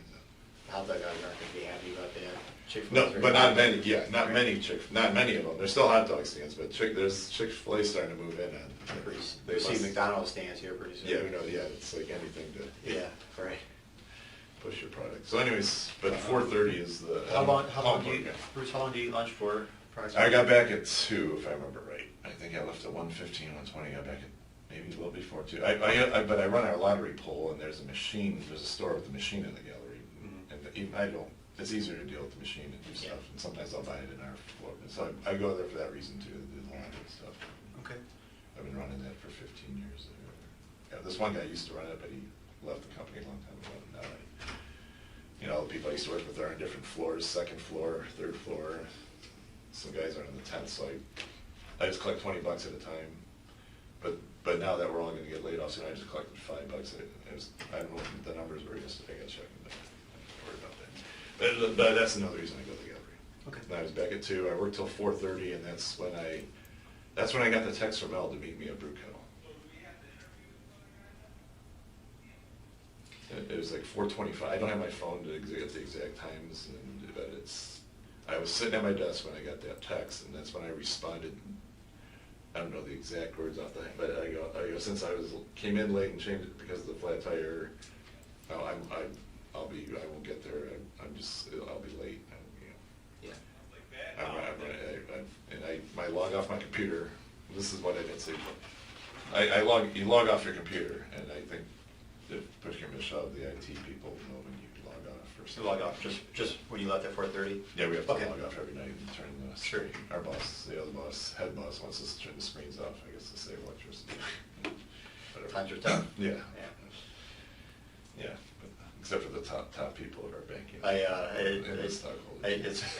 laughing a little bit. I had a roommate back in the day, and he's an IT guy, but he was real anal, and so we shared a computer, and he wanted me always to turn off the monitor. I used to leave the monitor on, and they turn off for the same reason, because we were splitting all the bills. Yeah. So. Oh yeah, it's. Yeah. Yeah, I mean, when times are good, I mean, for a while the bank was doing really good, but up until the mortgage mess in 2009. So that was the transition. This new bank, New York Community, I was in corporate accounting, and they moved most of all those jobs eventually into New York, but we had things to do for them for winding down things for a couple of years, and then they moved me into this mortgage accounting area, and I file claims now, government, because they were behind by 2 years. They fired 4 people for that. Anybody who left or fired, they weren't replacing, so everyone's, you know, but the bank tried to acquire a bank a year ago, another little one, and then it didn't happen. Their stock price dropped. But that's what they wanted to do, so they sold their mortgage area, and that's why they kept some people that, Yeah. it's a long story. It's okay. If you Google NYCB, it'll have that. And November 15th is my last day. There'll be Yeah, and you said there'll be 11 weeks severance, and then you can go on unemployment. They may keep you a little bit longer, you said? Yeah, it's possible they might Possibly extend, a little bit? but I don't know. Once I'm done with these last 3 or 4 claims, I don't see the reason why they need to keep it, but Okay. we'll see. They might, if Bill or other people have other things that, Yeah. because I did this last time too, did some other transition stuff, but they have they might have enough people or whatever they need, I don't know. Okay. Cool. So you got a text from Mel, you left at Meet me work- at Brookhead. You left at work 4:30. Yeah, And it's like- you go 71, and where do you get off on 71? Pearl Road. Okay. Yeah, right there. And then, And do you go into? yeah, Brookhead? I parked up front in front of the far right of the thing, and there where the new wine Your, thing are is. you in that first aisle there? Yeah, right up against- front, up against the first. Mhm. And I walked in and just walked to see if Mel was in there, and kind of, you know, I don't know, my pattern of thinking while I'm in there, just kind of buzzing around looking. And I don't see her, and so I'm thinking to myself, well, she's not here, so I probably shot her another text maybe, or called her. I know I was calling throughout this process. From this point on, I'm calling and texting. Okay. I don't know how many times my phone will show. Sometimes if I call her a bunch of times in a row and she doesn't ask or answer, like it'll show Mel 7 or 8 times I try to call her. Sometimes I'll hit it and just delete all those, so I don't know. It might not be on the phone. But How long were you in the Brookhead for? Not long, 5 minutes. But I was standing in the front area too, on the sidewalk by my car, and I may have went and sat in my car to wait. I can't remember the exact order. I know I was on the front sidewalk too, just kind of reading the winery thing, waiting about 5. And for about 3 or 4 days, I knew I needed to go to Walmart for Kyle. I wanted to get Kyle's underwear, some backup underwear, for about a week. It's like, when you have time, as busy as we are, convenience, it's right there. You know what? I think that's why I shot a text. Hey, I'm going to go to Walmart real quick, or to get stuff, or I don't know what exactly I said, but I needed something for the interview the next day. We actually called them, and they said, whenever you're ready to come in 2 weeks, a month, or whatever for the interview, we still want to have an interview. Great. So I was just like, wow. That's great. And I bought that booklet, the booklet, professional looking booklet with a head like this in there, and, Yeah. to look professional. Look professional, Yeah, but you have a lot of experience, so yeah. I'm sure. Yeah, so it's like, Not like that you're just helps right out a of lot. college with no experience, but I'm Yeah, sure I you make feel a very good, strong candidate. I feel the difference, yeah. It's like, it's kind of nice. It's on Miller Road, and no highway, no parking Yeah. charges. That always drove me nuts, working Yeah. downtown, paying for Yeah, parking. I'm getting too every day. old. At age 52, I park a long ways away and walk. It keeps you young. It's a good workout and stuff, and it's cheaper to park. But it's just grind. Yeah, I used to park in the pit. Do you know where that is? Oh, yeah. Yeah, walk up the hill. Oh yeah, And then in the winter, by the time you get to work. Now you work for the county there, probably the Justice Center. I did a little bit for the county, then I worked for the state. So at times I'd walk from the pit to the Lausche building. Yeah. Right there. I had a buddy who worked for corrections, Jim Kerbeck. He's No. my age. He just retired. He was there 30 years. So I did jury duty there. I know you feel, and I always wanted, my goal. The pit's good and inexpensive too. It's inexpensive, but you pay in other ways, again. In the summer it's fine, but in the winter it was a long walk, and I remember always thinking, I just want a job where I can pull it up to my door. And, Yeah. whatever it is, I'll do it. So you got switch gigs. yeah. Cool. So, and then you went to Walmart and you made some purchases. Yeah, about underwear, that, Kyle's underwear, and I picked up. Once this wedding was over this weekend, I was gonna start playing basketball with my, rehook up, reconnect with people have already been playing, and I'm behind, and I'm in a 15 over league in Brecksville. Okay. so we got it. It's always a struggle the first few times. Yeah. But, So we're there. Yeah, and just the Get wind. kinks The wind out. is awful. Yeah. My wind. I just gotta push myself. I mean, I do the weights all. I stay with the light. This is Light crazy more interview, reps, isn't it? light weights, They're not even weights, really interviewing him. Workout gym, just to keep a little strong. Yeah. I'm not trying to bulk Max out. out. Yeah, I'm not like in college when I was Yeah. trying to. Yeah. I was real skinny, and I tried to push myself to be able to look a little bigger. Anyways. Yeah, you're in college. Yeah. A lot of moving around. Yeah. So you're at Walmart, and how long are you there for? Back to business. I want to sit. I don't know, but I will say I left for I'm saying 5:45, 5:50. I probably left to go, maybe a half hour, and I'm losing the exact time I That's got fine. there. I think I left Brew Kettle at 5:30 to go to Walmart, and I was probably there till 6. And that's when I sent the text, I'm coming home. I'm headed home to Mel. I just want her to keep her notes, so whenever she wants to reply, eventually sometimes depending on certain situation, I don't know if she was busy, what the deal was. Sure. Okay. And so you texted Mel, and you started heading home at 6. And Yeah, and I drove down Pearl, And I think that's when I started getting a call from, Jeff called me 3 times about Applebee's. That's when the calls started coming from him and Anna. I think Anna sent me a call once or twice too, because Anna was working at Applebee's. And I think Jeff called Anna to call me. They have $1 margaritas, and they had them all month, and I have to go up there to try them. And I guess it's making their business boom this month by having them. Because for tips and stuff, for Anna and stuff. you said you started receiving calls from Jeff and Anna. And About going to Applebee's or Sure. doing something, I'm guessing 6. Maybe the first one was while I was driving. Yeah, I got the first one from Anna, I think, while I was driving. That's when I was getting close to Route 82, and I passed up the rec center exit, Zabernia, right Yeah. here. So I crossed over 82, and I'm still hemming and hawing, wish I did. That's when I decided to just pull into CVS and just turn around, the big, Yep. and then I made a right back out, and I think I got another call, and that's when I said, hey, I'm at the rec center, even though I wasn't. I didn't want to get Anna to get mad. I just told her I'm already here, but I When you're driving up Pearl and you're receiving the calls, are you Yeah. telling me, like, you're getting them, and what did you tell Jeff, that you were coming or no? Or? Yeah, I told him I told him eventually I was going to work out. I told him I'm going to work out. I can get there at 7 or a little after, realistically about 7:15, because I know what I wanted to do when I got to the rec. But did he call you multiple times? He called me, I think, 2 Did or you 3 miss?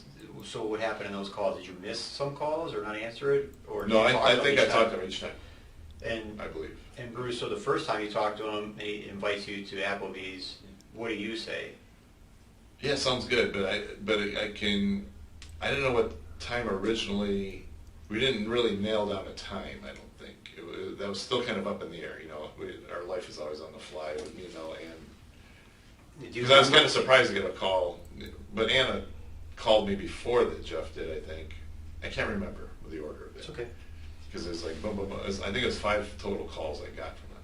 I may have called him back to let him know. Is that unusual? Like, looking back on it, do you? Well, well, here's the thing. The wedding was coming up, and on Thursday when I kind of I sent those texts when I had some drinks at the bowling alley, trying to be the older guy giving to the younger. I never had that got on him hardly at all. I would always be like, well, about the dog, and it's like, well, I really didn't want the dog here, but I get it. Even though Mel said, well, I did ask you, but when they ask me, it's almost like they're telling me Right. that the dog's coming. It's Yeah. like, wait, I don't have to say something. Yeah. I feel like I don't know, but I don't. It doesn't make me mad or anything. It's just one of those things where I just go, well, isn't Kyle enough? Enough. Yeah, what I'm saying. That's the reason why I want to cut back on the envelopes. Yeah. Kyle's a lot of work. Yeah, I understand. And you guys remember with Joey, and you promised you'd pick up the poop in the yard? Yeah. After the first month, then what? Whose job was that? Yeah, exactly. For a few years, Yeah.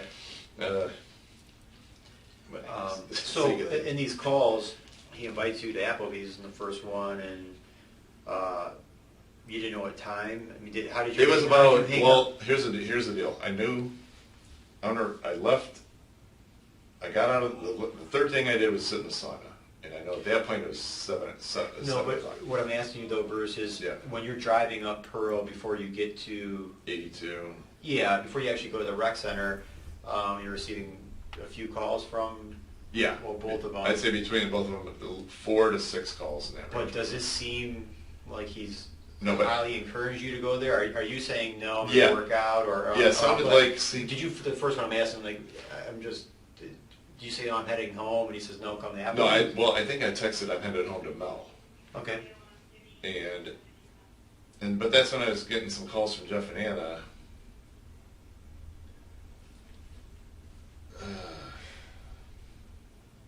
Yeah, that's when I started getting the call. I don't have the phone to look Yeah, at. it's You okay. guys probably know the times. But do you remember the conversations that you're It was all having? about just, hey, let's just come up to Apple, they have $1 things, and I understand To that. me, it was since they were coming, since we didn't officially, getting back when I was yelling at the ball, since we didn't officially have, one of the points I had is like, how come we didn't, some bonding time, we didn't get a chance to like have a bachelor party. Jeff said we were going to do this and that, and things always seem to no follow through, things don't happen, just like some of the work you said you could do around that, same thing. And but I figured this was, I thought we were supposed to like get to, his mom was supposed to buy all dinner. And the game plan, the original plans that we talked about on Sunday were about having a dinner. And when Mel, and so my whole mindset was, Mel's sending me this thing about meet me at Brew Kettle. My thought was, well, I thought tonight we were having this dinner with his mom was buying everyone, or I thought it was maybe his mom. Did you guys ever talk about where you're gonna go to dinner? When you guys No, get there's together? no place, So no it's time open. they were gonna do it, but this is typical of, Jeff and plans and something changing and you're told one thing and something different, but it's always like that. Like no follow through, but it doesn't mean, you know what I'm saying? Yeah. It's consistent with he procrastinates and then it doesn't happen. Yeah, I understand. Yeah, or he's a little bit lazy, I think maybe too. But he's not. He's a worker and he's got his shit together. Oh my He's a pretty gosh. smart kid. Anyways, but I thought it was like a bonding thing to Yeah, I go understand. there, and I don't know if Mel was going or not. Is Mel and Kyle gonna be there? I'll be there, but I'll tell you what, I'll be a little bit late because I did my little workout maybe at 6:15, 6 to 6. Like 15, 20 minutes. Did you is tell all. him that you're going to work out Yeah, eventually? I told him to work. So I don't know what he said. He was at his mom's. And I think that and I said, yeah. let me interrupt you real quick, Bruce. Yeah, I'm not trying to- What I'm confused with is you said you got 3 phone calls from Jeff. While I'm from driving down Pearl. So it's not that long of a trip. Well, Why- only one call actually down Pearl, 1 or 2, because I got a call at 6:45 the first thing I do from about 6:15 to 6:35 is I work out. I did the weights. And I think I got a call at 6:30 from Jeff. Yeah. Okay, so you're Or- at the rec center. when Yeah, he's but I got a calling. call while I was driving down too from Anna, before Yeah. I got to the rec. Right, you got a call from each of them. Yeah, and then at 6:30 I was. And then do you tell them to Yeah. go work out first? Yeah. Okay. The weights for 20 minutes, and I did the sauna, or I sat in the hot tub from about 6:35 to 6:45, because then Jeff called me when I got out. I was looking at my phone, and maybe, I don't know if I tried to text Mel or call her again somewhere along the line at the rec, I may have, I can't remember. But every time, nothing, no answer. And then 6:45, I was getting out of the tub because I planned on walking right to the sauna right there. And then Jeff called me right before I was about to go in the sauna. I talked to him for about a minute. And he was saying about the time. I go, Jeff, and I told him already once I'll probably be there at 7, but it's probably going to be like about 7, a little bit after 7:10 I'll get there. Okay. And then it was So you about left the rec center at what time? 6:59, I got out of the sauna, I got my 12 or 13 minutes, and there's a few guys in there. You see some of the same guys over the time. I don't know if if you're allowed security cameras in the pool area, if I was there or anything. I don't know the rules on that. But Scott was saying they're in the rec, we're upstairs.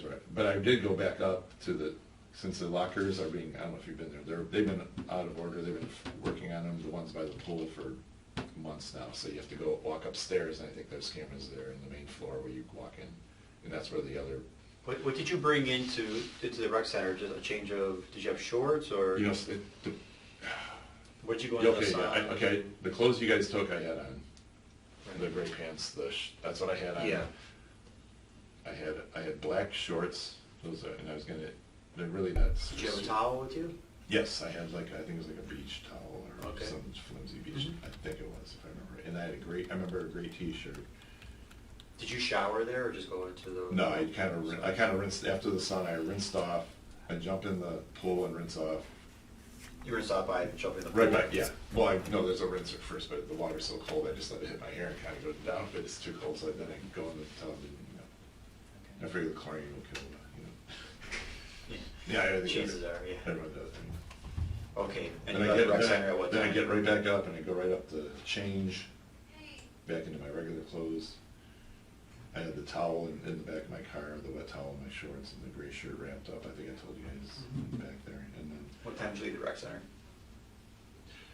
I remember seeing 7:09, 7:09, Okay. 7:09, something like that. Okay.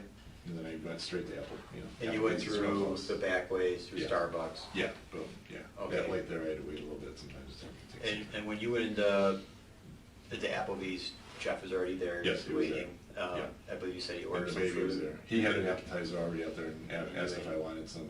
And I was just gonna do the couple margaritas and beer and a burger. And how is And Hannah showed up, Hannah walks up, and so we're just kind of talking, just, I figured, well, Mel's not here. I figured it's just the bonding thing. Maybe this is our bachelor type, like bonding Yeah. thing. Did you ask him by any chance when you got there, like, hey, where's Mel, or did you talk to Mel? We were all trying to call her and text her, and there was no answer, no text answer. Did Anna? Jeff was at his mom's all this time, from what he told me throughout these phone calls, whenever they were, and Anna was working.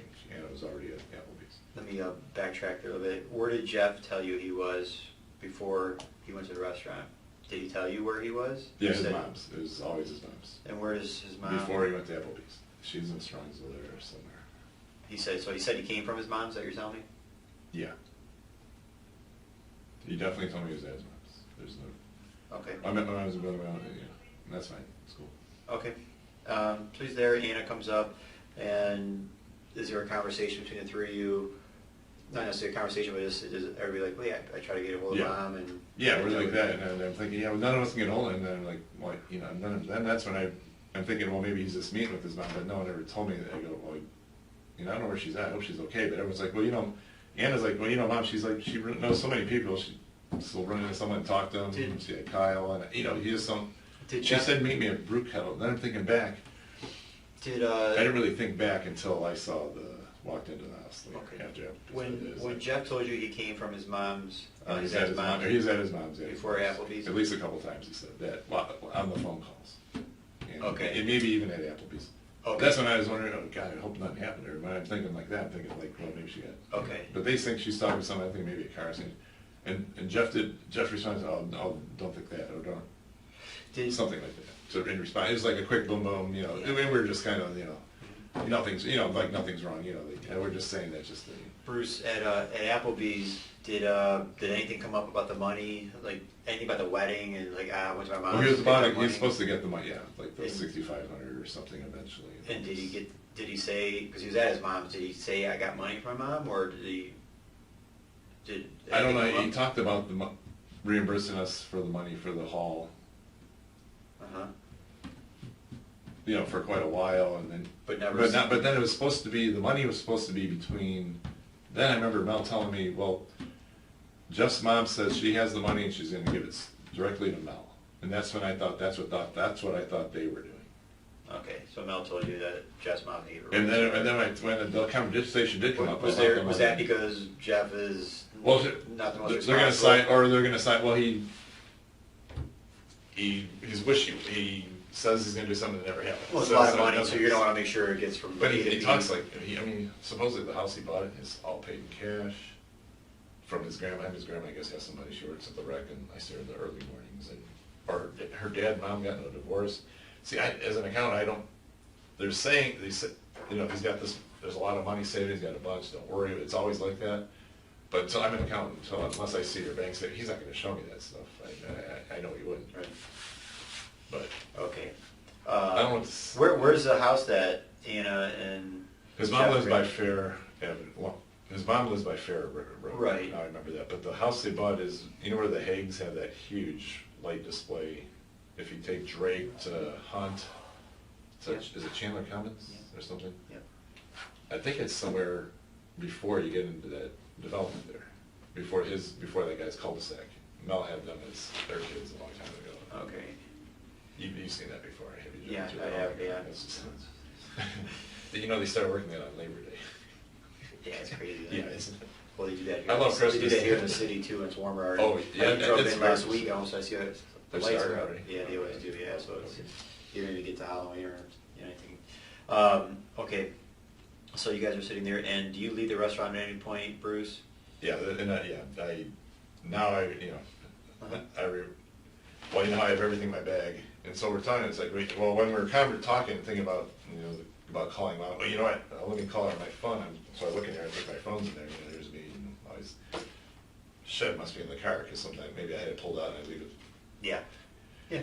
And so, yeah, I grabbed the key, obviously, if you get in the car, I had to get the keys, so You left your well, bag? I don't know, I know Jeff left to go to the bathroom, and I don't know if I was the first, I did that.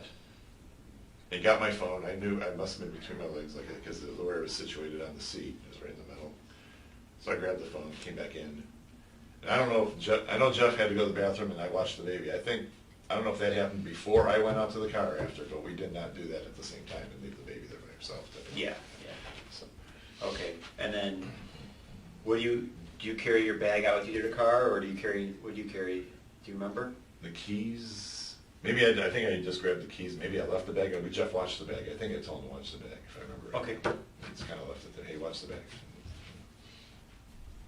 Okay. And you got your phone. There's just us two and the baby on that side, they had room on the table there, so. Okay, and then what time did you leave there? Oh, boy. That's,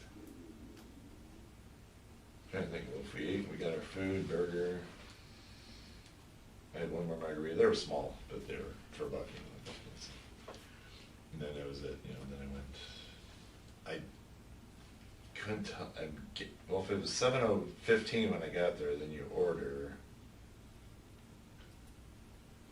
8 o'clock, I'm guessing, at the latest, maybe 7:45.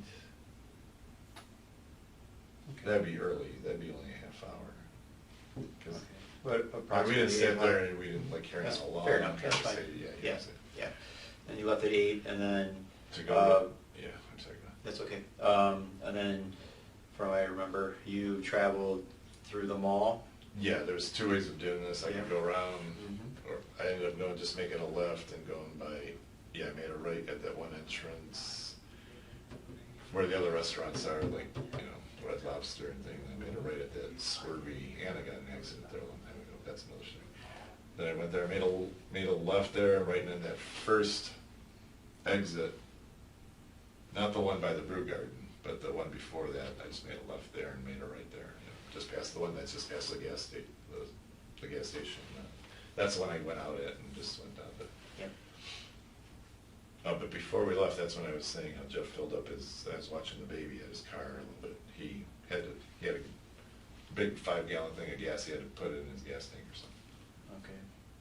And he had the door open, I blocked the wind from the baby in the front seat. I helped him carry out the hamburger. He didn't, and I put it on the. Did he mention, how much gas do you think he put in there? Were you guys there for a Yeah, while? he emptied it. It took a little bit, a couple minutes. Really, yeah. Do you remember? 2 to 3 minutes we were there, and then I went. Do you remember? Went back to my car. He actually has 2 gas cans there. Do you remember seeing 2 gas cans? Do you remember what color the gas can was? It was the orange one, because it's the same color as one I had in the garage. I remember talking about it, and it is the orange one. He emptied into the. Okay. And then you guys leaving, are you in front of Jeff now, or is he in front of you? Well, I parked a little ways that way, and that's when I pulled out, went up that way. I'm not sure when he may have had to put the baby back in, because he just set her on the seat, didn't have her locked in. Does he put the baby, does he fit that car seat in the back? In the front. He puts it It was in the front, rear on the facing opposite front? side, yeah. Baby's facing, yeah. Okay. There isn't like a back seat. It was a pickup. It was the pickups. I don't know if there's a back. No, there wasn't. It's small. Yeah, it was in the front. It was in the passenger front. Yeah. Right next to him. Yeah, that makes sense, because it wouldn't fit, Yeah. you know, seat. Okay, and then who arrives home first? I do, and he was right behind me. Okay. And when I was there, turned to the driveway, the red car said, "No, Mel's here." And that's why I'm thinking her phone's dead. I don't know what's, you know. I remember one of the things text was, "Is your phone dead?" or something. You know. I can't remember the line of Yeah, I my thought understand. process. And I thought maybe she was already, maybe when Jess got the money from, I'm thinking maybe she got the money from Jeff's mom or what, whatever she did. I don't know. Okay, and I understand you guys went to the front door, you couldn't get in? Yes.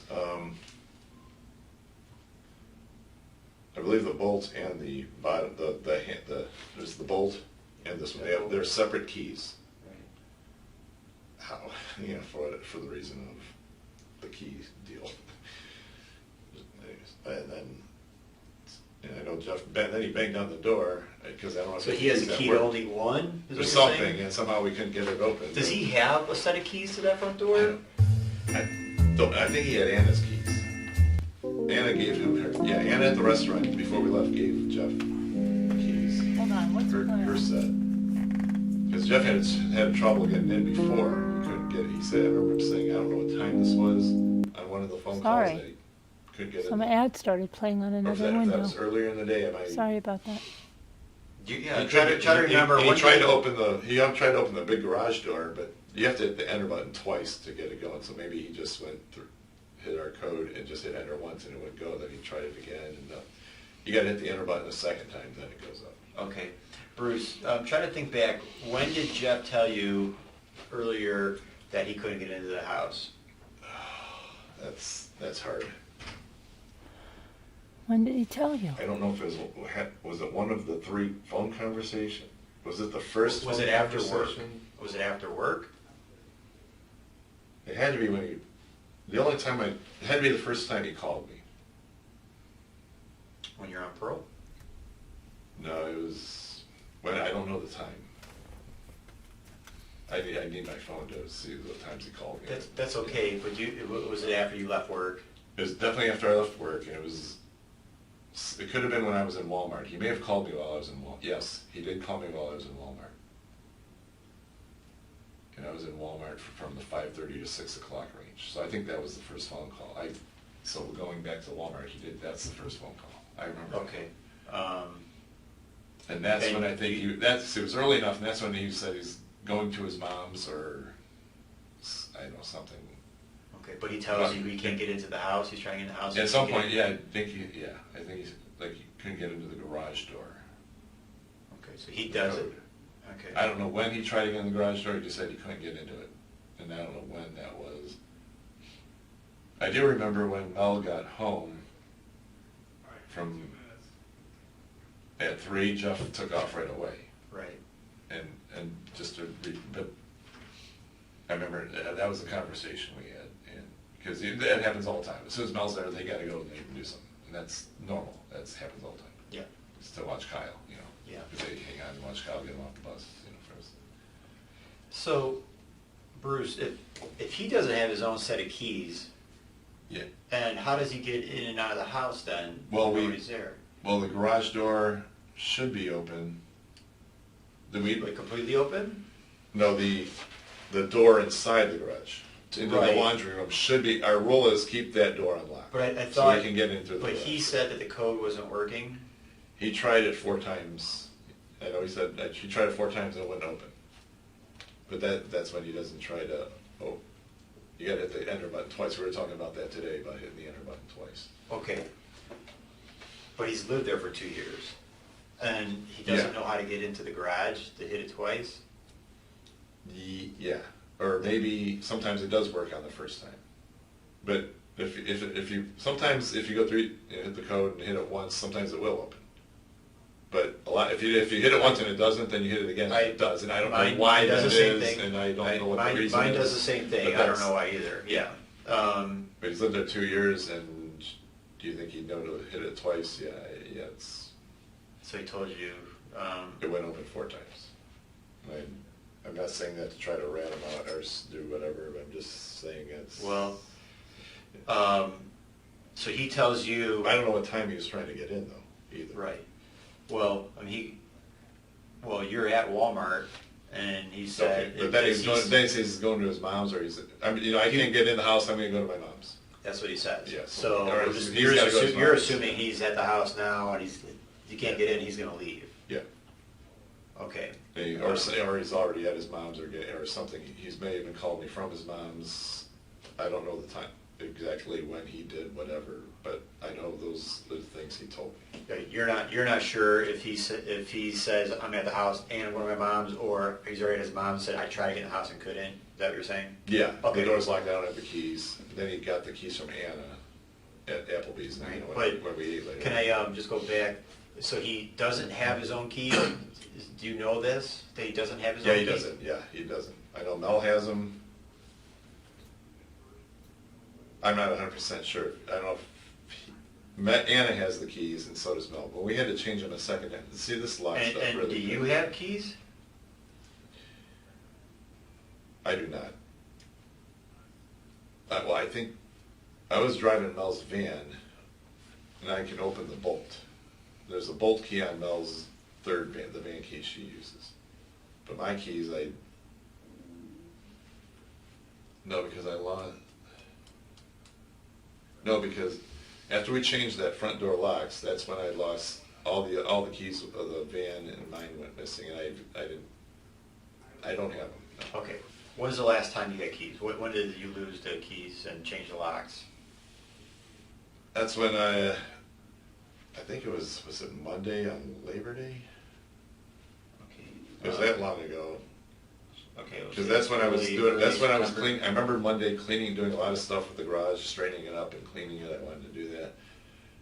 And I was cleaning out the cars, and that's when I had all the keys in my hand, all at once with me all the time. Then all of a sudden, later on in the day, they're gone. And I don't know how they're gone. I can't remember. And that's when... So that's when, I had them all because I wanted to clean all the cars. And when is this again? This is Monday of Labor Day. Okay. You have all the keys. Yes. And then now the keys go missing. Later all of a sudden the next day, where the hell are the fucking keys? Not another key. Then we're going out of our mind again. Are you fucking kidding me? What? I'm thinking to myself, I was making sure I had them accounted for at all times, throughout the day, every so often. So I can get in and out of the cars and vacuum them. I can, move the cars around as I needed to do whatever. Okay. And the next day, some of them are missing? Is that what you're saying? Okay, Mel already lost her set of the van keys somewhere. She didn't know where they're at. She lost them in the house. She wasn't. And then the backup set, which is mine, is one of them that was lost that day, and my Honda Insight. The next day? When you had them all the next day? That maybe it was either later on at 8 or 9 o'clock on Labor Day, or it was the next day. But either way, you have them all at one point on Labor Day, then either later on that night, the next day, some are missing. Yeah, I don't know if I took off, and maybe I had them. I remember setting them at one point, like on the windshield of a car, to because I was right there. They're not going to go anywhere. I'll just leave them there, by the windshield or in the indentation. Mm-hmm. So that way I can get to any car and grab them. I was so conscious of it, trying not to lose it, and then all of a sudden, I don't know if I drove. I remember driving off in the car. I don't think I had them sitting on the hood of a car. I'm thinking of all my scenarios that I haven't. Okay, I'm sorry. Is anybody thinking that there might be a bigger problem here? Is anybody in the chat thinking there may be a bigger problem here? I don't know. What's wrong with Bruce? Does he have a drug problem? Is he taking something? Okay, now let's just get to the point here. This guy he's an accountant. Is he a CPA? If he's a CPA,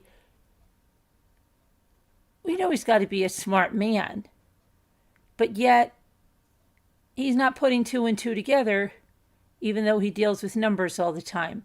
Okay? For some reason, he thinks Jeff's got his stuff together when any of us can see in a minute that Jeff doesn't have his stuff together, from the way he dresses to the way he acts to the way he's living to the way he doesn't have a job and he's having all these things every time he has to go get money. Something's wrong here. Then they're losing all the keys constantly. And then did he just say Labor Day Monday? Please tell me he doesn't think that that Monday was Labor Day. He's really talking about Labor Day in September. This happened October 23rd. I mean, I'm lost here. This is crazy. There's something more going on here. Do you think there's something more going on here? There's something more going on. The way he sits with that bag and he says he has to carry that, and he's always talking about these bags that he carries with him constantly.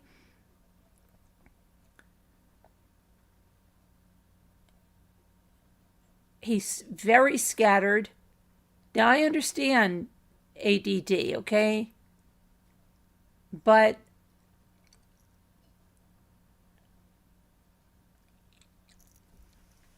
something's wrong.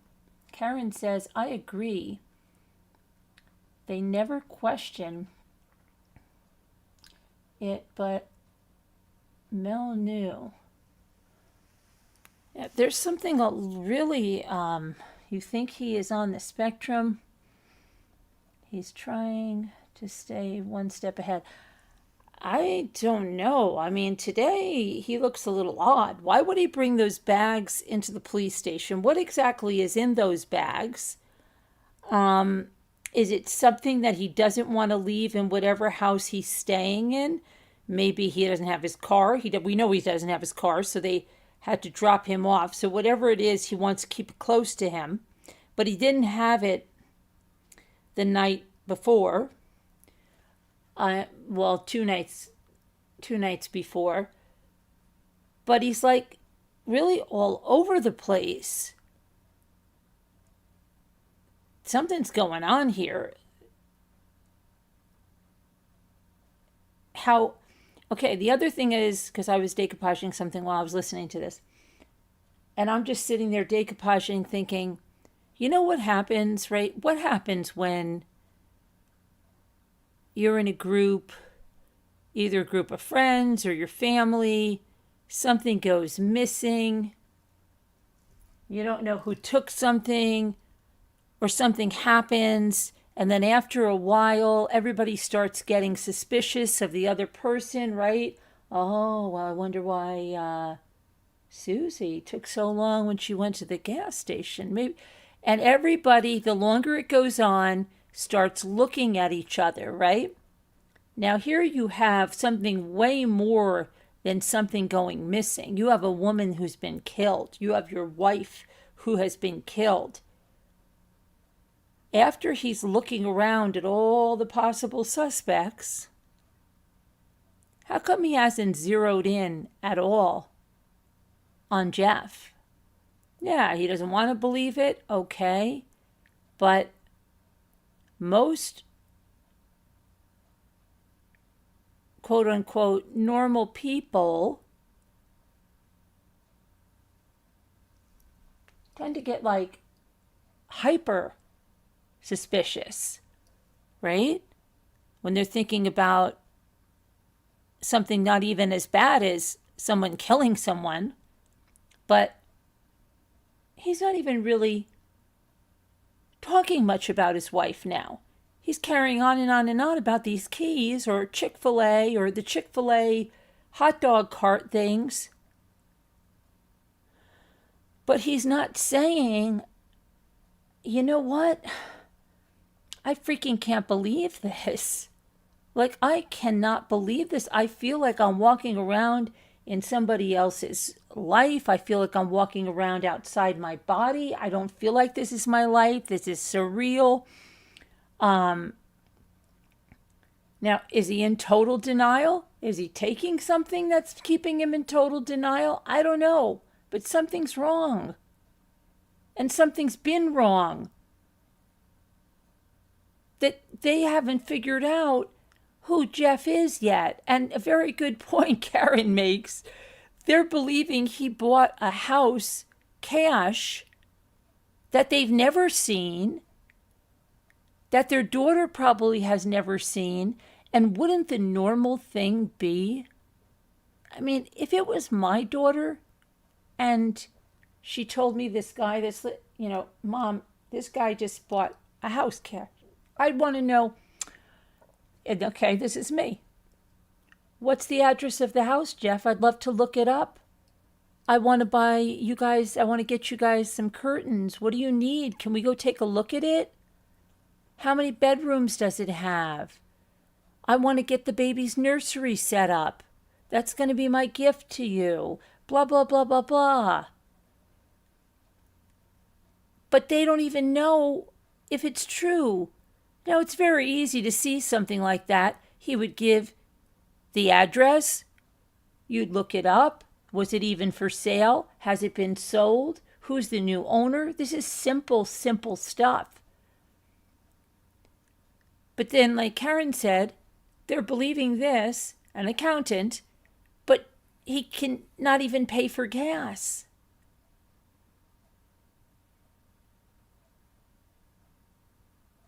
I don't know. I just don't know. I think him and daughter in denial. I don't know. Let's keep watching. This is kind of crazy. Really crazy.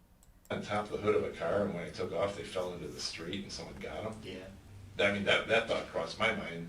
And when all this horn beeping started, someone found the keys and made the alarm go off, that's when that started to go from after that. Yeah. So I'm glad, I hope this helps, because that's definitely the place and time going back with the key scenario. And all Okay, this so shit. Labor Day. That's when I lost, yeah. Okay. It's definitely that Monday. All right.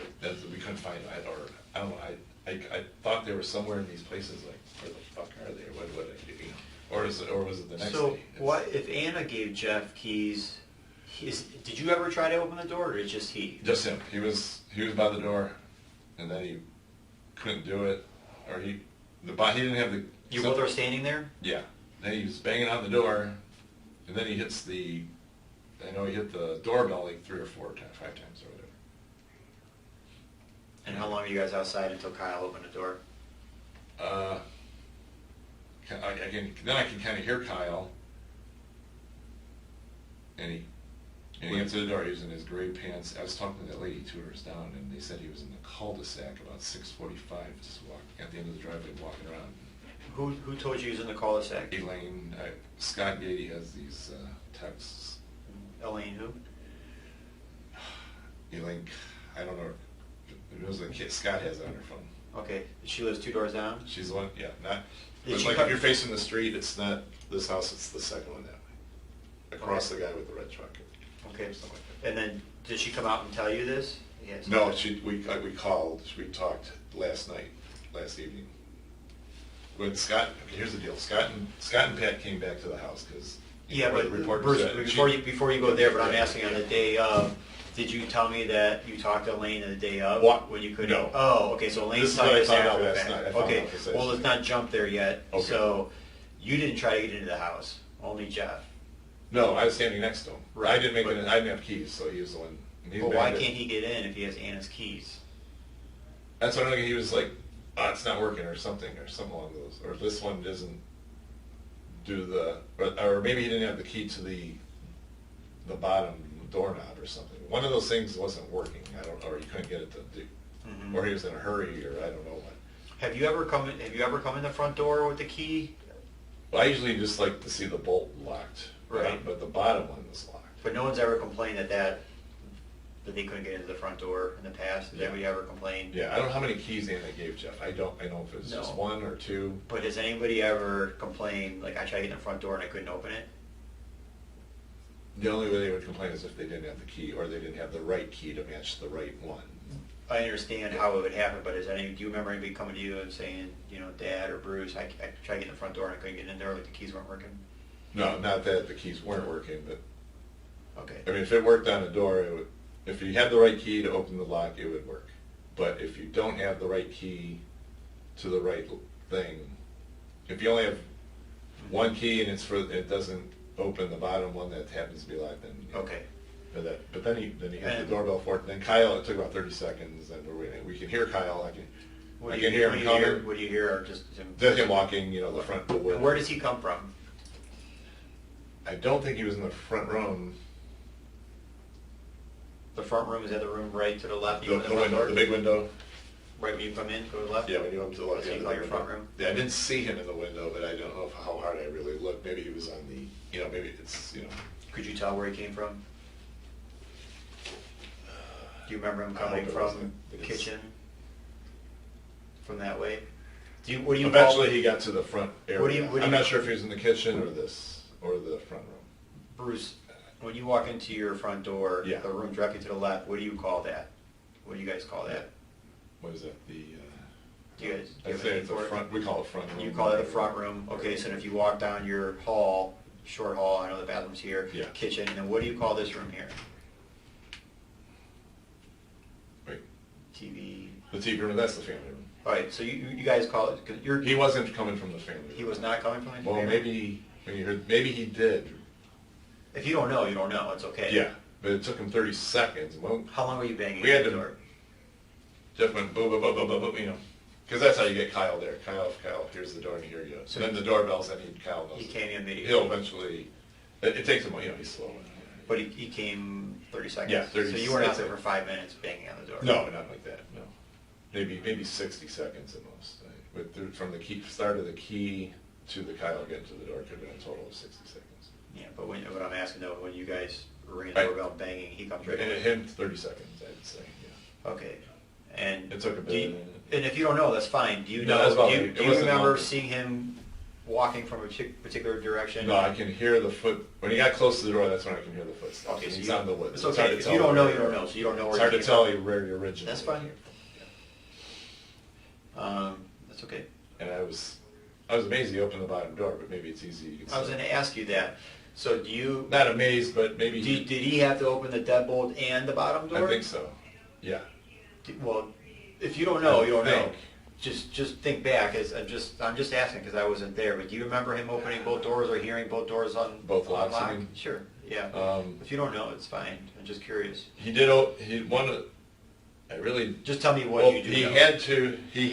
Since the bottom one was locked, and we couldn't do it. He had to open the bottom one with his Can- hand. I don't know if you can open it from the That's inside. what I- Do you have to twist that little thing? You don't know. I'd have to. I don't remember if you Don't have to remember. or not. But Kyle was able to open the door somehow. Maybe he knows to do that.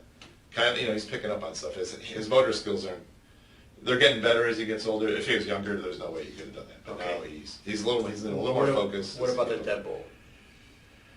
Do you remember I him don't remember. turning that latch? I'm not 100% on this. It's all right. If you don't know, that you don't know. I'm just asking. He may have clicked it. It's possible. I'd say it's a good chance, 50-50. I thought I heard a noise of him clicking. I thought you heard two. Yeah. Well, yeah, I think he did. Yeah, I think he did click it. What do you mean click it? Turn it? Well, you can, when you hear the bolt, you can hear the Yeah, clicking. okay. sound. I think I heard, and then he got the bottom one. Boom. Yeah, I think he did do both. He knows Okay. how to do that clicking thing easily. He knows how to do the top one. Easy. Yeah, Okay. That's easy for him. The bottom, I was like, wow, that's pretty cool. Yeah, so I walk in. I have all my bags on. But it struck you that he opened the bottom one, huh? A little bit, yeah. But I know he's growing, and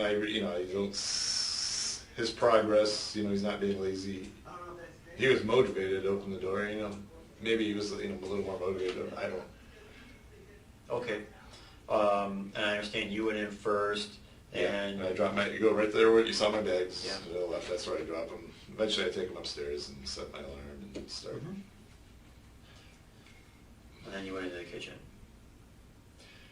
Well, what happened? Jeff came in behind me, he came in behind me, set the baby down because he had his arms full of stuff too.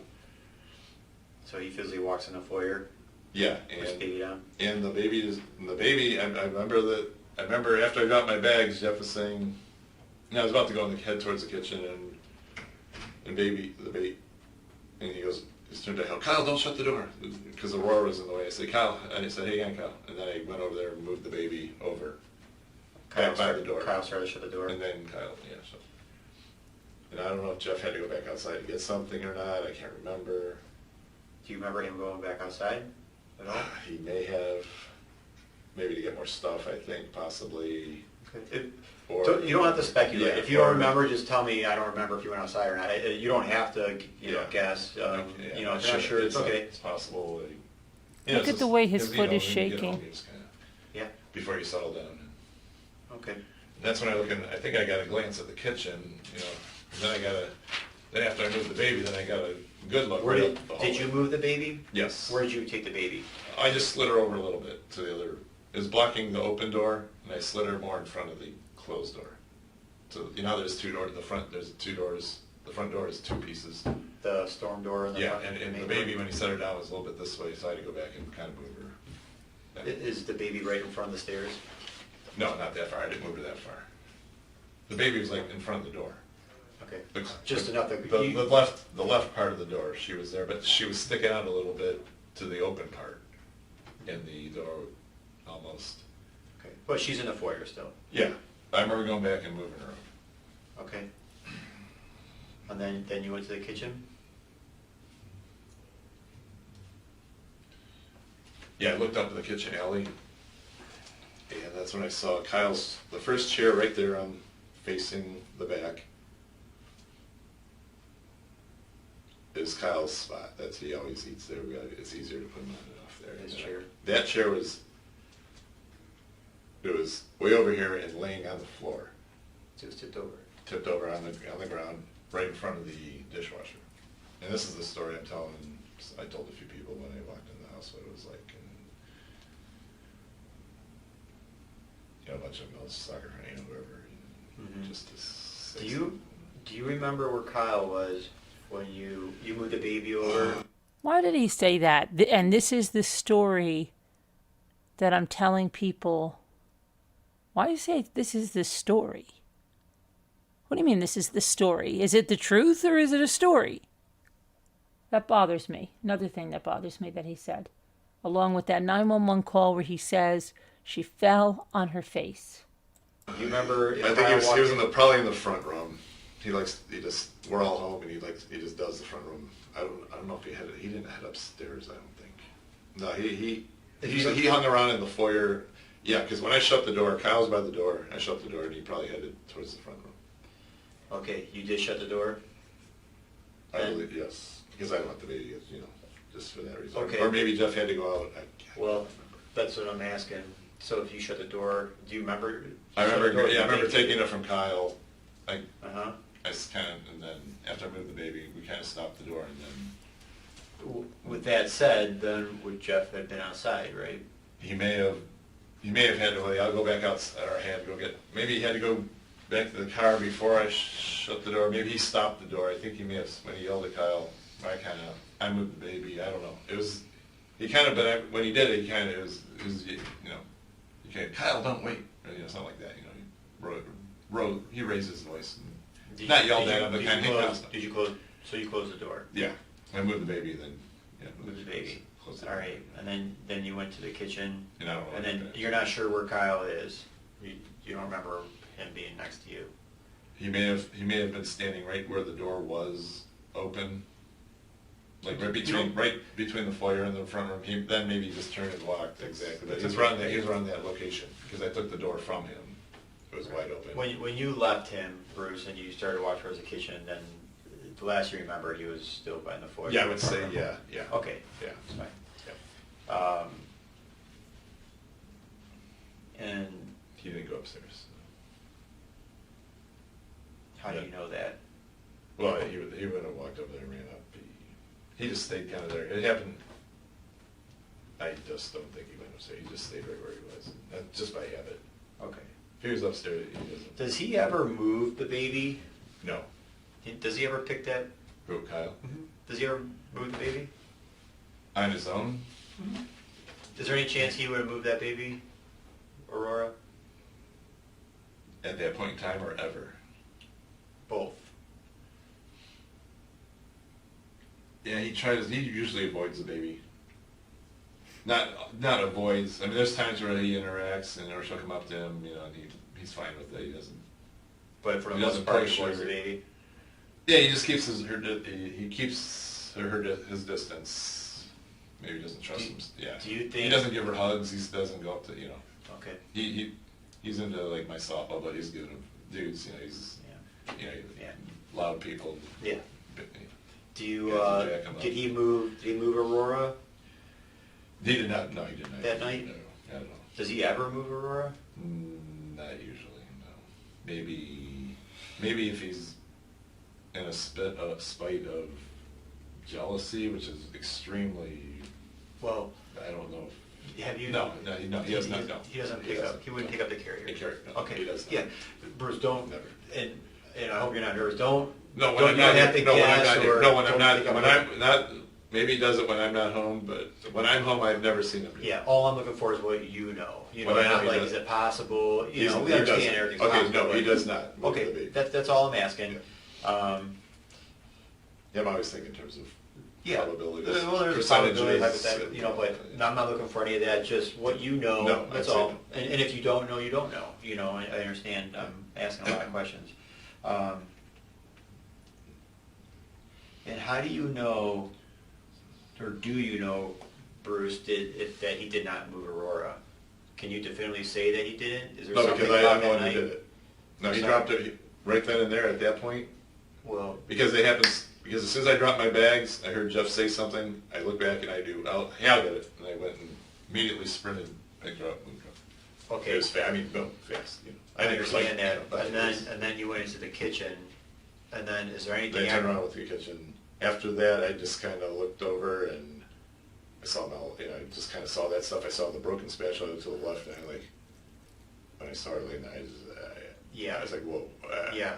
Yeah. You know, that's And I when, understand. that's when, you know, Do you remember where Jeff was or when he comes in? I mean, does he come in just shortly after? he was, well, you know, when I'm walking What is in- your reaction? Do you yell or scream, or do you say anything, or are you Yeah, in shock?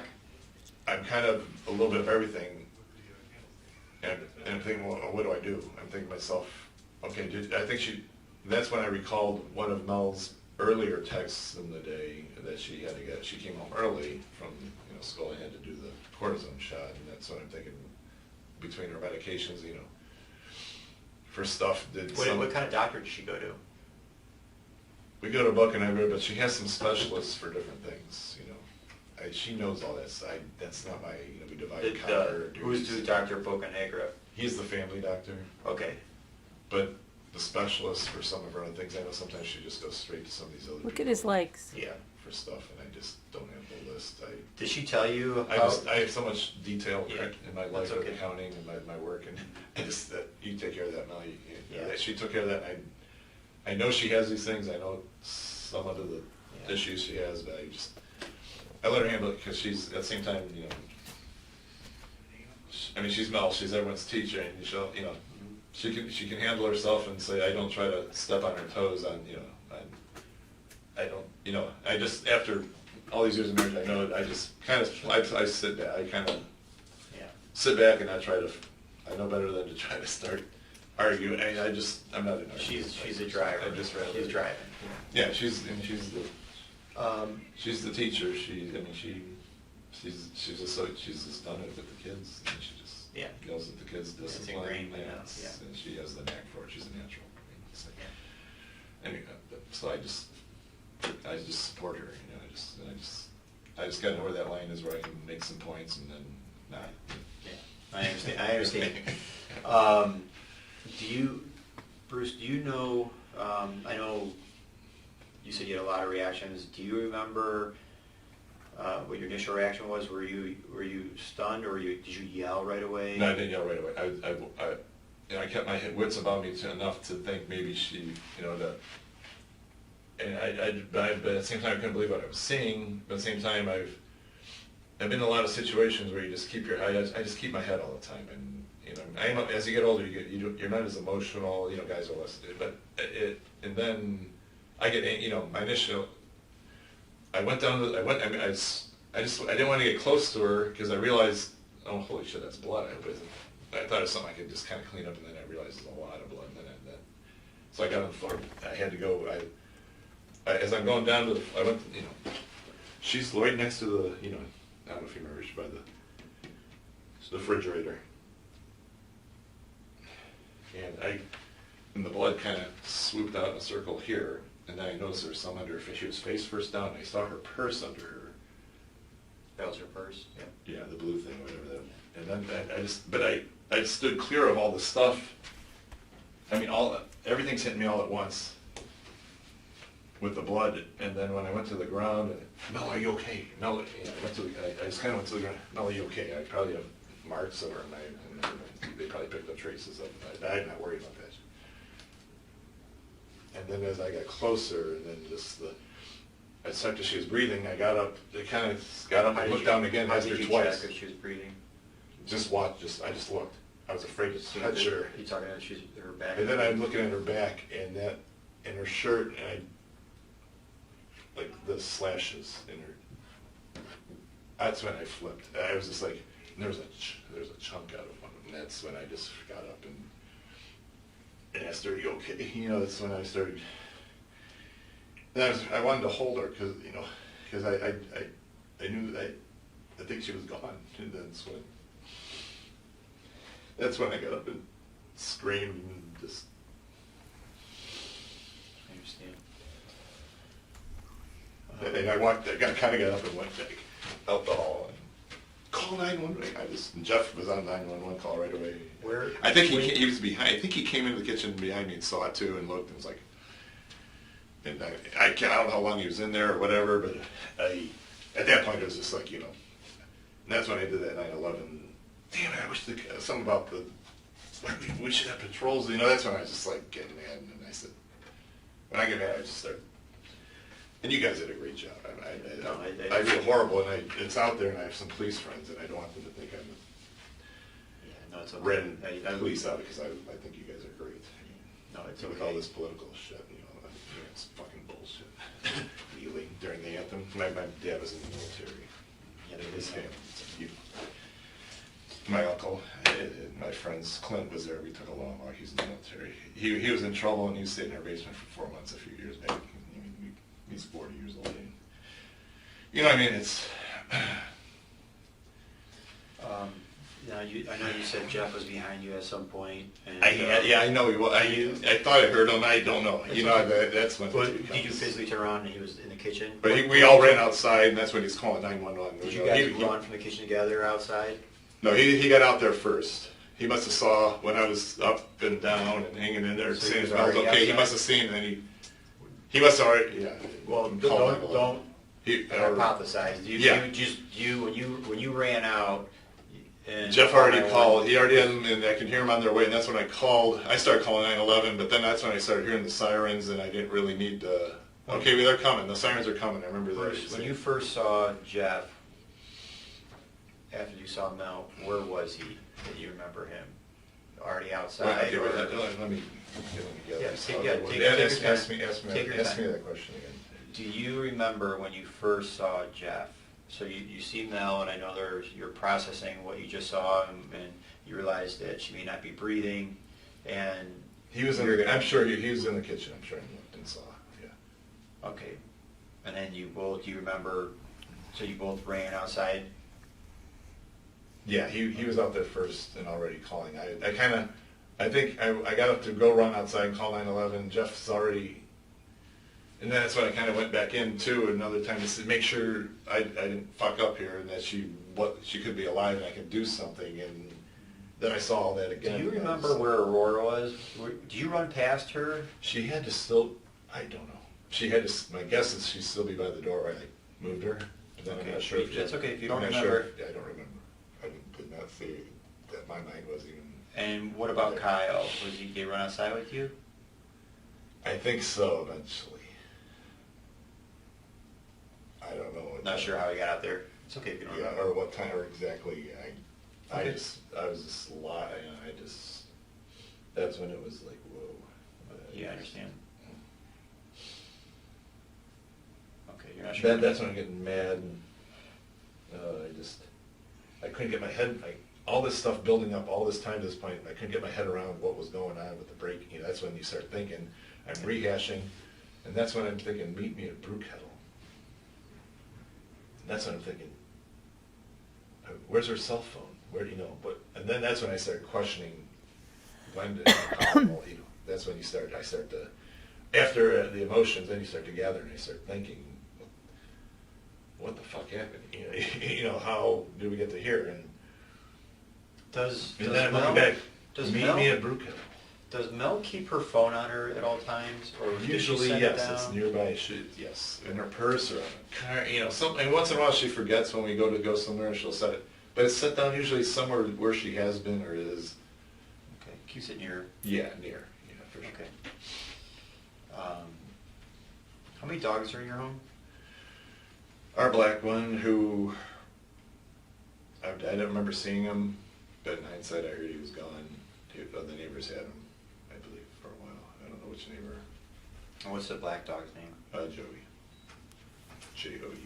It's kind of named Which after that. neighbor had him? I think it was the Ertlax, the ones on the corner, or it could have been Elaine. I'm not 100% sure. The one two doors down. I don't think anybody else would have really. You're saying somebody that the Yeah. dog got out? That knows the dog, yeah. And does the dog have already been out? Kyle, I'm thinking in hindsight, Kyle, they say he was on the cul-de-sac. Kyle probably let the dog, when he opened the door, let the dog out. The dog likes to once in a while take off and just follows him. What's the other dog? What kind of dog is Joey?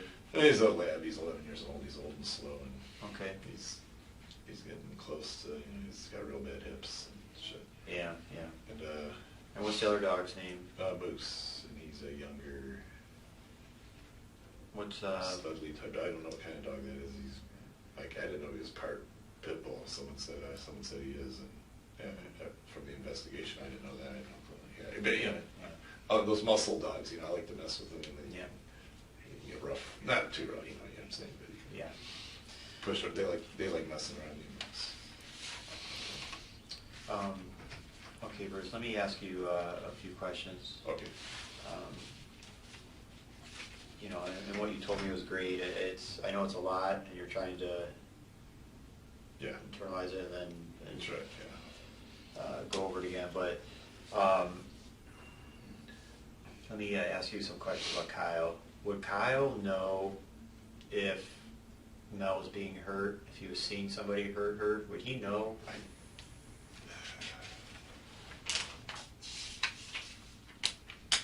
If A fight or something. I Well, think he could tell what's going on. I don't know how you would process it. would That's he, the thing about it. But if she was laying on the ground like she was and for a while and saw her, I don't know if he touched her, went over there. I don't know if he's. I didn't see like his. I didn't know. I didn't see like. I couldn't. I don't know. I don't know if he'd go up to her. Okay, if you don't know, it's fine. No, I think he'll just kind of, he likes to kind of look and then kind of go away and take off. You know, he kind of looks out of the corner of his eyes. He knows what's going on, but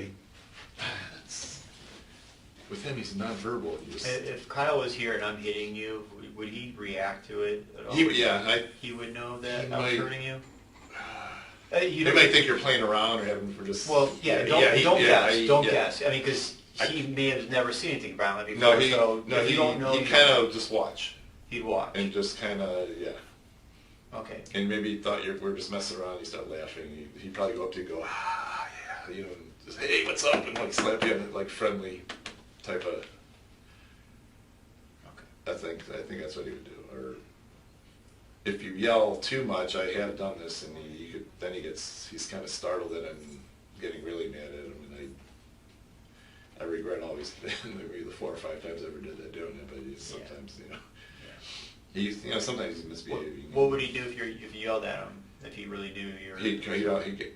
He'd almost go to tears, close to tears, yeah. Okay. Or if you hit him on the butt, then he'd be like, even if it hurt, he'd be like, touch the spot where you smacked him on the butt, like that. And I don't want to go there with him. But sometimes he's ornery, and you can tell when he's just pushing your buttons. I mean, well, just, he's mad about something, or he's just being a teenager. He has those moments, but not very, but it's sometimes, I don't know. I don't know what the circumstances are for me to lie, but maybe, I just try to keep my, I just get too old, when you're younger, we're all jacked up, we're invincible. I could play ball really good, and so, you go older, you just kind of more relaxed, you don't want to get a heart attack and shit, Sure, yeah. Just want to get that next day. I understand. Mel's phone, do you know the password of Mel's phone? Yeah, I think it's, you gotta go around the horn now.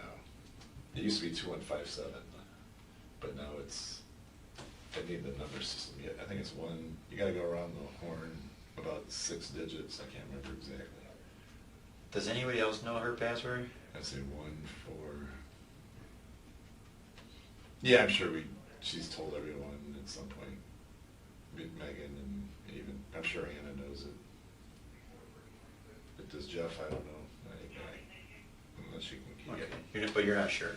I know, I do, yeah. I haven't had to use it in quite a while, so I don't, Okay.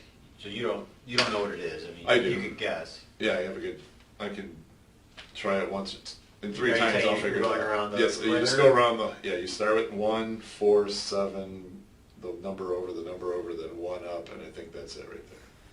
Then it goes those 6 digits, or maybe, I don't think it goes all the way to the top. It doesn't go to 3.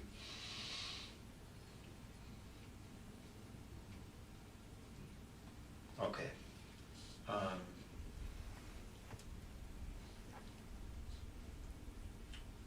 There's a lot of electronics in the home. Yeah. Does just everybody laptops. have A laptop, laptops? Yeah. How many laptops? Does everybody share them? Everyone has their own. Sometimes we use it, once in a while if we need to do something. No, that's when I have one. Okay. But you think everybody has their own laptop? Yeah. Okay.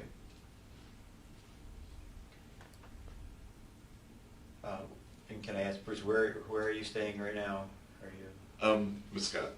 with Scott? In Berea, a bunch of us are. Who's all staying with Scott? I wasn't sure. Well, me, Kyle, and Megan have stayed all times. Anna stayed the first night. Jeff went to his mom's the first night.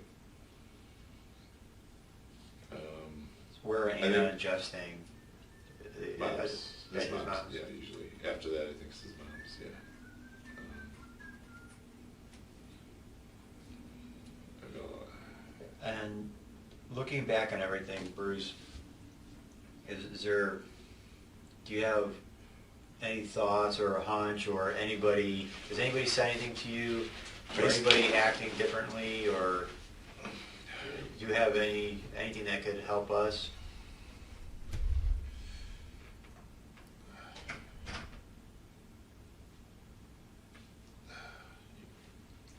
The conversation with Elaine and finding out that some stuff in hindsight, it was a good conversation. And that,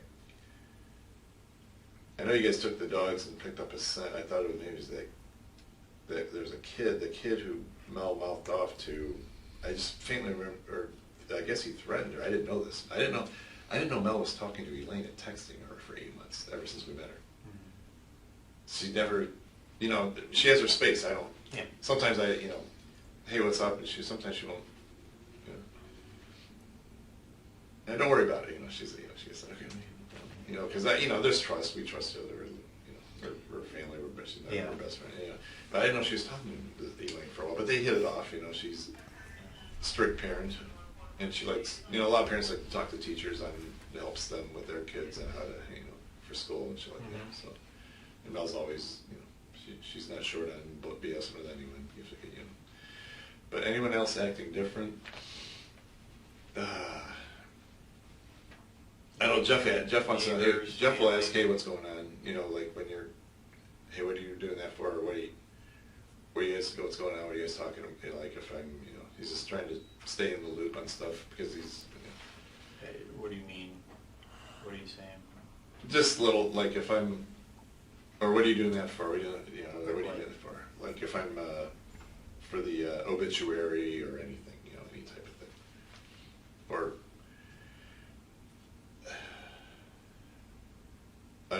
we talked about this polygraph stuff too, and I just like, I don't want to really bring it up, because we had Scott has a family friend attorney, and I know I don't need to do the polygraph. I know I'm not gonna be. I know you asked. I think maybe that's what you're supposed. I don't know. But I heard about these things, and I'm not sure if you're in an emotional state, it's not good. You can. I don't know. But if you were going to ask me, I was going to tell the attorney, who's not my defense attorney, he's just handling stuff like about Kyle being for guardianship about Kyle, things like that, more like money stuff. I had Pat's a financial guy, advisor, is always trained to, and I can do a lot of stuff my own without him, but he's going to help me on some stuff. And my sister's a CPA, she knows a lot of the detailed rules. We just set up something because all of Bill's friends want to know where we can kind of donate for something. We're thinking of a scholarship down the road, stuff like that. But you don't want to think of this stuff. All this stuff's flying because and you got to handle something like this, and while everyone's there, you can't get everybody over there in one spot. It's like there's a lot of crying, hugging. Yeah. It's ups and downs. Well, let me ask you, since you brought it up, you and Jeff talked about the polygraph, and can I ask how that conversation went, or? It's all about, I think we both just said that, I hear those things, because his dad was a policeman, I think, and he said, it's probably, since you're an emotional, they're not good to take it if you're in such an emotional state, obviously, and that's what they can, I'm not sure the accuracy or what they're for, or what the purpose is either. I haven't read it. I mean, was the consensus that it's better not to take Yeah, it?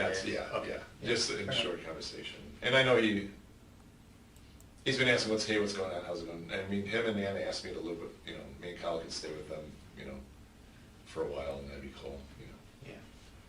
And everyone's talking about, even when we decided on Scott's house, I mean, even Pat thought about me staying there, but, and no one was sure where they wanted to go, and after, that first night, after being at the hospital, and Pat's, he's a friend, I haven't seen him in a while, and I'm just looking at Megan. Megan, I'll do whatever you want me to do. I'll stay wherever you want me to stay, because I want to stay with you. And that was like, you could tell we wanted to stay, me and her on the, and wherever that was, that's where it was. And I thought about my sister Laura's and Sandy's. They're way out, they live too far away, but Scott was. Are you telling me, does it seem, maybe I read this wrong, I mean, does Jeff seem to be asking a lot of questions, like being more nosier than usual? No, I think he's always, not really, yes. I know there's some instances he's at, hey, what's going on, With the investigation? Does he ask you what's going on with the investigation, or I don't know? With the investigation? I'm not sure what you're saying. Yeah, all this okay, let me pull it up. Anytime, there's a whole slew of things we're doing, so when it comes to things like the attorney, well, what are you doing, what's up with the attorney, or that's what's up with he'll ask, he's asked 2 or 3 things why you're doing that. I know he did about the attorney. Why you're I know he did about, having, I just got done, when you called me yesterday, it was all about it. I go, there's nothing, it was just all, it's just. So he asked you what our conversation was?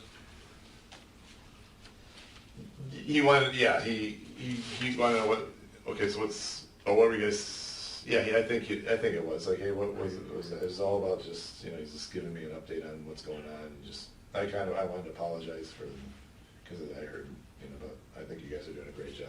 That's all I told him, he just talked because he just wanted to meet tomorrow at some point, wanted me to call him when we get done and stuff. He wanted you to call him when we got done talking? No, he just wanted to know he just wants to know the time and place of things, or when, we're gonna go see him tomorrow, and that's just the protocol, just to get an update on the investigation. That's what I figured, so that's all I told him. And then when we had the attorney, he asked, what was it, what's the attorney, and then that's, it's my stuff. He gets a little nosy on stuff. Don't take this the wrong way, but you're kind of trailing off on me a little bit when you're talking. Yeah. So what I'm asking you, he has asked about, he asked about our conversation yesterday, okay? Yeah, and that's it, just once about, are we guys talking, and then he leaves it alone. And then he asked if you were coming here today? Yeah, he wanted to know, are we coming here today? And I go, Rich, I'm going to have to, he wanted me to call him when we're coming out, we're going to but I told him we have to do this. He and wanted you to this." call him when you're coming here? I don't No, he didn't want me to call him. No, you wanted me to, I said Detective You're telling him. Stoltz wanted me to call him when he wanted us to go there, but we gotta go to the cemetery first, and that's, we ended up going to Huntington Bank after that, and then came here. Did he ask why you're coming here? No. Okay, He I just- thought that's what yeah. you said. No. So But he's just asking, so we had a after our conversation. phone call, and I then- said, yeah, I was just talking to Nicole, so he goes, oh yeah, was that, were you guys talking about anything, what's going on, that kind of stuff. And the same thing with the attorney, we have the attorney, what's going on is, I go, he's not a defense attorney, he's just the guy with the. Okay, So I think- he thought you were getting a defense attorney? Why are you Maybe, talking to him? no, yeah, maybe, I think maybe he thought it was a defense attorney, but then I said, no, it's not a defense attorney. I even told him, I even told you over the phone that I'm talking to this guy, that's Scott's family, so just helping us out. So he's an older guy, I've met him before. Okay. And he just wants to know about, he's just generally curious, because you can tell he wants to know things going on. But if I ask him about his family, he won't tell me. The thing about his family's hands off for some reason. And stuff, I don't know what's going on. It's all. I mean, I understand. Bruce, is it nothing more than, I know he's staying at a separate house, nothing more when we see each other, he just asks. But when he's what's there, he'll going ask, on? yeah, and he wants to know what's But going on, nothing too. unusual? No, nothing. Okay, unusual. that's what I'm He didn't ask me what I told you in my interviews, because it's. He did ask? No, he didn't. I won't tell him anyways, because. Did you talk about what he told me? No. I have no, he says, well, they cross-examine you, and we both agree that, I understand that first night they try to get you rattled, or maybe say something to maybe get you, just to test if you're lying, and maybe that's about it, and I get that. I'm not worried, I have a timeline, I can prove everything. I think, Because his dad's a cop, and, I never knew I knew, and, he has, he's guns, he has guns, he's gun shooting, he's further ahead, he does things that I don't normally do in my club, but I play sport, I'm more into sports, and. yeah. But he seems like a really good kid, nice kid, he's quiet, Yeah. you gotta get him out of his shell, he's been out of his shell a little bit too, with all that's going on too, so. Yeah. So Yeah. maybe that's why he was asking, he can know what's going on a little bit more, and he wants to help, good, he has a good heart and everything, and I don't know what his timeline is for that day and what he was doing. I didn't ask him, and that isn't my. I think that's a violation. Bruce, do you guys keep your cars locked? Do you know? Oh yeah, I Does everybody? Yes, Everybody know I know Anna does, and you know what? And sometimes Mel doesn't lock the van, but I always make a last check. I've done it since we've moved. Way before this stuff for years. But is it? Does Everybody in that house keep it locked? So there's. No, Aunt Megan would leave her red car open.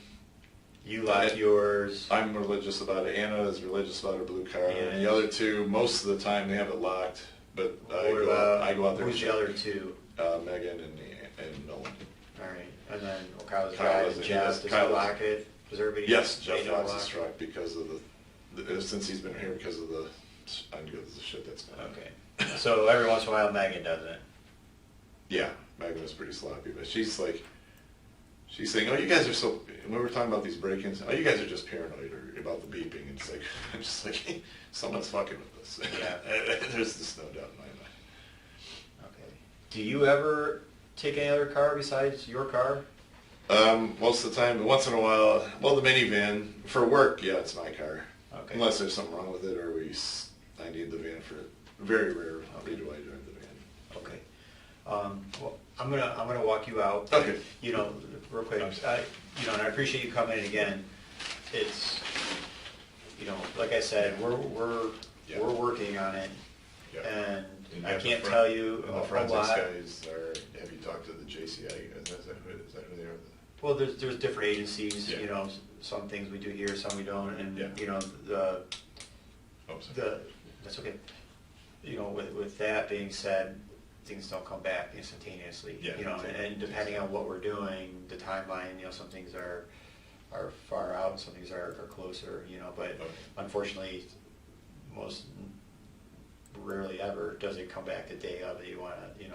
Oh, absolutely. to Oh, yeah, analyze it's- something. it's- So yeah. it takes time. So just Yeah. asking You you, gotta give us be pain. meticulous, and you gotta be. Yeah, just try to be careful and- patient with those. I don't want you to be discouraged. No, And when you don't hear something or you hear something on the news, Yeah, I haven't even watched that, maybe. yeah, if I could just encourage you to not to talk to them, because for us, it's the integrity of the investigation, which is why we don't say anything. That's why Now, sometimes inevitably, somehow, some way, just the way the world works, something gets out that we don't want to get out, but people Yeah. talk, and, however that happens, I don't know, but, I ask you not to talk to them, and.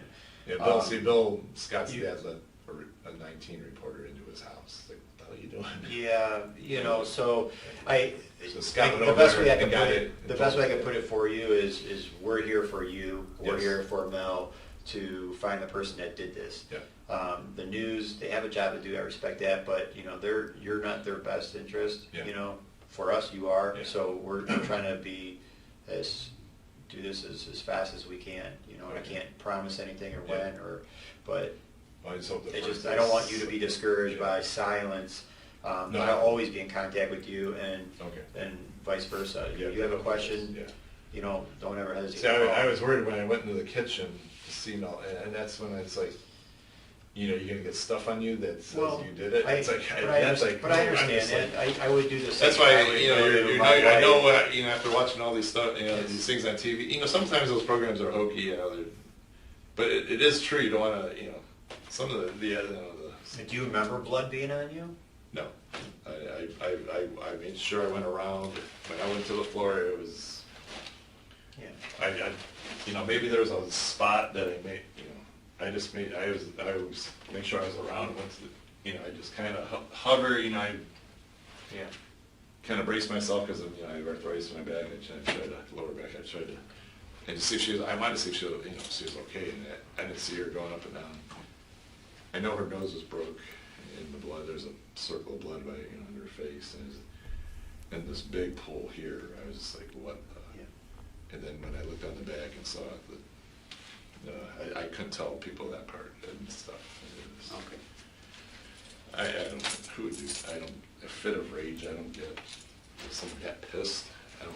Yeah, I don't know. and that's I just- that's the that's what we want to. I get mad. I get mad, but I don't. I'm not going. That's we all we're on stuff, but you just kind of blow, and it's like then you just then you're fine, Yeah. But I understand. that's just but okay. Hope I helped. You did, I know what direction possibly it could be. I don't know if that kid that was behind us after talking with Elaine that threatened Mel in the summer. I guess he was in jail. Is he that mad? I don't know. It's just speculation. I'm thinking, I can't say.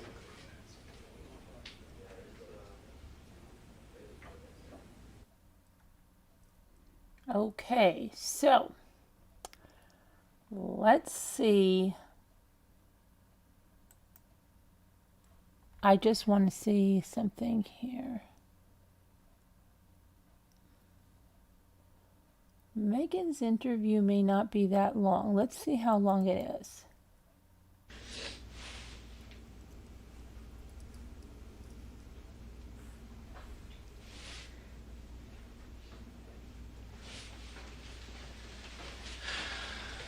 How are you holding up, Megan? I'm doing all right. Well, we appreciate you coming in. Like I said, and we're going to make this as quick as possible.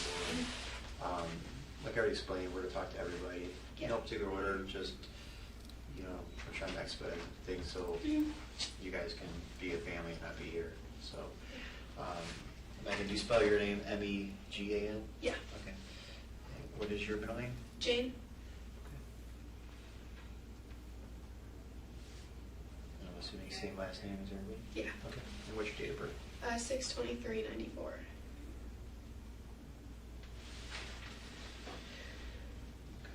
And what is 94.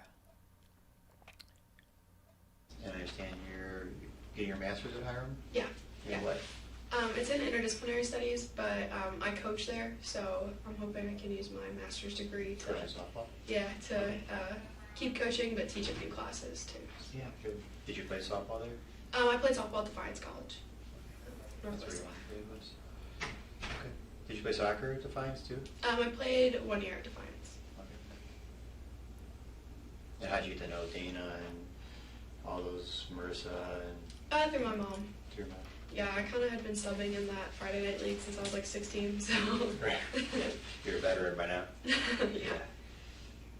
It's some good soccer, some bad soccer, so it's Yeah. fun just to go out there and run around a little bit. Oh, yeah. Yeah, I never turn it down when they, well, I shouldn't say that, but when they call me out, I'll go out there whenever I can, just to run around a little bit. Oh, yeah.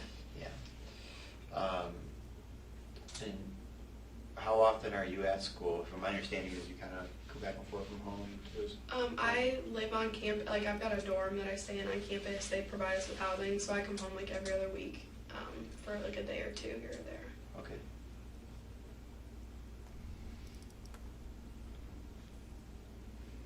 Okay, and we understand that Kyle, your mom, your dad, and Jeff, and your sister Hannah live there, right? Yeah. Okay. And is there anything, I mean, when you come home, I know you're not there that often, is there anything that you felt was different in the home? I know there's a lot of things going on at the home with car alarms going off and the car starting, and so besides that, was there anything else going on that we should know that you could think of? Anything outside, like problems with the neighbors that you could think of that they told you, or? Not that I really know of. None of the stuff ever. The only time anything happened was like 4 nights ago when the car alarm went off at like 4:30 in the morning. Or no, that was like. Were you home? That for was Monday morning. Yeah, I had stayed Sunday night to Monday morning and then got up. My dad had a flat tire, so I took the minivan to drop him off at his car, and then I drove back to Hiram. And my mom had taken my car. So. And who turned the alarm off on the car? Either my mom or my dad. I was asleep on the couch, so. Oh, okay. Yeah. Did you hear it? When they kind of like woke up, and then when they woke up, I kind of like faintly heard it. But one of them just ran outside and shut it off. Okay. And do you remember anybody else waking up? I know you were asleep, but did they say the next morning? No. No. Not that I know of. Okay. I know there was a wedding this weekend. Mhm. How was that going to planning? Everything going fine? Did they tell you? Or? It was hectic. Is it? Last minute, they had some issues with the reservation of the space. Jeff had said that he was trying to pay in cash or use his card, but that they rent out houses, and something broke in one of the houses, so he had to pay to fix that instead of put the money down. So my parents ended up helping out, and then his mom was going to pay back my mom. So. Yesterday, were you at school all day? I got to school around 9:15. Did you leave from home? Yeah. Okay.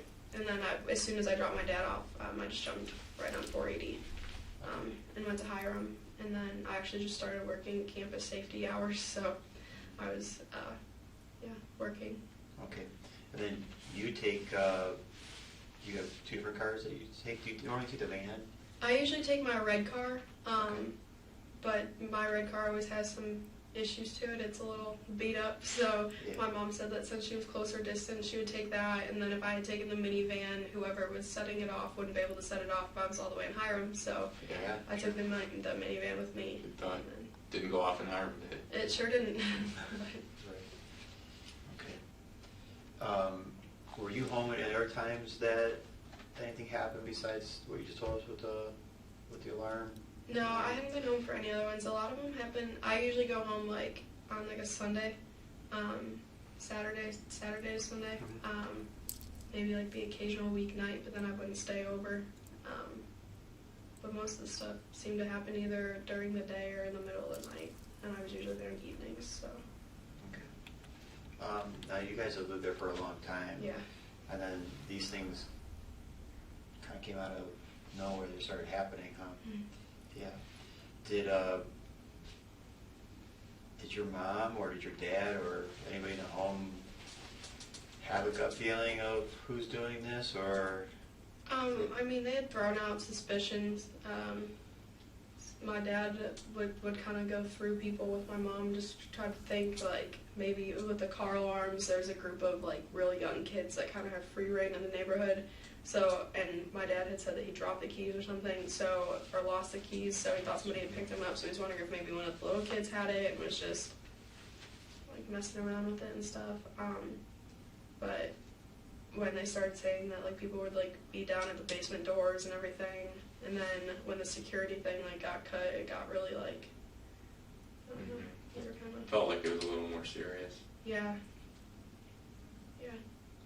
And who installed the security? I have no idea. It was, well, I wasn't there when they did it. Yeah. I know they had them in the front and the back, but the one in the front had been cut, and they had, I thought they still had one down in the back. Did the app, did you have the app on your phone or No. somebody? No. Who did? My mom, she used to send me screenshots when raccoons would run across it, so. So it worked. Yeah, Yeah. And nobody else had the app? Were able to? I don't think so. No. My dad's not always the most tech savvy, so. Does she have a password for it that you know of? Does she have a favorite password for anything? Yeah, she has a few that she uses. Can I ask what they are? Yeah.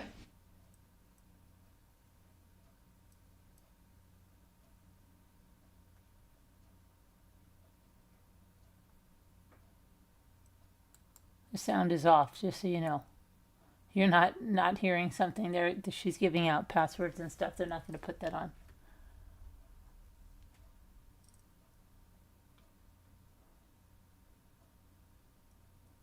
Sound will be back in a minute.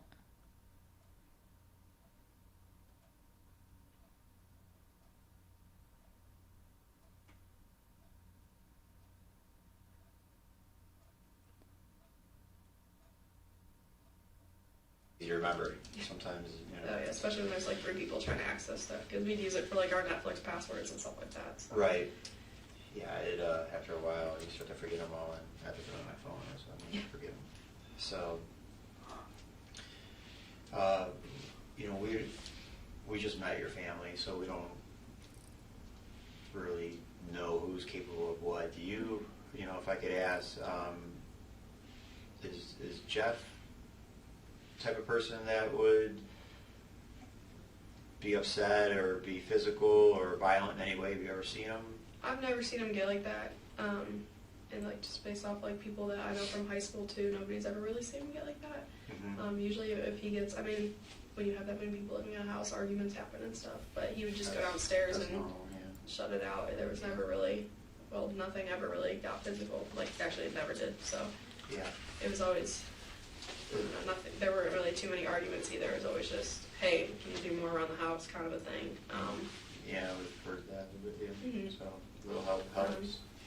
Yeah, I don't think that he would ever Mm-hmm. get violent by any means. What about any other family members or friends of your parents, friends of Jeff's? I mean, is there anybody that you could think of that just comes to mind where, as we're trying to piece together, I'm sure you guys are too, and just looking back on, is there anybody that?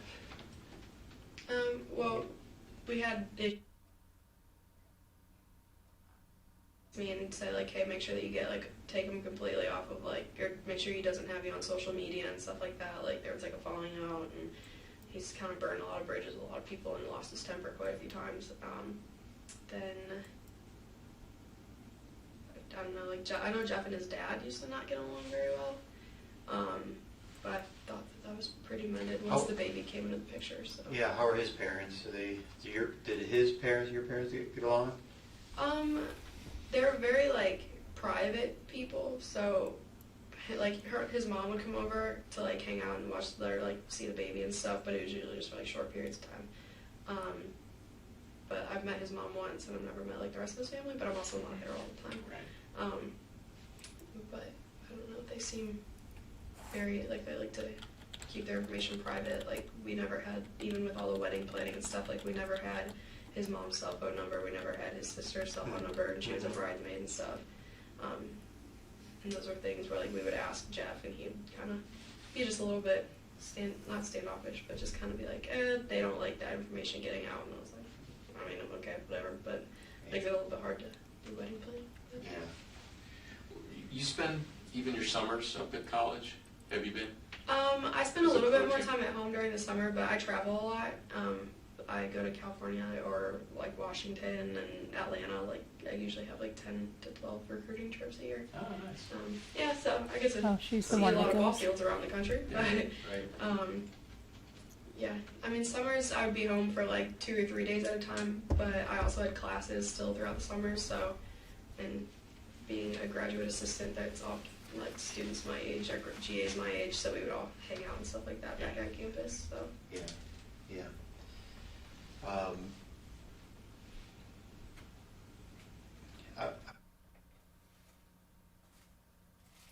Anybody else that you could think of? some guy in a red truck, but I've never seen it. Like I've never seen him like home or anything. He lives like catty corner, I think my dad said. I mean, there's people that like we have. I know my sister has had some spats with people, and at first when things went missing, we kind of thought that maybe it was just somebody. She didn't always hang out with the greatest crowd in high school, so we thought maybe at first it was just somebody that had. Because after she had the baby and stuff, she did like a complete 180.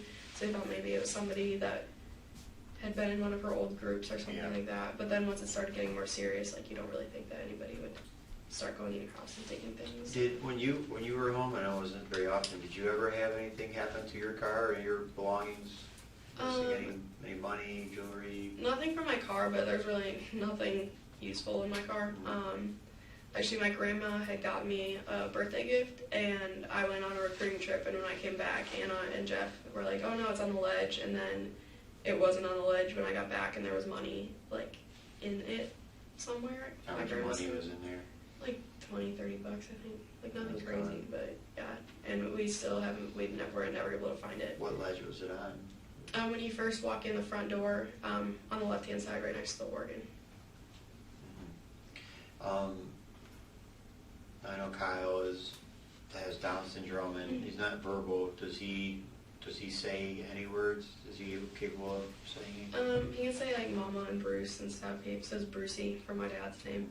A lot of times it's just like sounds that kind of like represent people. Like and he always shakes his hand because he always used to steal my phone. So that was kind of like that thing. He can say yes or no, but it's usually very persuaded. Okay. So like if we would say, do you want this? He would just say yes to everything. So Yeah. never really. And when Kyle gets upset, did you know when he's upset? Oh yeah. Yeah. And what does he do when he gets upset? He'll usually throw like a little temper tantrum and stuff. I guess lately at home, my mom said that he'd been like not self-harm, but he would get like violent more towards himself more than anything. Like he'd hit his head and stuff like that.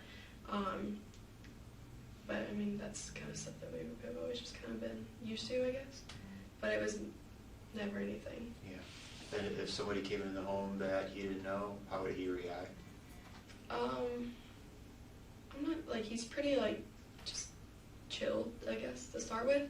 So if somebody were in the house, like I don't think he would do anything initially unless. But I know that like when our dogs they play all the time, or like my sister and I when we used to get in fights and stuff at home, he would be very sensitive towards that. Okay. So Okay. he never liked anything with people. Any physical confrontation? Yeah. And what would his reaction be? How would you know he's upset? What does he do? He usually cries. Cries. Okay. Mhm. Okay. Or he'll like yell even louder and kind of put his hands over his ears. Okay. But it's never been violent. He's never been violent towards. Does he grunt or rock when he's upset? He rocks a lot. So like he listens to music quite a bit. So a lot of times when I don't know if that's like a comforting thing for him. So it's just an automatic reaction when something is bugging him, I guess. But he grunts all the time. Like he'll walk around upstairs and it's just and then sometimes he'll just start hysterically laughing and you don't know why, but Yeah, he does it a lot. Yeah. I'm asking because he was grunting when we were there, but That's granted, there was a lot of people, Yeah, you know, that's, unfamiliar faces there, so. that's normal though for him. If it's just like the kind of thing, Okay. and he'll do it quite a bit. Rocking, I think that might be more of like a comforting type thing, but he still does that. Okay. And I don't know if you have anything else, Greg. Are you going to be home for a while, or are you Yeah. going back? No, I'll be home for a while. You home for a while? Mhm. Okay. Do you know where you're going to be staying? Are you going to be staying at your Uncle Scott? For now, yeah. I'll be close by. I might stay at my aunt's house. She lives in Ravenna, which is right by Hiram, so I could pick some stuff up from school, and then come back. So it'll only be for like one night, but I'll most likely. And then my roommate lives in Berea too, so Okay. most likely Berea, Homestead Falls, because that's where my Aunt Melanie lives too. Gotcha. So I'll be in the area. So. Were you ever at home? These items that would just sort of randomly turn up missing. Did you ever experience that, or were you always away when those things happened? I mean, my keys would go missing, but Kyle always had a habit of snatching keys to start with. I mean, things that really went missing, money or the keys. There were a couple times where I'd get like a 10 or 20. My dad would give it to me for like tolls and stuff like that to get back and forth. And if I like left it on the counter, I think twice it went missing. Really? Do you think there was somebody in the home? This was like over a year ago, or so like at first I was kind of like, okay, like maybe it's Kyle swiping stuff, but he usually doesn't take money. And then it's like, oh, like I know my sister and Jeff have like a kid and stuff now, and that's very stressful, especially from like a financial standpoint. So it was like if the worst thing that they're taking is a 10. Right. And I don't mean to make this sound accusatory or anything, but I would like to know, when this stuff started happening, would you say it correlated with Jeff moving in at all? The strange things, the things missing. Yeah, I mean, I just feel like we kind of need to ask that because he did move in with Anna. And I think that's. Do the time frames correlate? Yeah. You think so? And that's something that like I've talked to my parents about and stuff. Mm-hmm. But like we don't want to like sit there and like, play the blame game and stuff like that because that can impact. But did anything ever happen that helped you rule Jeff out? Like, did anything ever happen where you said, oh, well, it couldn't have been him because this, or was there really never anything that sort of cleared him? When the people started showing up at like the back doors and stuff like that. Who saw the people at the back doors? Jeff saw one, and then I thought it was the second one. I thought was in the family room in the back sliding glass door. I thought that was my mom, but I think that was Jeff as well. Was it? He has said he was holding the door, and they were holding the door, and which it doesn't happen. It's rare for Strongsville. Yeah. Fighting over the door, but but he said that was him. And like Sergeant Gravas is saying, that your dad felt the same way a little bit. The timeline of Jeff moving in, some odd things happened. Yeah. Now might be missing small things. You don't know who did it, but you're assuming someone in the house who needs some money is, going to snatch a $10 bill here and there, or 20. Yeah.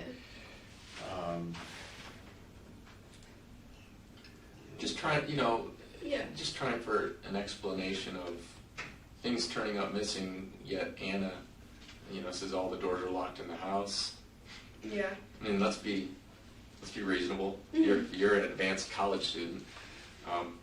How do things turn up missing if all the doors are locked and there's no sign of forced entry into the house? What's kind of wanted your opinion of what you think's going on there. Yeah, I mean, I know like Anna had lost her keys once or twice that had house keys on them, which is why we changed our locks. And then when my dad had lost his car keys, there was a house key on that also. Right.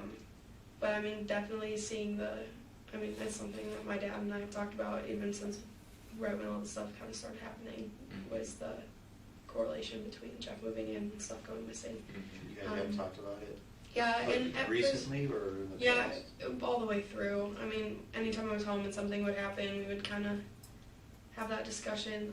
It made my sister and Jeff's relationship very rocky. Yeah, it's that fine line, 'cause you don't wanna accuse them of something. Yeah. You gotta- Sure. But then there's no explanation other than this new person that entered your home when prior to that there was nothing going on. Yeah, So. yeah, that's a tough one to deal with, you know. Is there anything, you know, that you would kind of just want to get off your chest, just to let us know, or anything that about Jeff, or about anything else, you know, that maybe you're hesitant to say, but because you know, we probably don't want to track you down and talk to you Yeah. more if we don't have to. Make this a good time to just fill us in on anything that you're thinking. Mhm. I mean, like, as for my sister and Jeff's relationship, I don't always think it's the healthiest thing, just because they're very, I don't know, they argue like a lot more than I think typical people do. But at the same time, they have a kid together, so I don't know what that personally is like by any means. Sure. I don't know. I just think it's Do you weird. think they that ever got Jeff's- physical? Has Jeff ever gotten physical No. with Anna that you've known of? No, I wouldn't even think that a little bit. I think he's capable of being physical. Does he? I've never really. I've seen him yell, but I've never seen him like snap by any means. Like, stuff that he yells about isn't. It's stuff that, like, I think anybody would really kind of get fired up about, but he doesn't like to be told kind of what to do a little bit, which is kind of what caused a lot of the riff, because my parents were like, we need help around, like, cleaning and all that kind of stuff, and he would offer to do things and then wouldn't do them and stuff, but I feel like that's kind of just, he's also 19, so. Excuse me just a second. Megan, when were you home all weekend? Well, my sister's bachelor party was Saturday, so we took her to Cedar Point when I got out of class at 12. We got back around 1, and then... I'm sorry, 1 in the morning. So Sunday morning? Yeah. Okay. Yeah.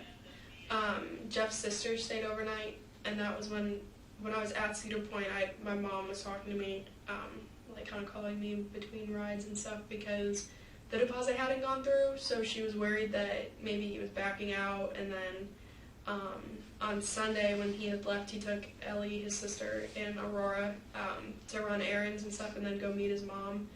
And my mom texted me and said, I just want to make sure that, like, is the baby with you? Or actually, Aurora stayed behind, and she said, is the baby with you?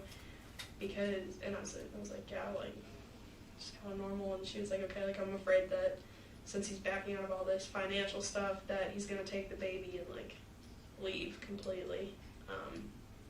But then that kind of seemed to solve itself throughout the rest of the day. Your sister but was then, afraid of that? Or your mom? my mom was afraid of that. You My had to sister take that. wasn't. Okay. I don't know, sometimes it's wrong for me to think that, but sometimes I thought my parents could be a little bit paranoid, but obviously that's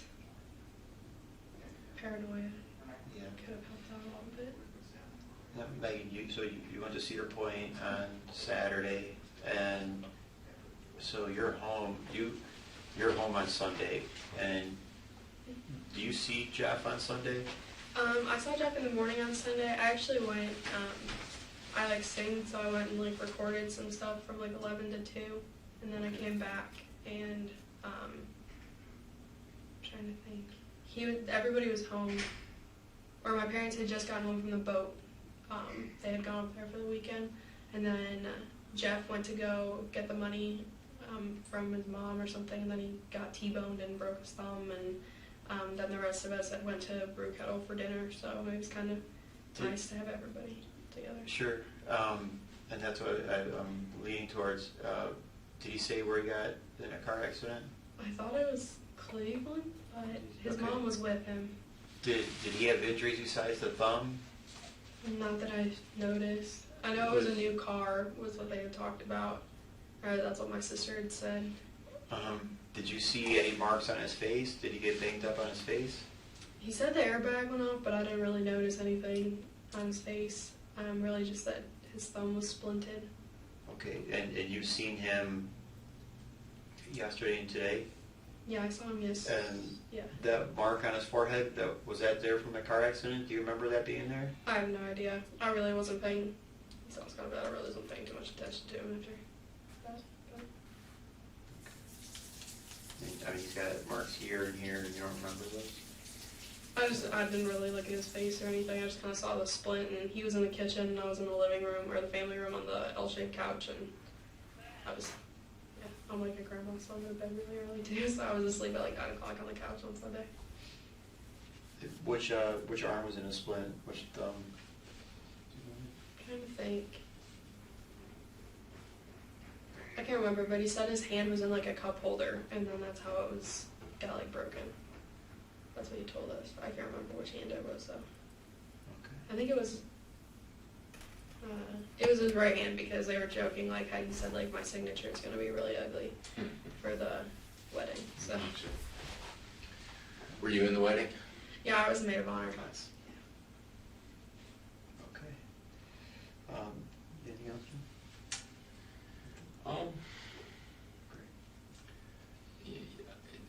Mom say anything to you about all this stuff going on? Anything that? Yeah, she would text me. I can, if you want to see the texts and stuff.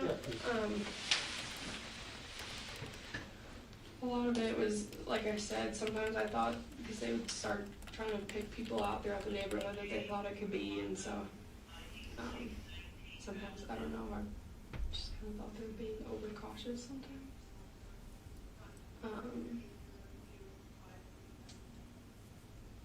But like going, yeah, most of it is, that has everything from our Cedar Point conversations to her being worried about like the money from the thing to asking about the baby and everything.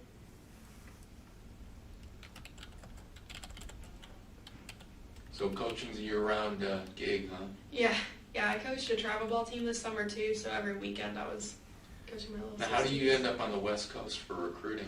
Um, Those are your states or something? Yeah, so Hiram hasn't always been the greatest softball program in the world, and they usually recruit pretty regionally. But we had 9 players on our team last year, and we won 8 games. We were 8-30, so we were not very good. Gotcha. And California has like the best softball, and there's companies in California that like tournaments that will fly us out.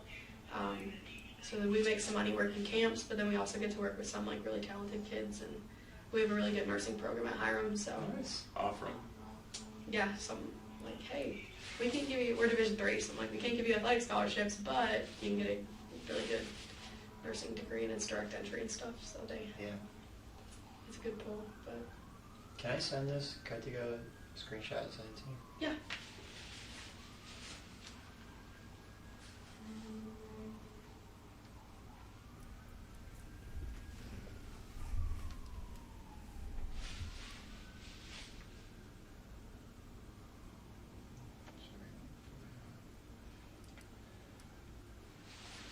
Look for the photos.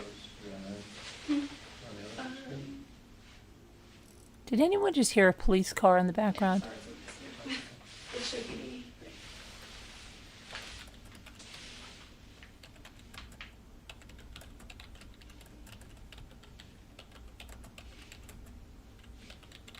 I just the one I'm taking a photo of is your mom said to go to Brew Cattle, and is that normally she just types Brew Cattle and needs meat there? What did it say? I'll show you one second. Because I remember she went with Anna to go get the money, or to go pay the money and stuff, and then I said, hey, like I texted her and said we're going to Brew Kettle or something, because that was where we were at Sunday night. That's also like a place, like my dad likes to go there a lot. My mom's kind of indifferent on it. She doesn't like the beer selection there, so she didn't like going there too often. But my dad would go there a lot with some of his friends. Oh, I had texted her that. Text her Brew Cattle? Yeah, because we had been talking before she left about where we were gonna go get food. So we were at the Brew Kettle and we were like, shoot, we never told her where we went. So. Okay.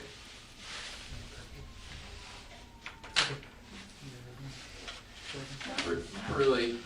Just Megan, I'm really sorry you lost your mom, and I think if it were me, I'd have some thoughts. Yeah. What's your thoughts? I mean, I don't really know everything that's going on because I wasn't home. Yeah. So like yesterday, I just went straight to the hospital because nobody else was there yet. Yeah. So I just don't know like a lot of the details, but I don't know if I want to know a lot of the details. Right. I just mean, do you have thoughts on who's responsible for this? I mean, just kind of based off talking to my dad over the last couple weeks. from other sources too that he's been on and off quite a few drugs and stuff, and has been not doing very well mentally and health-wise. Yeah. Has he been a fixture in your family for a long time, or? Him and my dad went to college together. Gotcha. I didn't really know him until, I don't know, like high school, middle school is when he kind of started hanging around more, because he used to work for like a beauty supply thing, so he'd bring us like shampoo samples and stuff, and when you're in high school, you're like, Yeah, that's cool. Yeah. But as like this past year, like everything got kind of rocky. I kind of always thought he was a little bit obnoxious. He's always been over the top. Yeah. So it's Gotcha. kind of scary to think that he would be like on drugs and not just normal work. So Yeah. Anything kept in your house besides normal household things that would be considered a weapon that you know of? no, we don't have any guns or anything. And none of us have like our firearm certification. Right. Does your dad ever shoot at No. all? Ever? No. That you know of? Jeff and his dad go shooting quite a bit. Okay. I don't know if I think my sister might have gone with him once, but we don't keep anything in the house that I know of, anyways. Right. How did you know about Jeff and his dad go shooting? Jeff would tell us about it. Yeah. Like my dad and I are going shooting. They would take Ellie sometimes. It's kind of like a family bonding thing for them. Yeah. But other than that, I Okay. mean, we have like kitchen knives and stuff. But not Yeah. really things that you would think would ever be a weapon. So. Sure. How much information are you guys able to tell us about like what you know? Because I understand that there's restrictions and stuff because it's ongoing. But It's not only ongoing, it's at the very beginning. So there's probably even more out there than we would like. But the 911 calls are public information and they got released. So That wasn't by us. I haven't It was read by- anything. So Yeah. We try to keep it in-house and private, and some things are out of our control. The 911 calls, that wasn't us. But, we'll answer anything we can for you, if we're able to. Some things we can't share. It's not that we want to keep you and the family in the dark, but it's just to I keep the understand. integrity of everything right now. Like I told Anna, we're here right now, we're trying to get to here, so it's just a process. Yeah. So, and we're not pointing fingers, we're asking questions, trying to get to know everybody, but, like Sergeant Grant said, it's, we're just starting. Can I ask why no one's mentioned the knife with it's the really blood on best, it?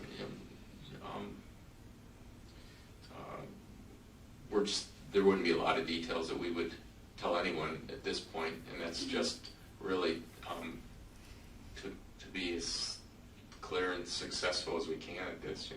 Yeah. It wouldn't do anybody any good to know more information. But so you probably know all that's publicly out there already. Yeah, whatever my sister's told me, like I haven't read a single article. I don't really care to read any of them. Yeah.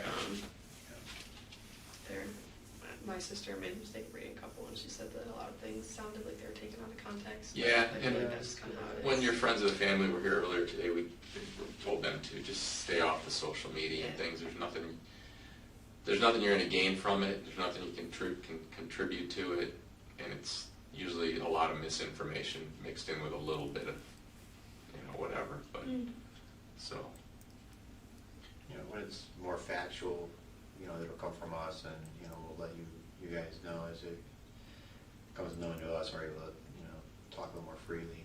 So yeah, you can call us anytime.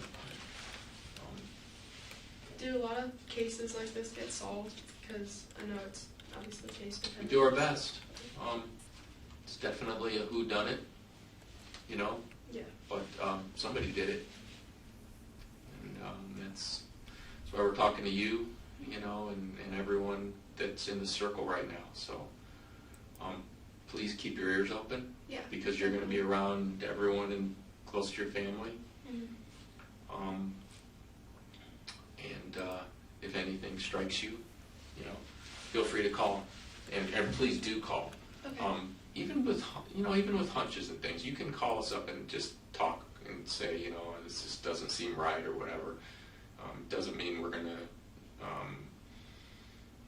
it just means we'll check it out. Yeah. And go from there. Okay. So, I'd rather know than not know. Yeah. You know, so maybe it feels funny to you, or like, oh, it's nothing, but maybe it is something, so we'll look into it. Okay. All right, I'll walk you out. Thank you. This is my card. Thanks.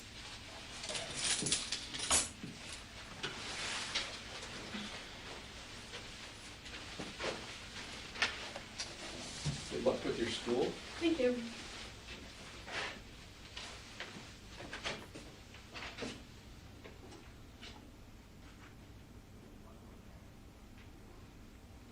Okay, so that was on the 24th. I'm wondering why they're not mentioning anything about the knife with the blood on it. Hang on 1 minute. Hold on a second, because I want to see something here.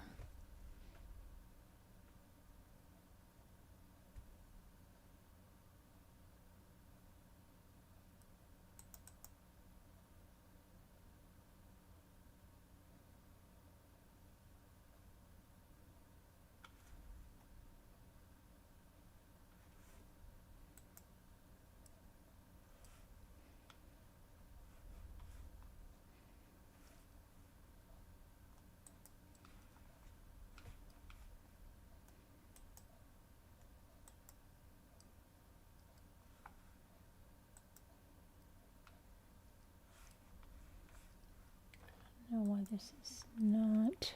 Hang on a sec.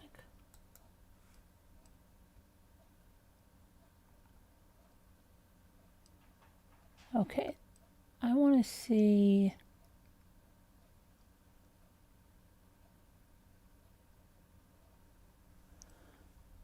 Hang on.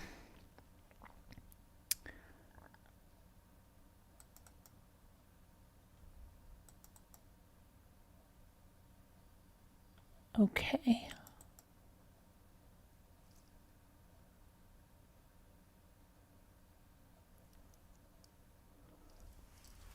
Those are, those are Jeff's text messages.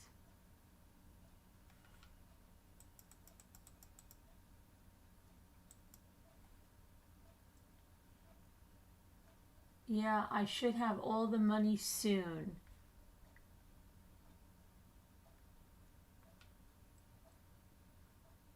And this is from Mel to what's his name? Jeff.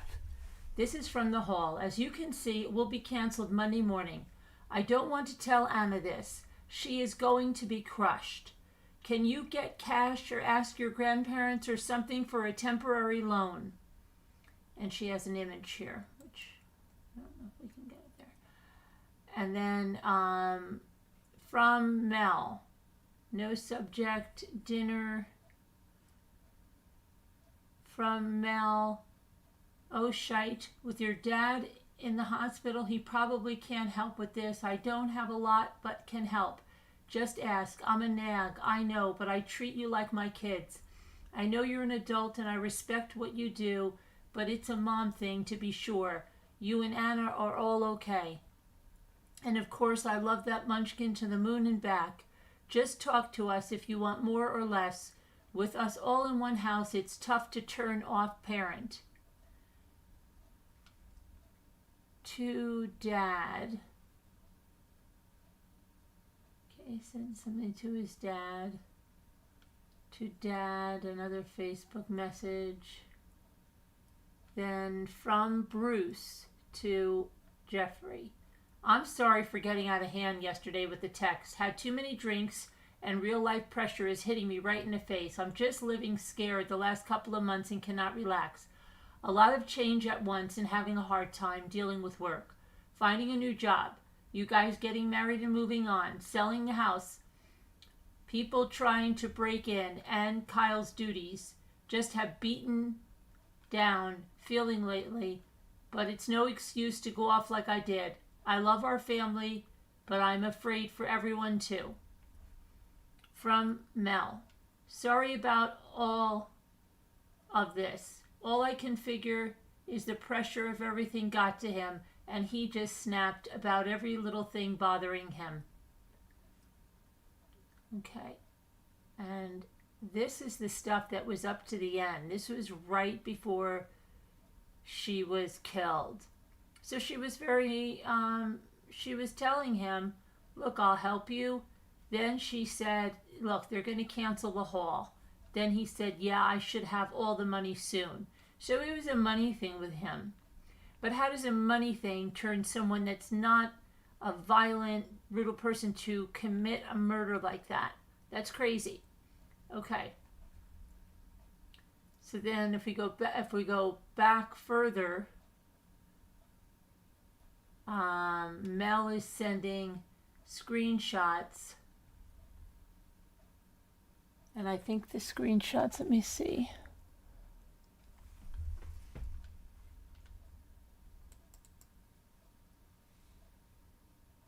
Oh, here's when they had, I guess, a break-in or something. 10:19. Anna to Mel.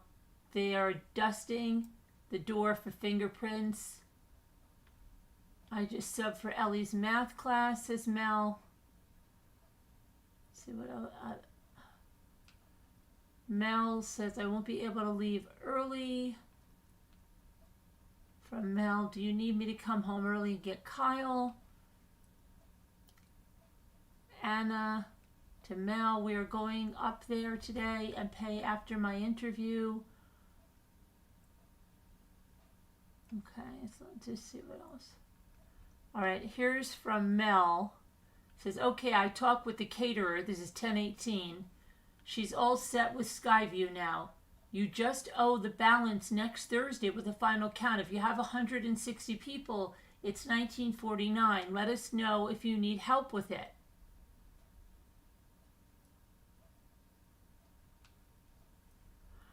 From Anna, I'm at home break. Grandpa P is coming over right now, so come straight home, please. Forgot to do garbage. Toiletries upstairs just started running again. I will look at it when I get back. About to leave. That looks like a group text.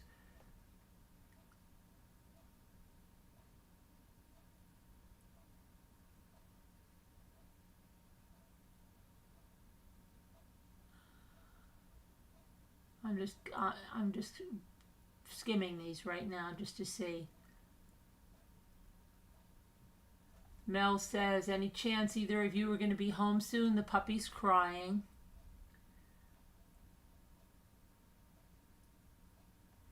Mom, are you here? Tickets to Cedar Point look like junk. People are throwing them away.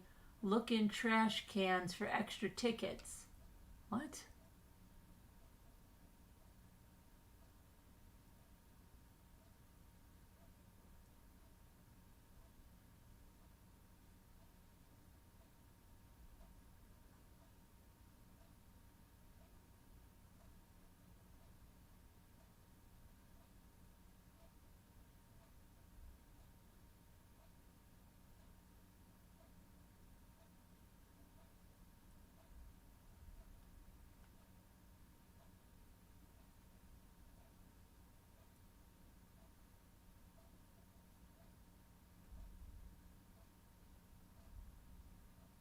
Who are they talking about here? Someone is saying, this is, oh, let me see.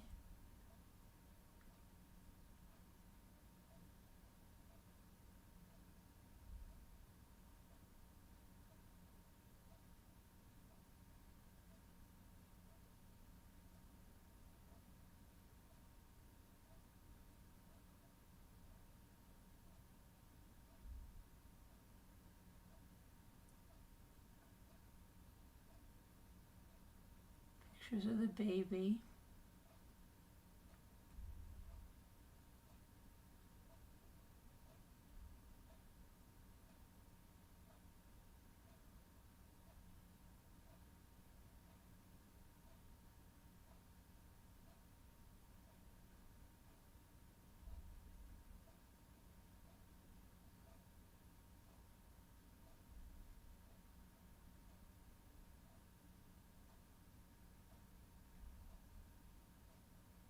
I'm not seeing.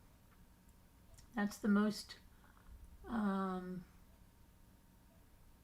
biggest stuff there so far is the stuff in the front.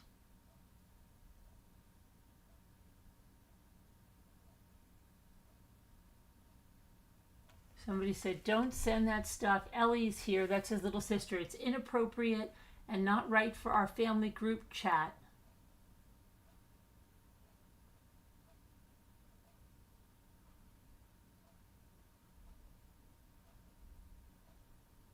Well, there's not that much there. The biggest thing is the thing with the mother, right?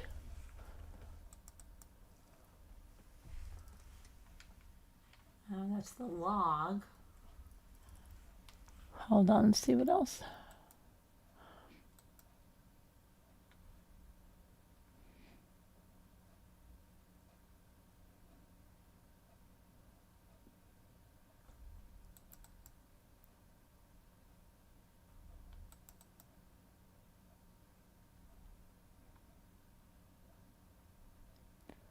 Let's look.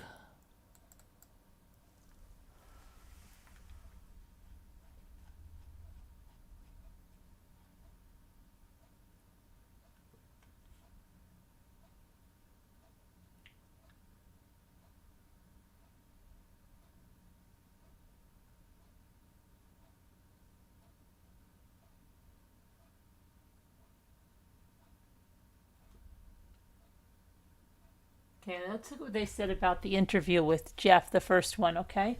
It says, in the early morning hours of 10/24/2017, I transported Jeffrey Scullin to the SPD lobby and stood by with him while waiting on Detective Stoltz to interview Mr. Scullin. Put this here so you can hear me.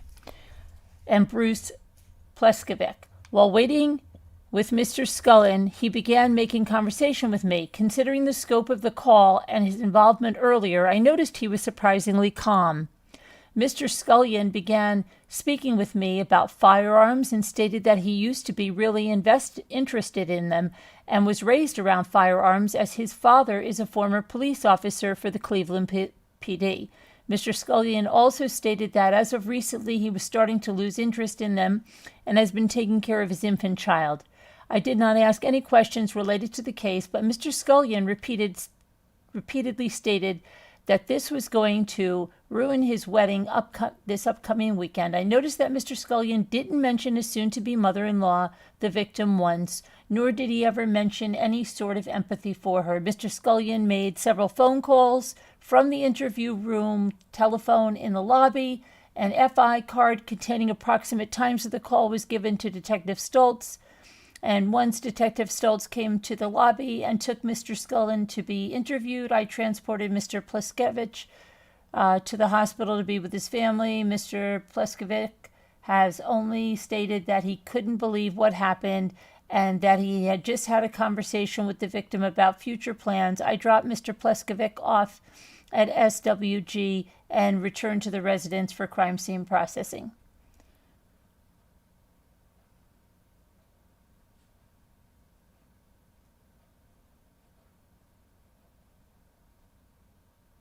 I want to see what they did. Where's the ones that, hold on. Where's Stoltz? Maybe it's in one of the, let me see which investigator is this? Who is this? Who is this? Stroud. No, he wants Stoltz. Okay, Stoltz. This is the one we want. Let's see what he thought of the interviews so far. Okay. Here's the respondent. Jeffrey called 911. Bruce called 911. Let's listen. When asked the address, he stated, somebody's been attacked in my house. During the conversation with the dispatcher, he stated that Bruce and he just returned home and found Melinda on the kitchen floor.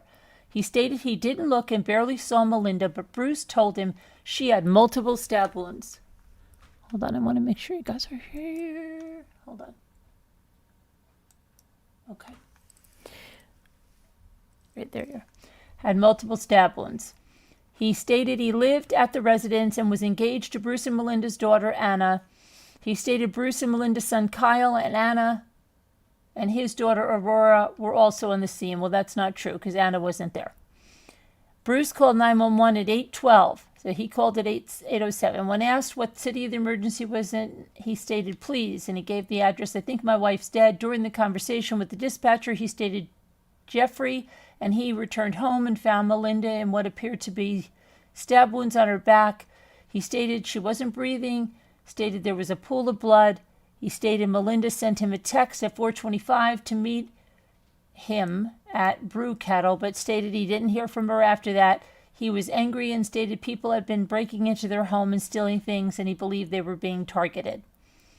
Okay, so they arrived, but I want to see what he says.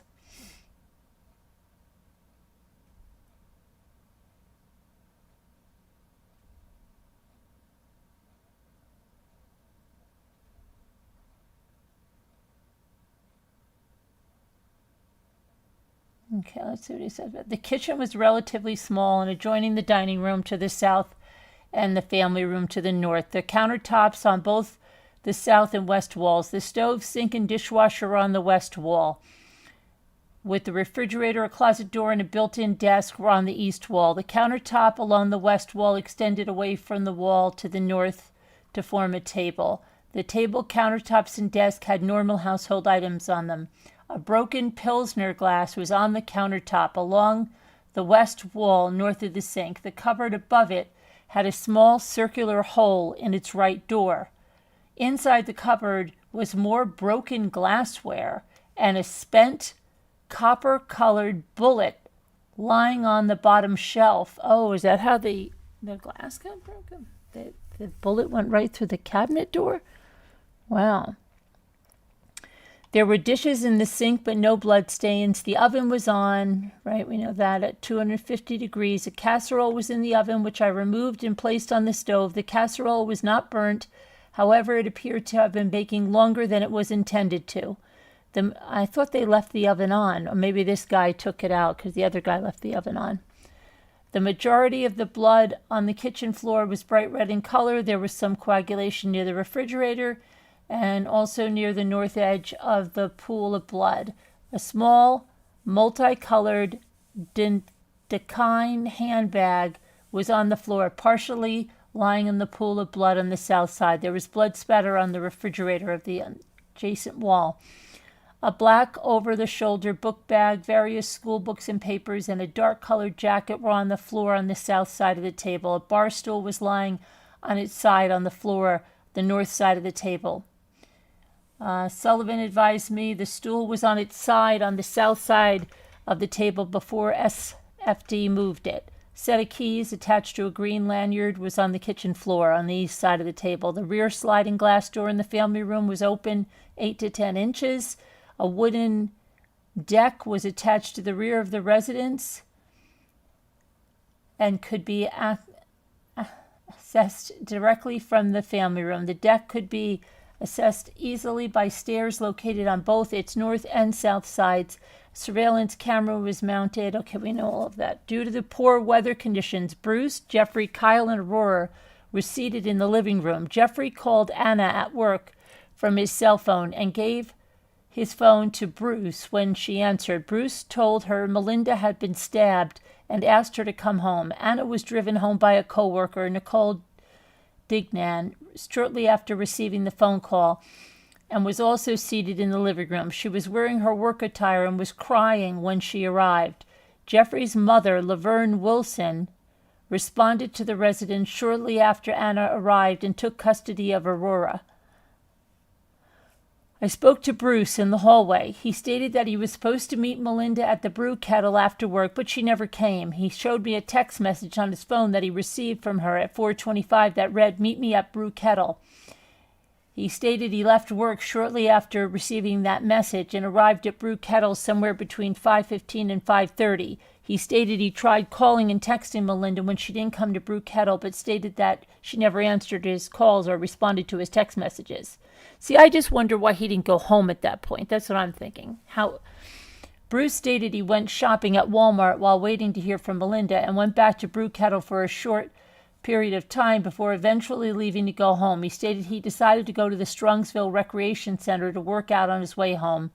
He stated after working out, he met Jeffrey and Aurora at Applebee's for dinner where Anna was working. Bruce stated Jeffrey couldn't get in the house when they returned home because the front door was locked and the key wasn't working. He stated Kyle was home and eventually unlocked the door. He stated he found Melinda face down on the kitchen floor with what appeared to him to be stab wounds on her back. He stated he didn't know what to do and told Jeffrey to call 911.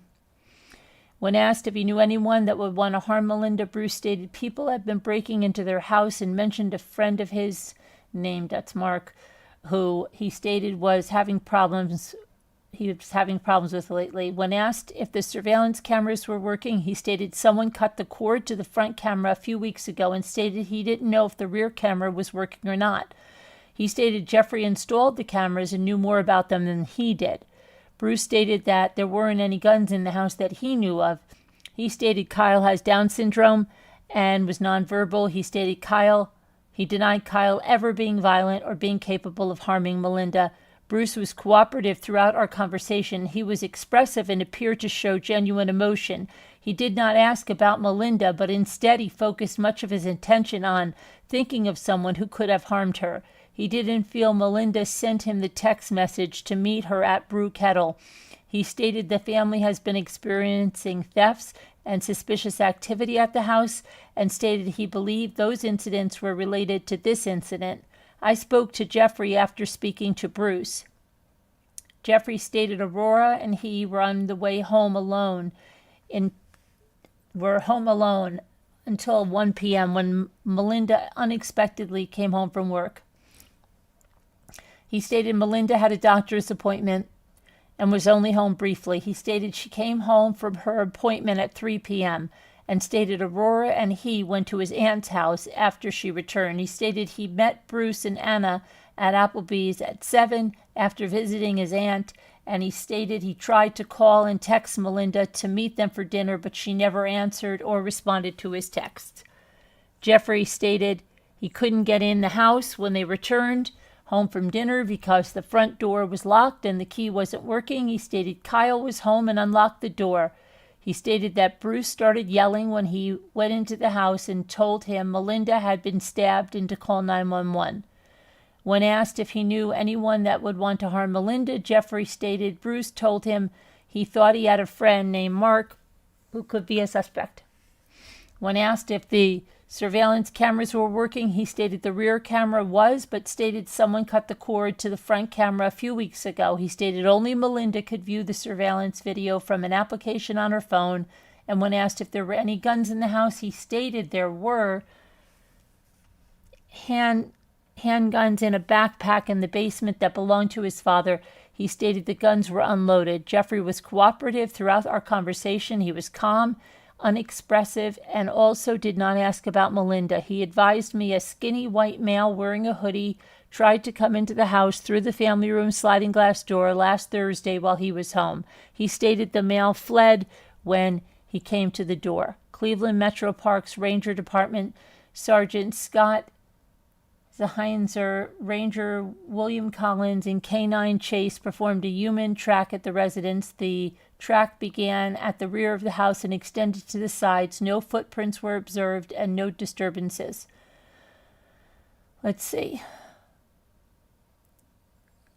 Another search was performed. No tracks detected. Okay, let's see. A track was detected on the southeast corner of Blazing Star Drive and Golden Star Drive between the first and second houses on Golden Star Drive. The track led 100 yards north of Blazing Star Drive.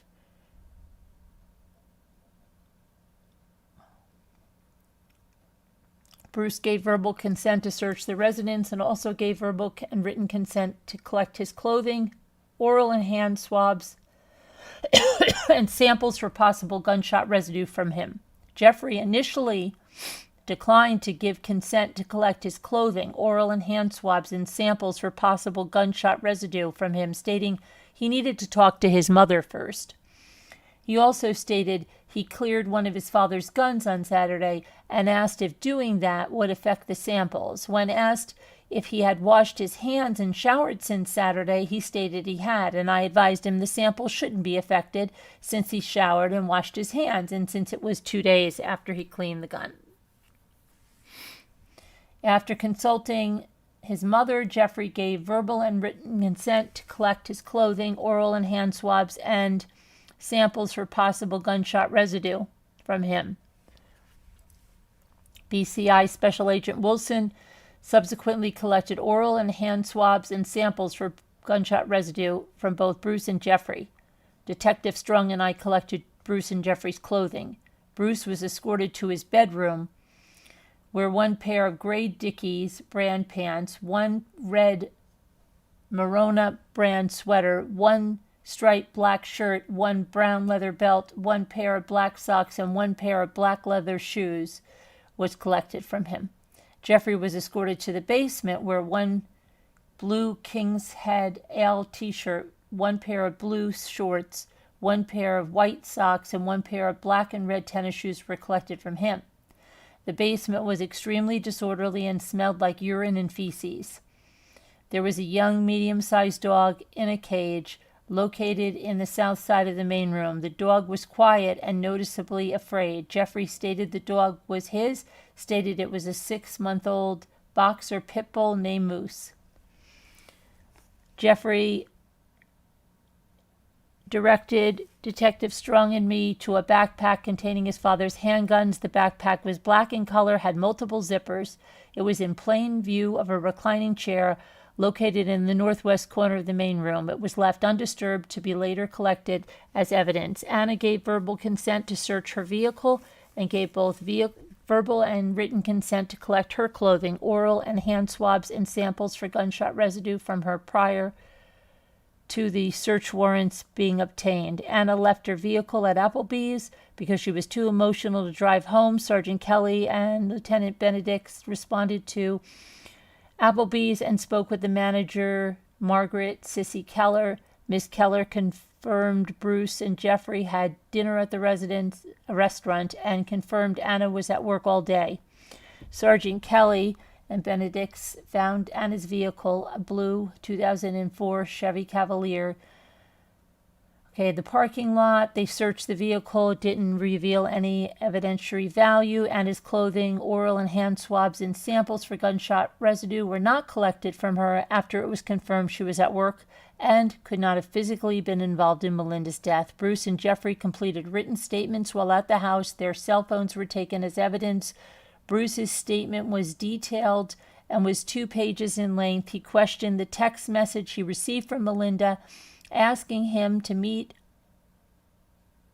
her at the brew kettle and believed in hindsight she was not the person who sent it. He also did not believe Melinda and Jeffrey's mother would choose to meet at brew kettle for dinner. Jeffrey's statement was 1.5 pages in length and was not very detailed. He stated he last saw Melinda at 3:00 p.m. and stated he tried contacting her all day. He stated his vehicle became disabled on the way to his aunt's house, and he arrived at her house at an undisclosed time after getting gas. He stated he stayed at his aunt's house for a bit before going to Applebee's. He stated the keys didn't work when Bruce and him arrived at home, and then stated walked in, saw Mel, ran outside with Kyle and baby, called 911. Bruce and Jeffrey agreed to talk with me further at SPD. They were transported by Kabaki and Schubert.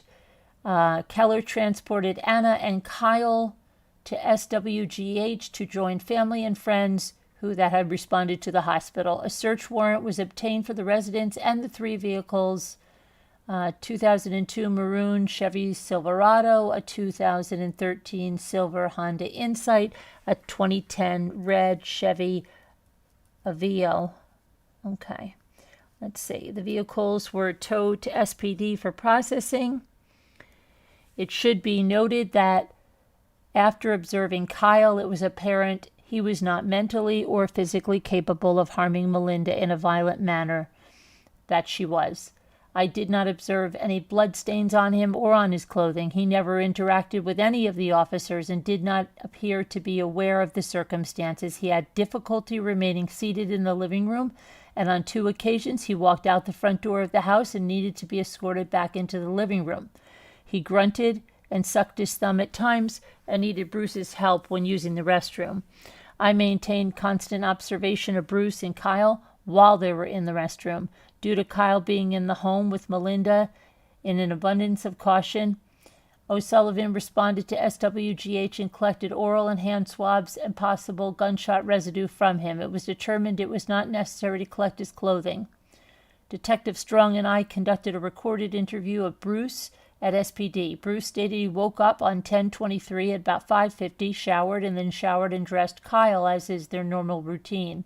He stated Melinda woke up at 6:05, 6:10, and made a cup of coffee for him and oatmeal for Kyle, which he stated she does for them every morning. He stated he left to go to work between 6:30 and 6:35, but didn't arrive to work at the New York Community Bank in Cleveland until approximately 8:50 because his car became disabled from a flat tire on IR-71 on the way.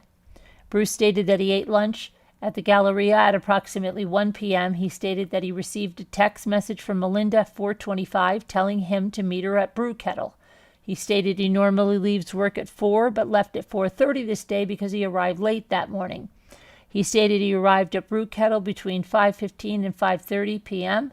and he saw and sent Melinda a text message that he was there. He stated he looked for Melinda inside Brew Kettle and then waited for her outside but stated she never came. He stated he went to Walmart between 5:30 and 5:45 and bought a few things for Kyle and himself before going home.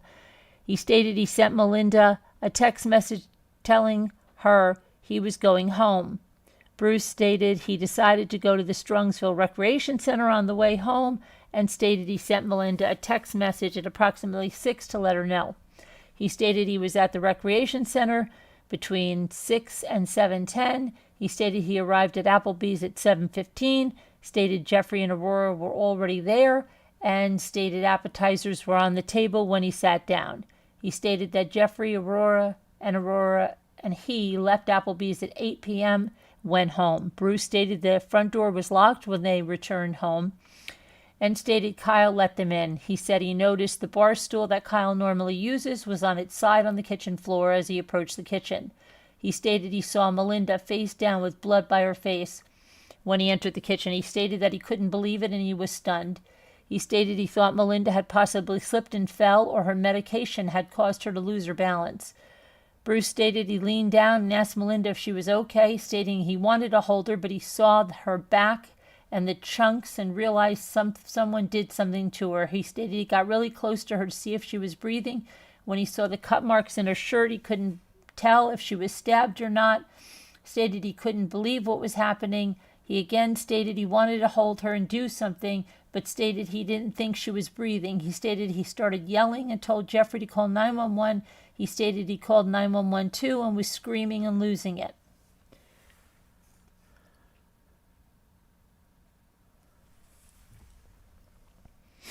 Bruce denied moving Melinda. When asked if Jeffrey was in the kitchen with him, he stated he must have been behind him when he found Melinda. When asked what Jeffrey's reaction was, he stated he didn't know and assumed Jeffrey had to be startled too. When asked if Jeffrey and he said anything to each other in the kitchen, he stated he was angry and crying and didn't know if they did or not. When asked about his relationship with Melinda, Bruce stated they had a plan to sell the house, and after Jeffrey and Anna were married, and it was going to be Melinda, Kyle, and him for the rest of their lives.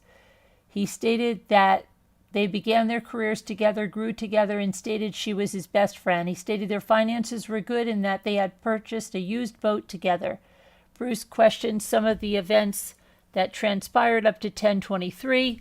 He stated Melinda's text message to meet her at Brew Kettle didn't make sense and stated he didn't believe she sent it. He said that Megan, Kyle, Aurora, Melinda, and he were just there the day before. He stated Melinda and him eat out a lot. Stated they would normally text back and forth about where they want to go. He stated Melinda didn't like Brew Kettle and stated whoever sent that text didn't want me around for a while. Bruce stated that he received 4 or 5 calls from Jeffrey after he left work on 10/23, asking him to meet him at Applebee's, which he felt was kind of weird and odd because Jeffrey normally only texts him. He stated the first thing he said to Jeffrey when he arrived at Applebee's was that he hoped nothing happened to Melinda. He stated Jeffrey told him not to think like that and told him he has been calling Melinda too. Bruce stated he didn't understand why Jeffrey asked him to go to Applebee's because he thought the last he heard was Jeffrey's mother and Melinda were meeting there so the mother could pay back Melinda for the wedding hall. He stated Jeffrey was supposed to pay for the wedding, $6,500, but stated Jeffrey never made any payments to the hall, so Melinda paid for it on 10/22/2017, which was the last day it was due. He stated he thought Jeffrey's mother was giving money directly to Melinda and didn't understand how Jeffrey became involved. Bruce stated Melinda sent Jeffrey a text message telling him the hall was going to be canceled if he didn't have the money. He stated that Anna had to ask Melinda and him if they would pay for it on 10/22/2017. He stated he wondered if Jeffrey actually mailed any of the wedding invitations. Bruce stated Anna gave her house keys to Jeffrey before they left Applebee's because Jeffrey told them the garage code wasn't working and he was locked out of the house earlier. He stated Jeffrey and him don't have the keys to the front door and stated they used the garage code to open the garage and then enter through the main door. Bruce stated Jeffrey put gas in his truck from a gas can in the back of his truck before they left Applebee's. He stated it took Jeffrey a while to put the gas in and stated it was just different. When asked how it was different, he said it felt like somebody was wasting his time ever since he arrived at Brew Kettle. Bruce stated Jeffrey left Applebee's before him, but stated Jeffrey somehow arrived home after him, which he thought was strange at the time. He stated Melinda's car was in the driveway and he wondered why she was at home but wasn't answering her phone. He stated Jeffrey rang the doorbell 5 or 6 times before Kyle unlocked the door.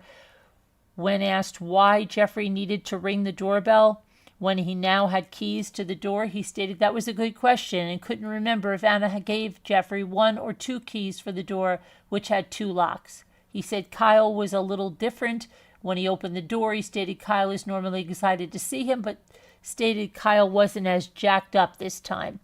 Bruce questioned some of the events that occurred before 10/23. He stated Jeffrey moved into their house 2 years ago when Anna became pregnant. He stated people have been breaking into the house, stealing money, stealing things from the car, stealing car keys, and setting off their car alarms this year. He stated he thought a neighbor was responsible, but then stated those kind of things didn't happen until Jeffrey moved in. Bruce stated people attempted to break into the house twice this year when Jeffrey was at home and wondered whether or not Jeffrey had made them up. He stated Jeffrey claimed 2 males grabbed the door in the middle of the night and fled after he came to the door. In the first one, and claimed someone tried to open the door and fled last Thursday in the other one. He stated he wasn't home when the burglaries occurred and stated I don't think it's all BS. I mean, theoretically it could be. Bruce appeared reluctant to say that Jeffrey fabricated the burglaries and stated he was going on Jeffrey's word. They actually occurred. He stated he wasn't trying to blame Jeffrey, but also stated looking back and thinking through some stuff, it's like these things are happening, but I'm not there when these things happened. I've lived in the house for 16 years and we back up to a common area and there's always kids playing back there. He's there, but these attempted break-ins, kids kicking the door, the 2 guys with hoods walking up to the back room, and the dog, I don't know if this actually happened or he's making it up. I'm not trying to put him on the spot. When asked why he thought Jeffrey would fabricate these burglaries, Bruce stated, I don't know, but here's one thing. I wanted him to do a lot of stuff around the house, and he said he could do it, this and that, and he'll do this and fix this, but it never gets done. time goes by and Jeff doesn't do it and says he has work to do on his rental houses. That kind of stuff goes on all the time. He further stated, I don't think he's making this up, but now what happened tonight? Is he mad at... He can't be pissed. Makes no sense. When asked about Jeffrey and Melinda's relationship, Bruce stated Melinda liked Jeffrey, but stated Jeffrey mouthed back a little bit and acted like the man of the house. He stated Melinda and Jeffrey pressed each other's buttons and butted heads personality-wise. He stated Melinda was trying to help Anna with the wedding and was on Jeff's arse about the wedding and about a lot of things. Bruce stated he was happy with Jeffrey and Anna's relationship. He stated, I like the kid a lot, and I want to see them get married and stuff, but it's where they live. The basement is a mess. Jeff is a little lazy at times, but it's doing well. I haven't seen the bottom line, but he's supposed to be buying a house right now, right there in Strongsville, but I haven't seen the papers. He said he's paying cash for it, and his grandparents have money like that. He also stated, however, that Jeffrey never follows through and is all talk. He stated that Melinda researched the house to see if Jeffrey actually purchased it or not. When asked who he thought could have harmed Melinda, Bruce said no one in his family was capable of harming her and stated he would put someone on his list. When asked who would have chose Brew Kettle as a place for Melinda and him to meet, he stated someone, his family. Jeffrey and Anna would know. When later asked again, he replied, who would know to do that? Jeff? Jeff would know. He somehow got back in the plans with the money. The stories constantly change with him and his family. Is he violent? Would he do that? No, I don't think so. When asked if he believed Jeffrey was capable of harming Melinda, he stated there were head-butting things going on, but Melinda and Jeffrey, and stated Melinda sometimes yelled at him, but asked him if Jeffrey would take it that wrong and do what happened tonight. Bruce stated he thought Jeffrey's father was capable of harming Melinda because there was a secrecy about him, and stated he heard Jeffrey and him got into fistfights with one another. He stated Jeffrey told him his father didn't like Melinda because she said something about him, but stated Melinda denied doing that. He stated Jeffrey's father once tried to kill himself. Bruce was cooperative throughout the interview. He appeared to speak sincerely of Melinda and their relationship and appeared to be genuinely surprised by her death. He stated, while Jeffrey and he were sitting in the SPD lobby waiting to talk to me, Jeffrey asked him if they should do the wedding. He stated Jeffrey is asking about the wedding while he didn't know what the H was going on and thinking about how his life with Melinda was gone. I escorted Bruce to the lobby after the interview was concluded. While we were talking, I asked him if he would be willing to take a polygraph test to eliminate himself as a possible suspect, and without hesitation he said he would. Bruce was taken to SWGH to be with family and friends. Okay, so that was the first interview where they were like a little bit irate with him. Remember, they were hammering him at the end? And then he said in the interview tonight, I know that you do that to see if somebody will admit something. Okay. Then he says, I conducted a recorded interview with Jeffrey next. When I entered the interview room and thanked him for waiting, he stated it gave him a chance to test the two-way mirror and stated, I've always wanted to see one of these rooms, to be honest. I wish it was under, oh, that's what he was saying about the two-way mirror. Okay. He said, I wish it was under better circumstances, though. When I explained to him I was trying to understand what happened to Melinda, he replied, if we could speed it up along a little bit, I would like to go see my family. Jeffrey stated he didn't talk about the chair. Jeffrey stated he has lived with the Pleskovic family for approximately 18 months, stated the basement was Anna in his area. He stated they're a good family and everyone got along, but stated Bruce gets a little D-ish when he drinks, and stated Bruce was upset with him for not doing stuff around the house to his schedule. Jeffrey stated Anna and him were going to be married at Skyview Lodge in Brunswick on Saturday, but stated they're going to cancel the wedding now. He stated Skyview Lodge overlooks vineyards and you can see a prison in the distance. Oh my gosh. He didn't know how many people were invited, stating, to be honest, I didn't really do much with the wedding. Jeffrey stated he was an HVAC technician for the Barrera School District for approximately 18 months, but stated that he was laid off 2 months ago. When asked how he has been managing financially, he stated that Anna has been helping him, and he was using a lot of his savings. He stated his father and him owned 6 rental homes, but stated only a few of them were currently occupied. When asked how much income he received from the houses, he stated, I don't know off the top of my head the full math of it. My dad will just give me a cut whenever I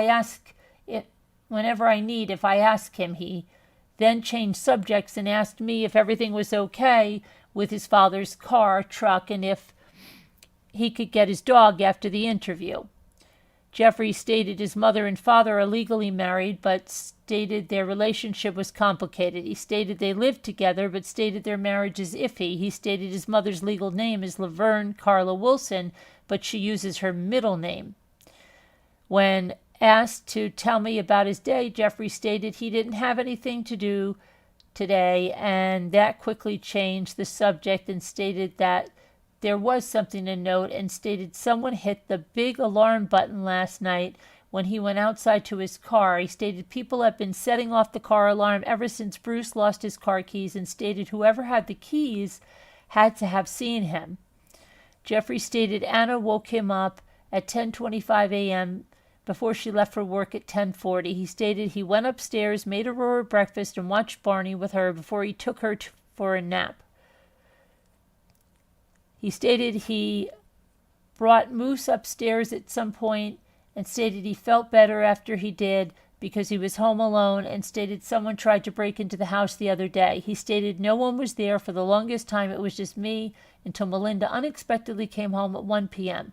He then changed the subject again and began talking about the wedding finances, stating that his mother gave him money to help pay for the wedding because his card wasn't going through. He stated his mother was going to give him $600 and he was going to get the rest of the money from the bank. Jeffrey stated it was getting late getting to the wedding hall, so Bruce and Melinda had to pay for it. He stated everyone was supposed to meet for dinner at Applebee's tonight, and stated he was going to pick up his mother, but stated Melinda told him she didn't want to do that and she just wanted to get the money from his mother. He stated Melinda told him she couldn't meet for dinner because she had something to do, and stated I'm not going to and he stated I'm not going to press this. It's not my business. So I said okay, whatever. He stated he told Melinda he would get the money from his mother after he came home from work, and stated that was okay and not an issue. She stated that. And that was the end of the conversation. Jeff stated Melinda was only home for 20 to 30 minutes. When she came home at 1, he stated she left to go to a doctor's appointment, told him that he may have to get Kyle off the bus before she left.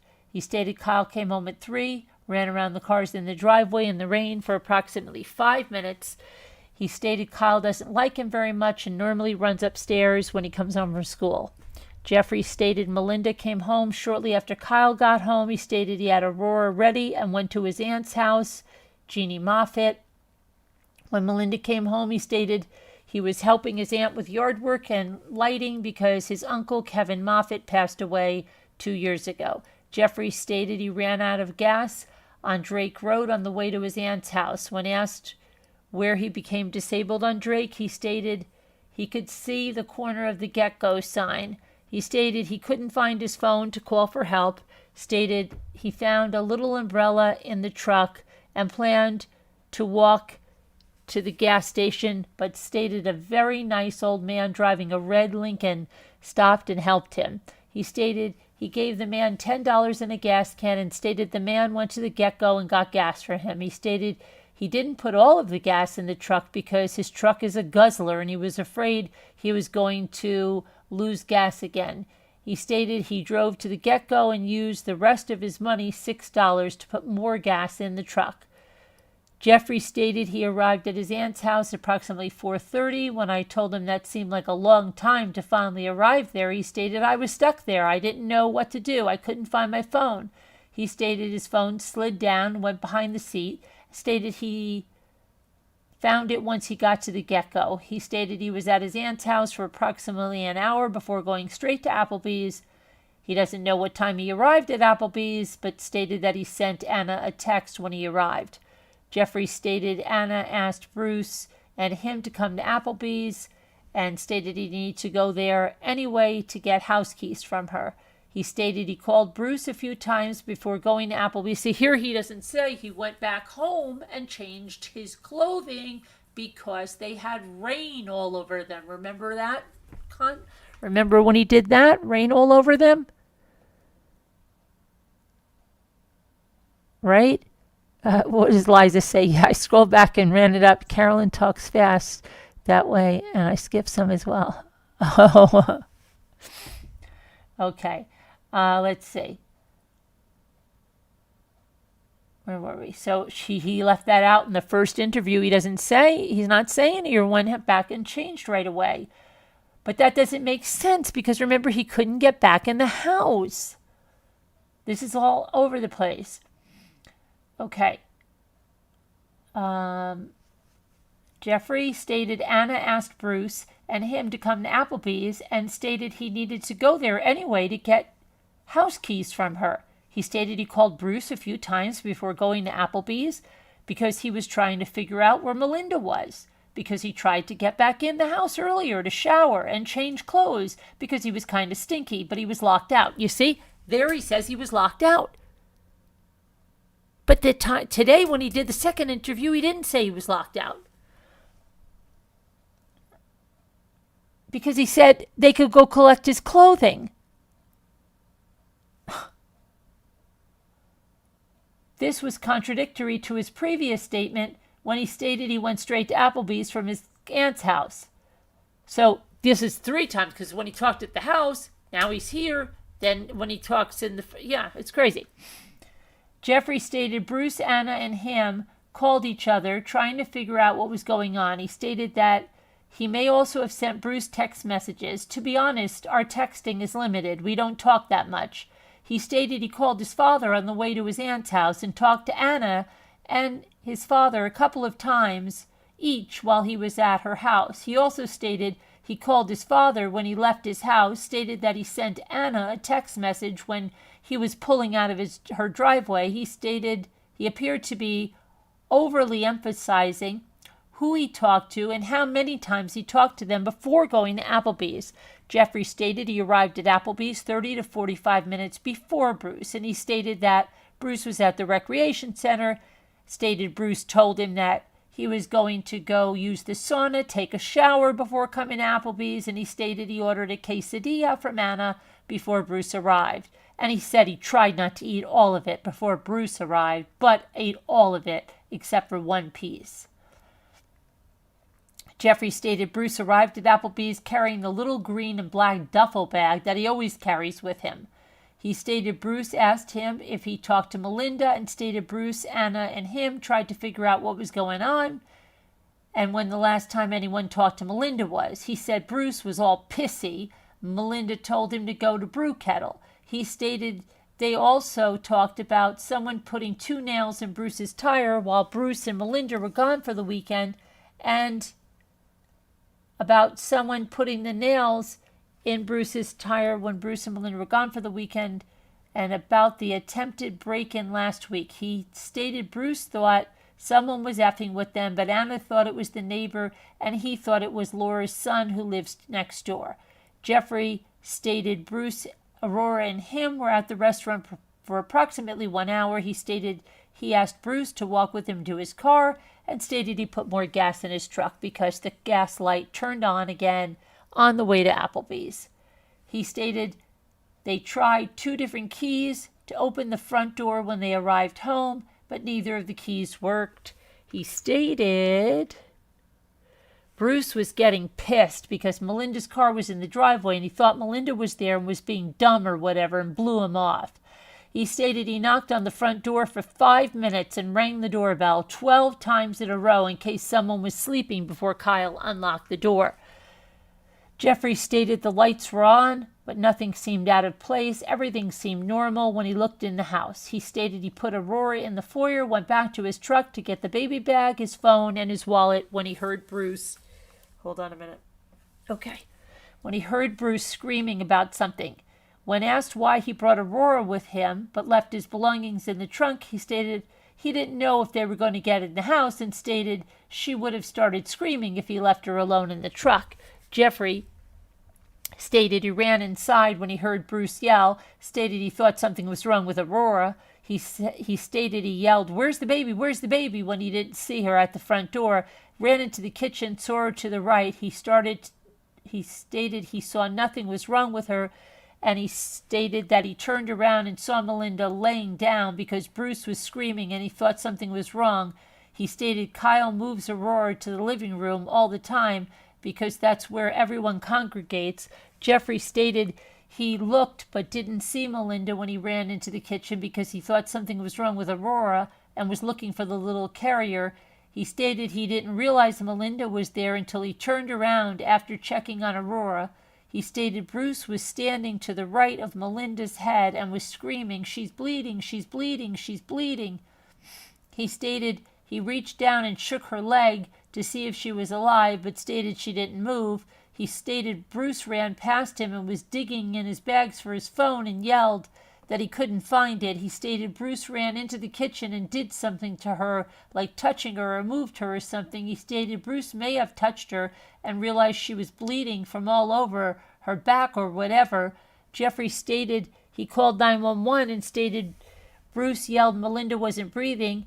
He stated he tried to walk Kyle out of the house, but that Kyle didn't want to go, so he kind of dragged him out by his neck. He stated he wasn't trying to hurt Kyle, but he didn't want Kyle to see Melinda. He stated he put Aurora and Kyle in the truck because it was raining and stated Bruce came outside and was yelling and screaming at the top of his lungs like bloody murder. He stated he had trouble explaining everything to 911 because he was shaking and everything.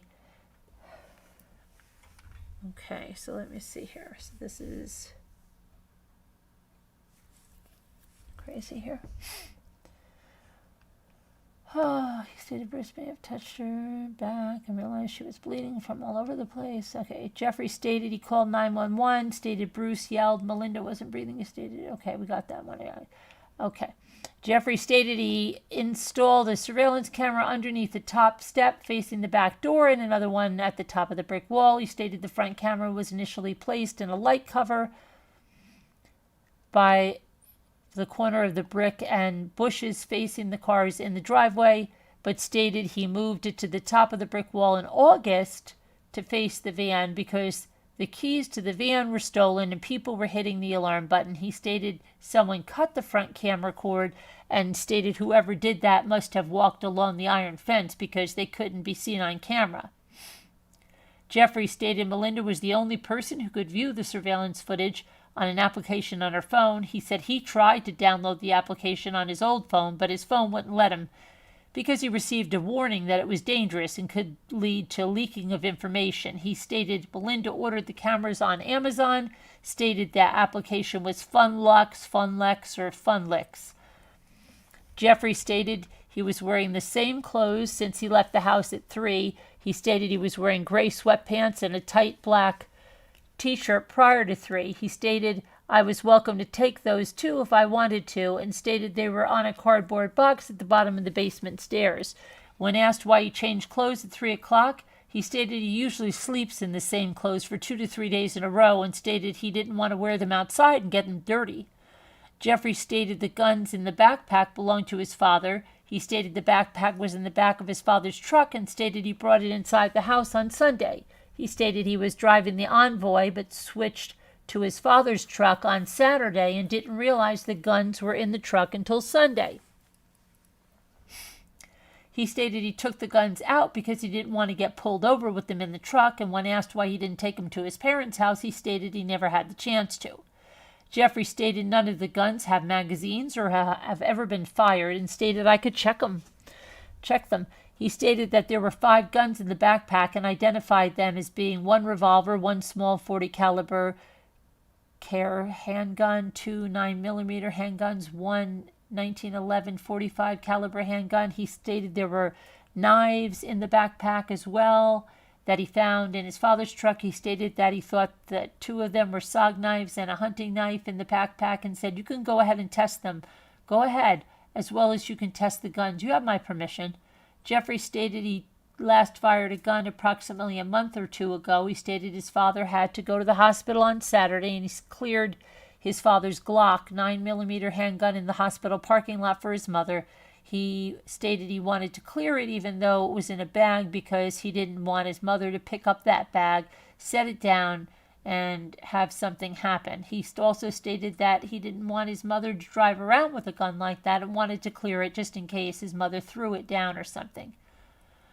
Jeffrey stated Saturday was the last time he physically touched the gun. He stated that he showered on Saturday afterwards and stated that he didn't think he showered on Sunday. When asked if he washed his hands after using the restroom, he stated that he did.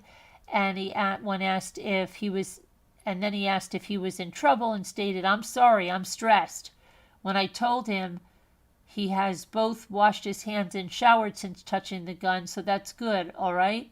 And then he says, I was worried. I didn't know how long that stuff stayed on, he said. But was she shot?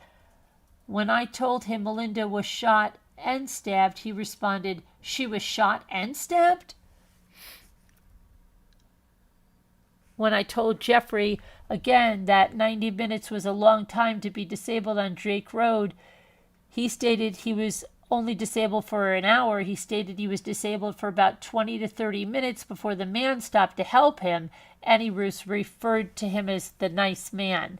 He stated he couldn't use his phone to call for help because he couldn't find it, didn't know if he left it in the house or not. He stated he didn't get out and look for it because he didn't want to hop out onto Drake and open up both doors with cars going by, but stated he could have done better. When asked how he got the scratches on his face, he stated he was using the truck to help his friend Dakota Skinger move out on Sunday and got tapped, and the seam of the steering wheel cut him. He stated he didn't report the accident to the police, but stated I could ask Anna and her mother and father. When asked how he got the scratches on his cheek, he stated he didn't know, and he could have got them from the sewing unit. What? He stated I could test his face if I needed to, if it was the actual thing. When asked who he thought was capable of harming Melinda, Jeffrey stated Bruce gets angry and yells at everybody sometimes, but I don't think he'd be able to do that. I don't think Anna would. I don't think anybody would. He stated Anna and Melinda recently found out the next-door neighbor, redacted, was flaunting guns around, and stating Anna and Melinda seemed pretty concerned about it and told SPD about it when they responded to the house on 10/19. When asked if he had any involvement or knowledge of Melinda's death, Jeffrey stated no, besides being there. When asked again who he thought was capable of harming Melinda, he stated, she's nice, she's well-liked, she's a teacher, everybody knows her, loves her. I mean, granted, we do butt heads every once in a while and yell at each other about little stuff, but it's like, who doesn't? Basically, they're family. If I have to say someone who did it, I would probably say this person who tried to break in the other day. There's a police report about it. Someone tried to open the door while I was there. He further stated Bruce gets mad all the time when he drinks, but he wasn't drinking or anything today, I don't think. But that's the only thing I can think of. But she's told us a few times if he comes home like that when he's drinking, just to leave or call the cops and stuff. But she hasn't done that in a long time, so I think he's kind of changed a little bit. But I really doubt he would do that. He really loves her. I think he really cares about her. I mean, everyone, she's great. I don't know anyone that would hurt her. She's a teacher. People come up to the back door all the time and say hi. When asked again how he saw Bruce but didn't see Melinda when he came into the kitchen, Jeffrey stated, I was just looking for the baby, I guess. He stated Bruce yelled really loudly and stated he got scared because Kyle has hit Aurora in the past. When told that this was hard to believe, he stated, I guess I don't know. All I wanted was the baby. I just wanted her to figure out what was wrong. He stated he didn't run into the house, but he walked in really fast. When asked if he would be willing to take a polygraph to eliminate himself as a possible suspect, Jeffrey asked what a polygraph test was. When I explained to him the test detects deception, he stated, sure, actually, you know what, wait, I'll talk to my mother about it first, but I mean, I guess I'd be open to it. Wow, I thought those things don't work. When the interview concluded, Jeffrey asked, do you have any more questions about my story? And when I told him I didn't, he stated, well, I'm sorry. Jeffrey did not appear to be completely truthful during the interview. He did not express any emotion when speaking of Melinda, and he oddly began the interview joking about testing the interview room's two-way mirror.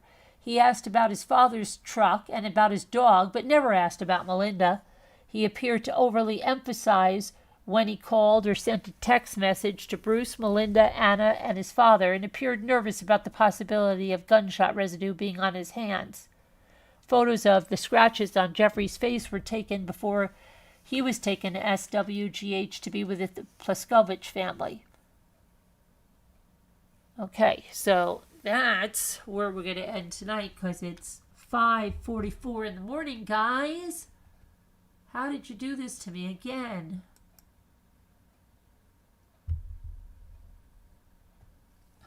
Now we got to do this to clear our head, and then we got to go to bed. And then tomorrow's another day, and I'm going to do a craft night, I think, tomorrow night. And then we'll do more of this after the craft night. Hi, Victoria. Something wasn't right about him? No. But I still have that thing on the 911 call with the father. It drives me crazy.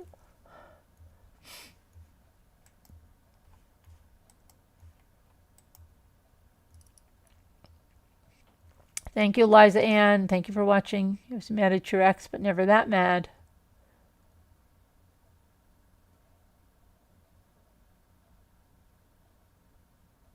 You know who I want to... I'm really worried about you, Lisa Hobbs. I hope you're okay, Lisa Hobbs.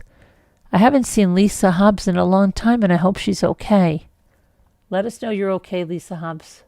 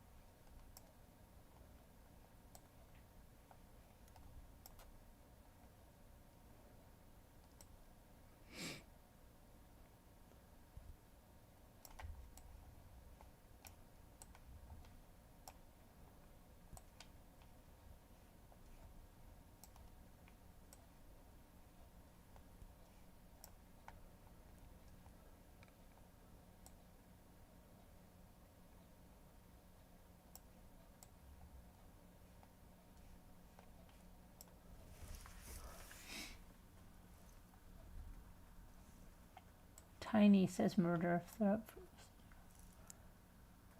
Nil says, okay. We did it, guys. That was a good one. That we got it done fast so we didn't have to stay up too late. Hey, Darla. Why don't I tag her? Yeah, I'll just shoot her an email, Darla, but that's a good idea. I hope she's okay because she has some health challenges too, and I hope she's okay. Praying for you, Lisa Hobbs. If you see this, let us know you're okay.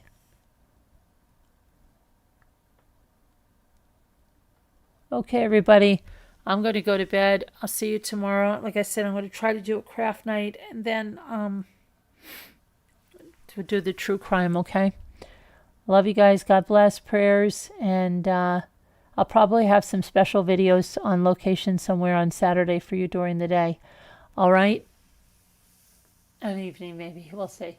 Okay? And I'm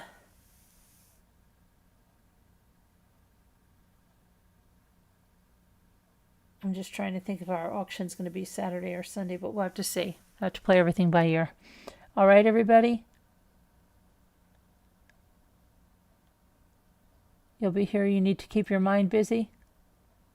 Oh, we'll keep your mind busy. You need a busy mind? Yeah.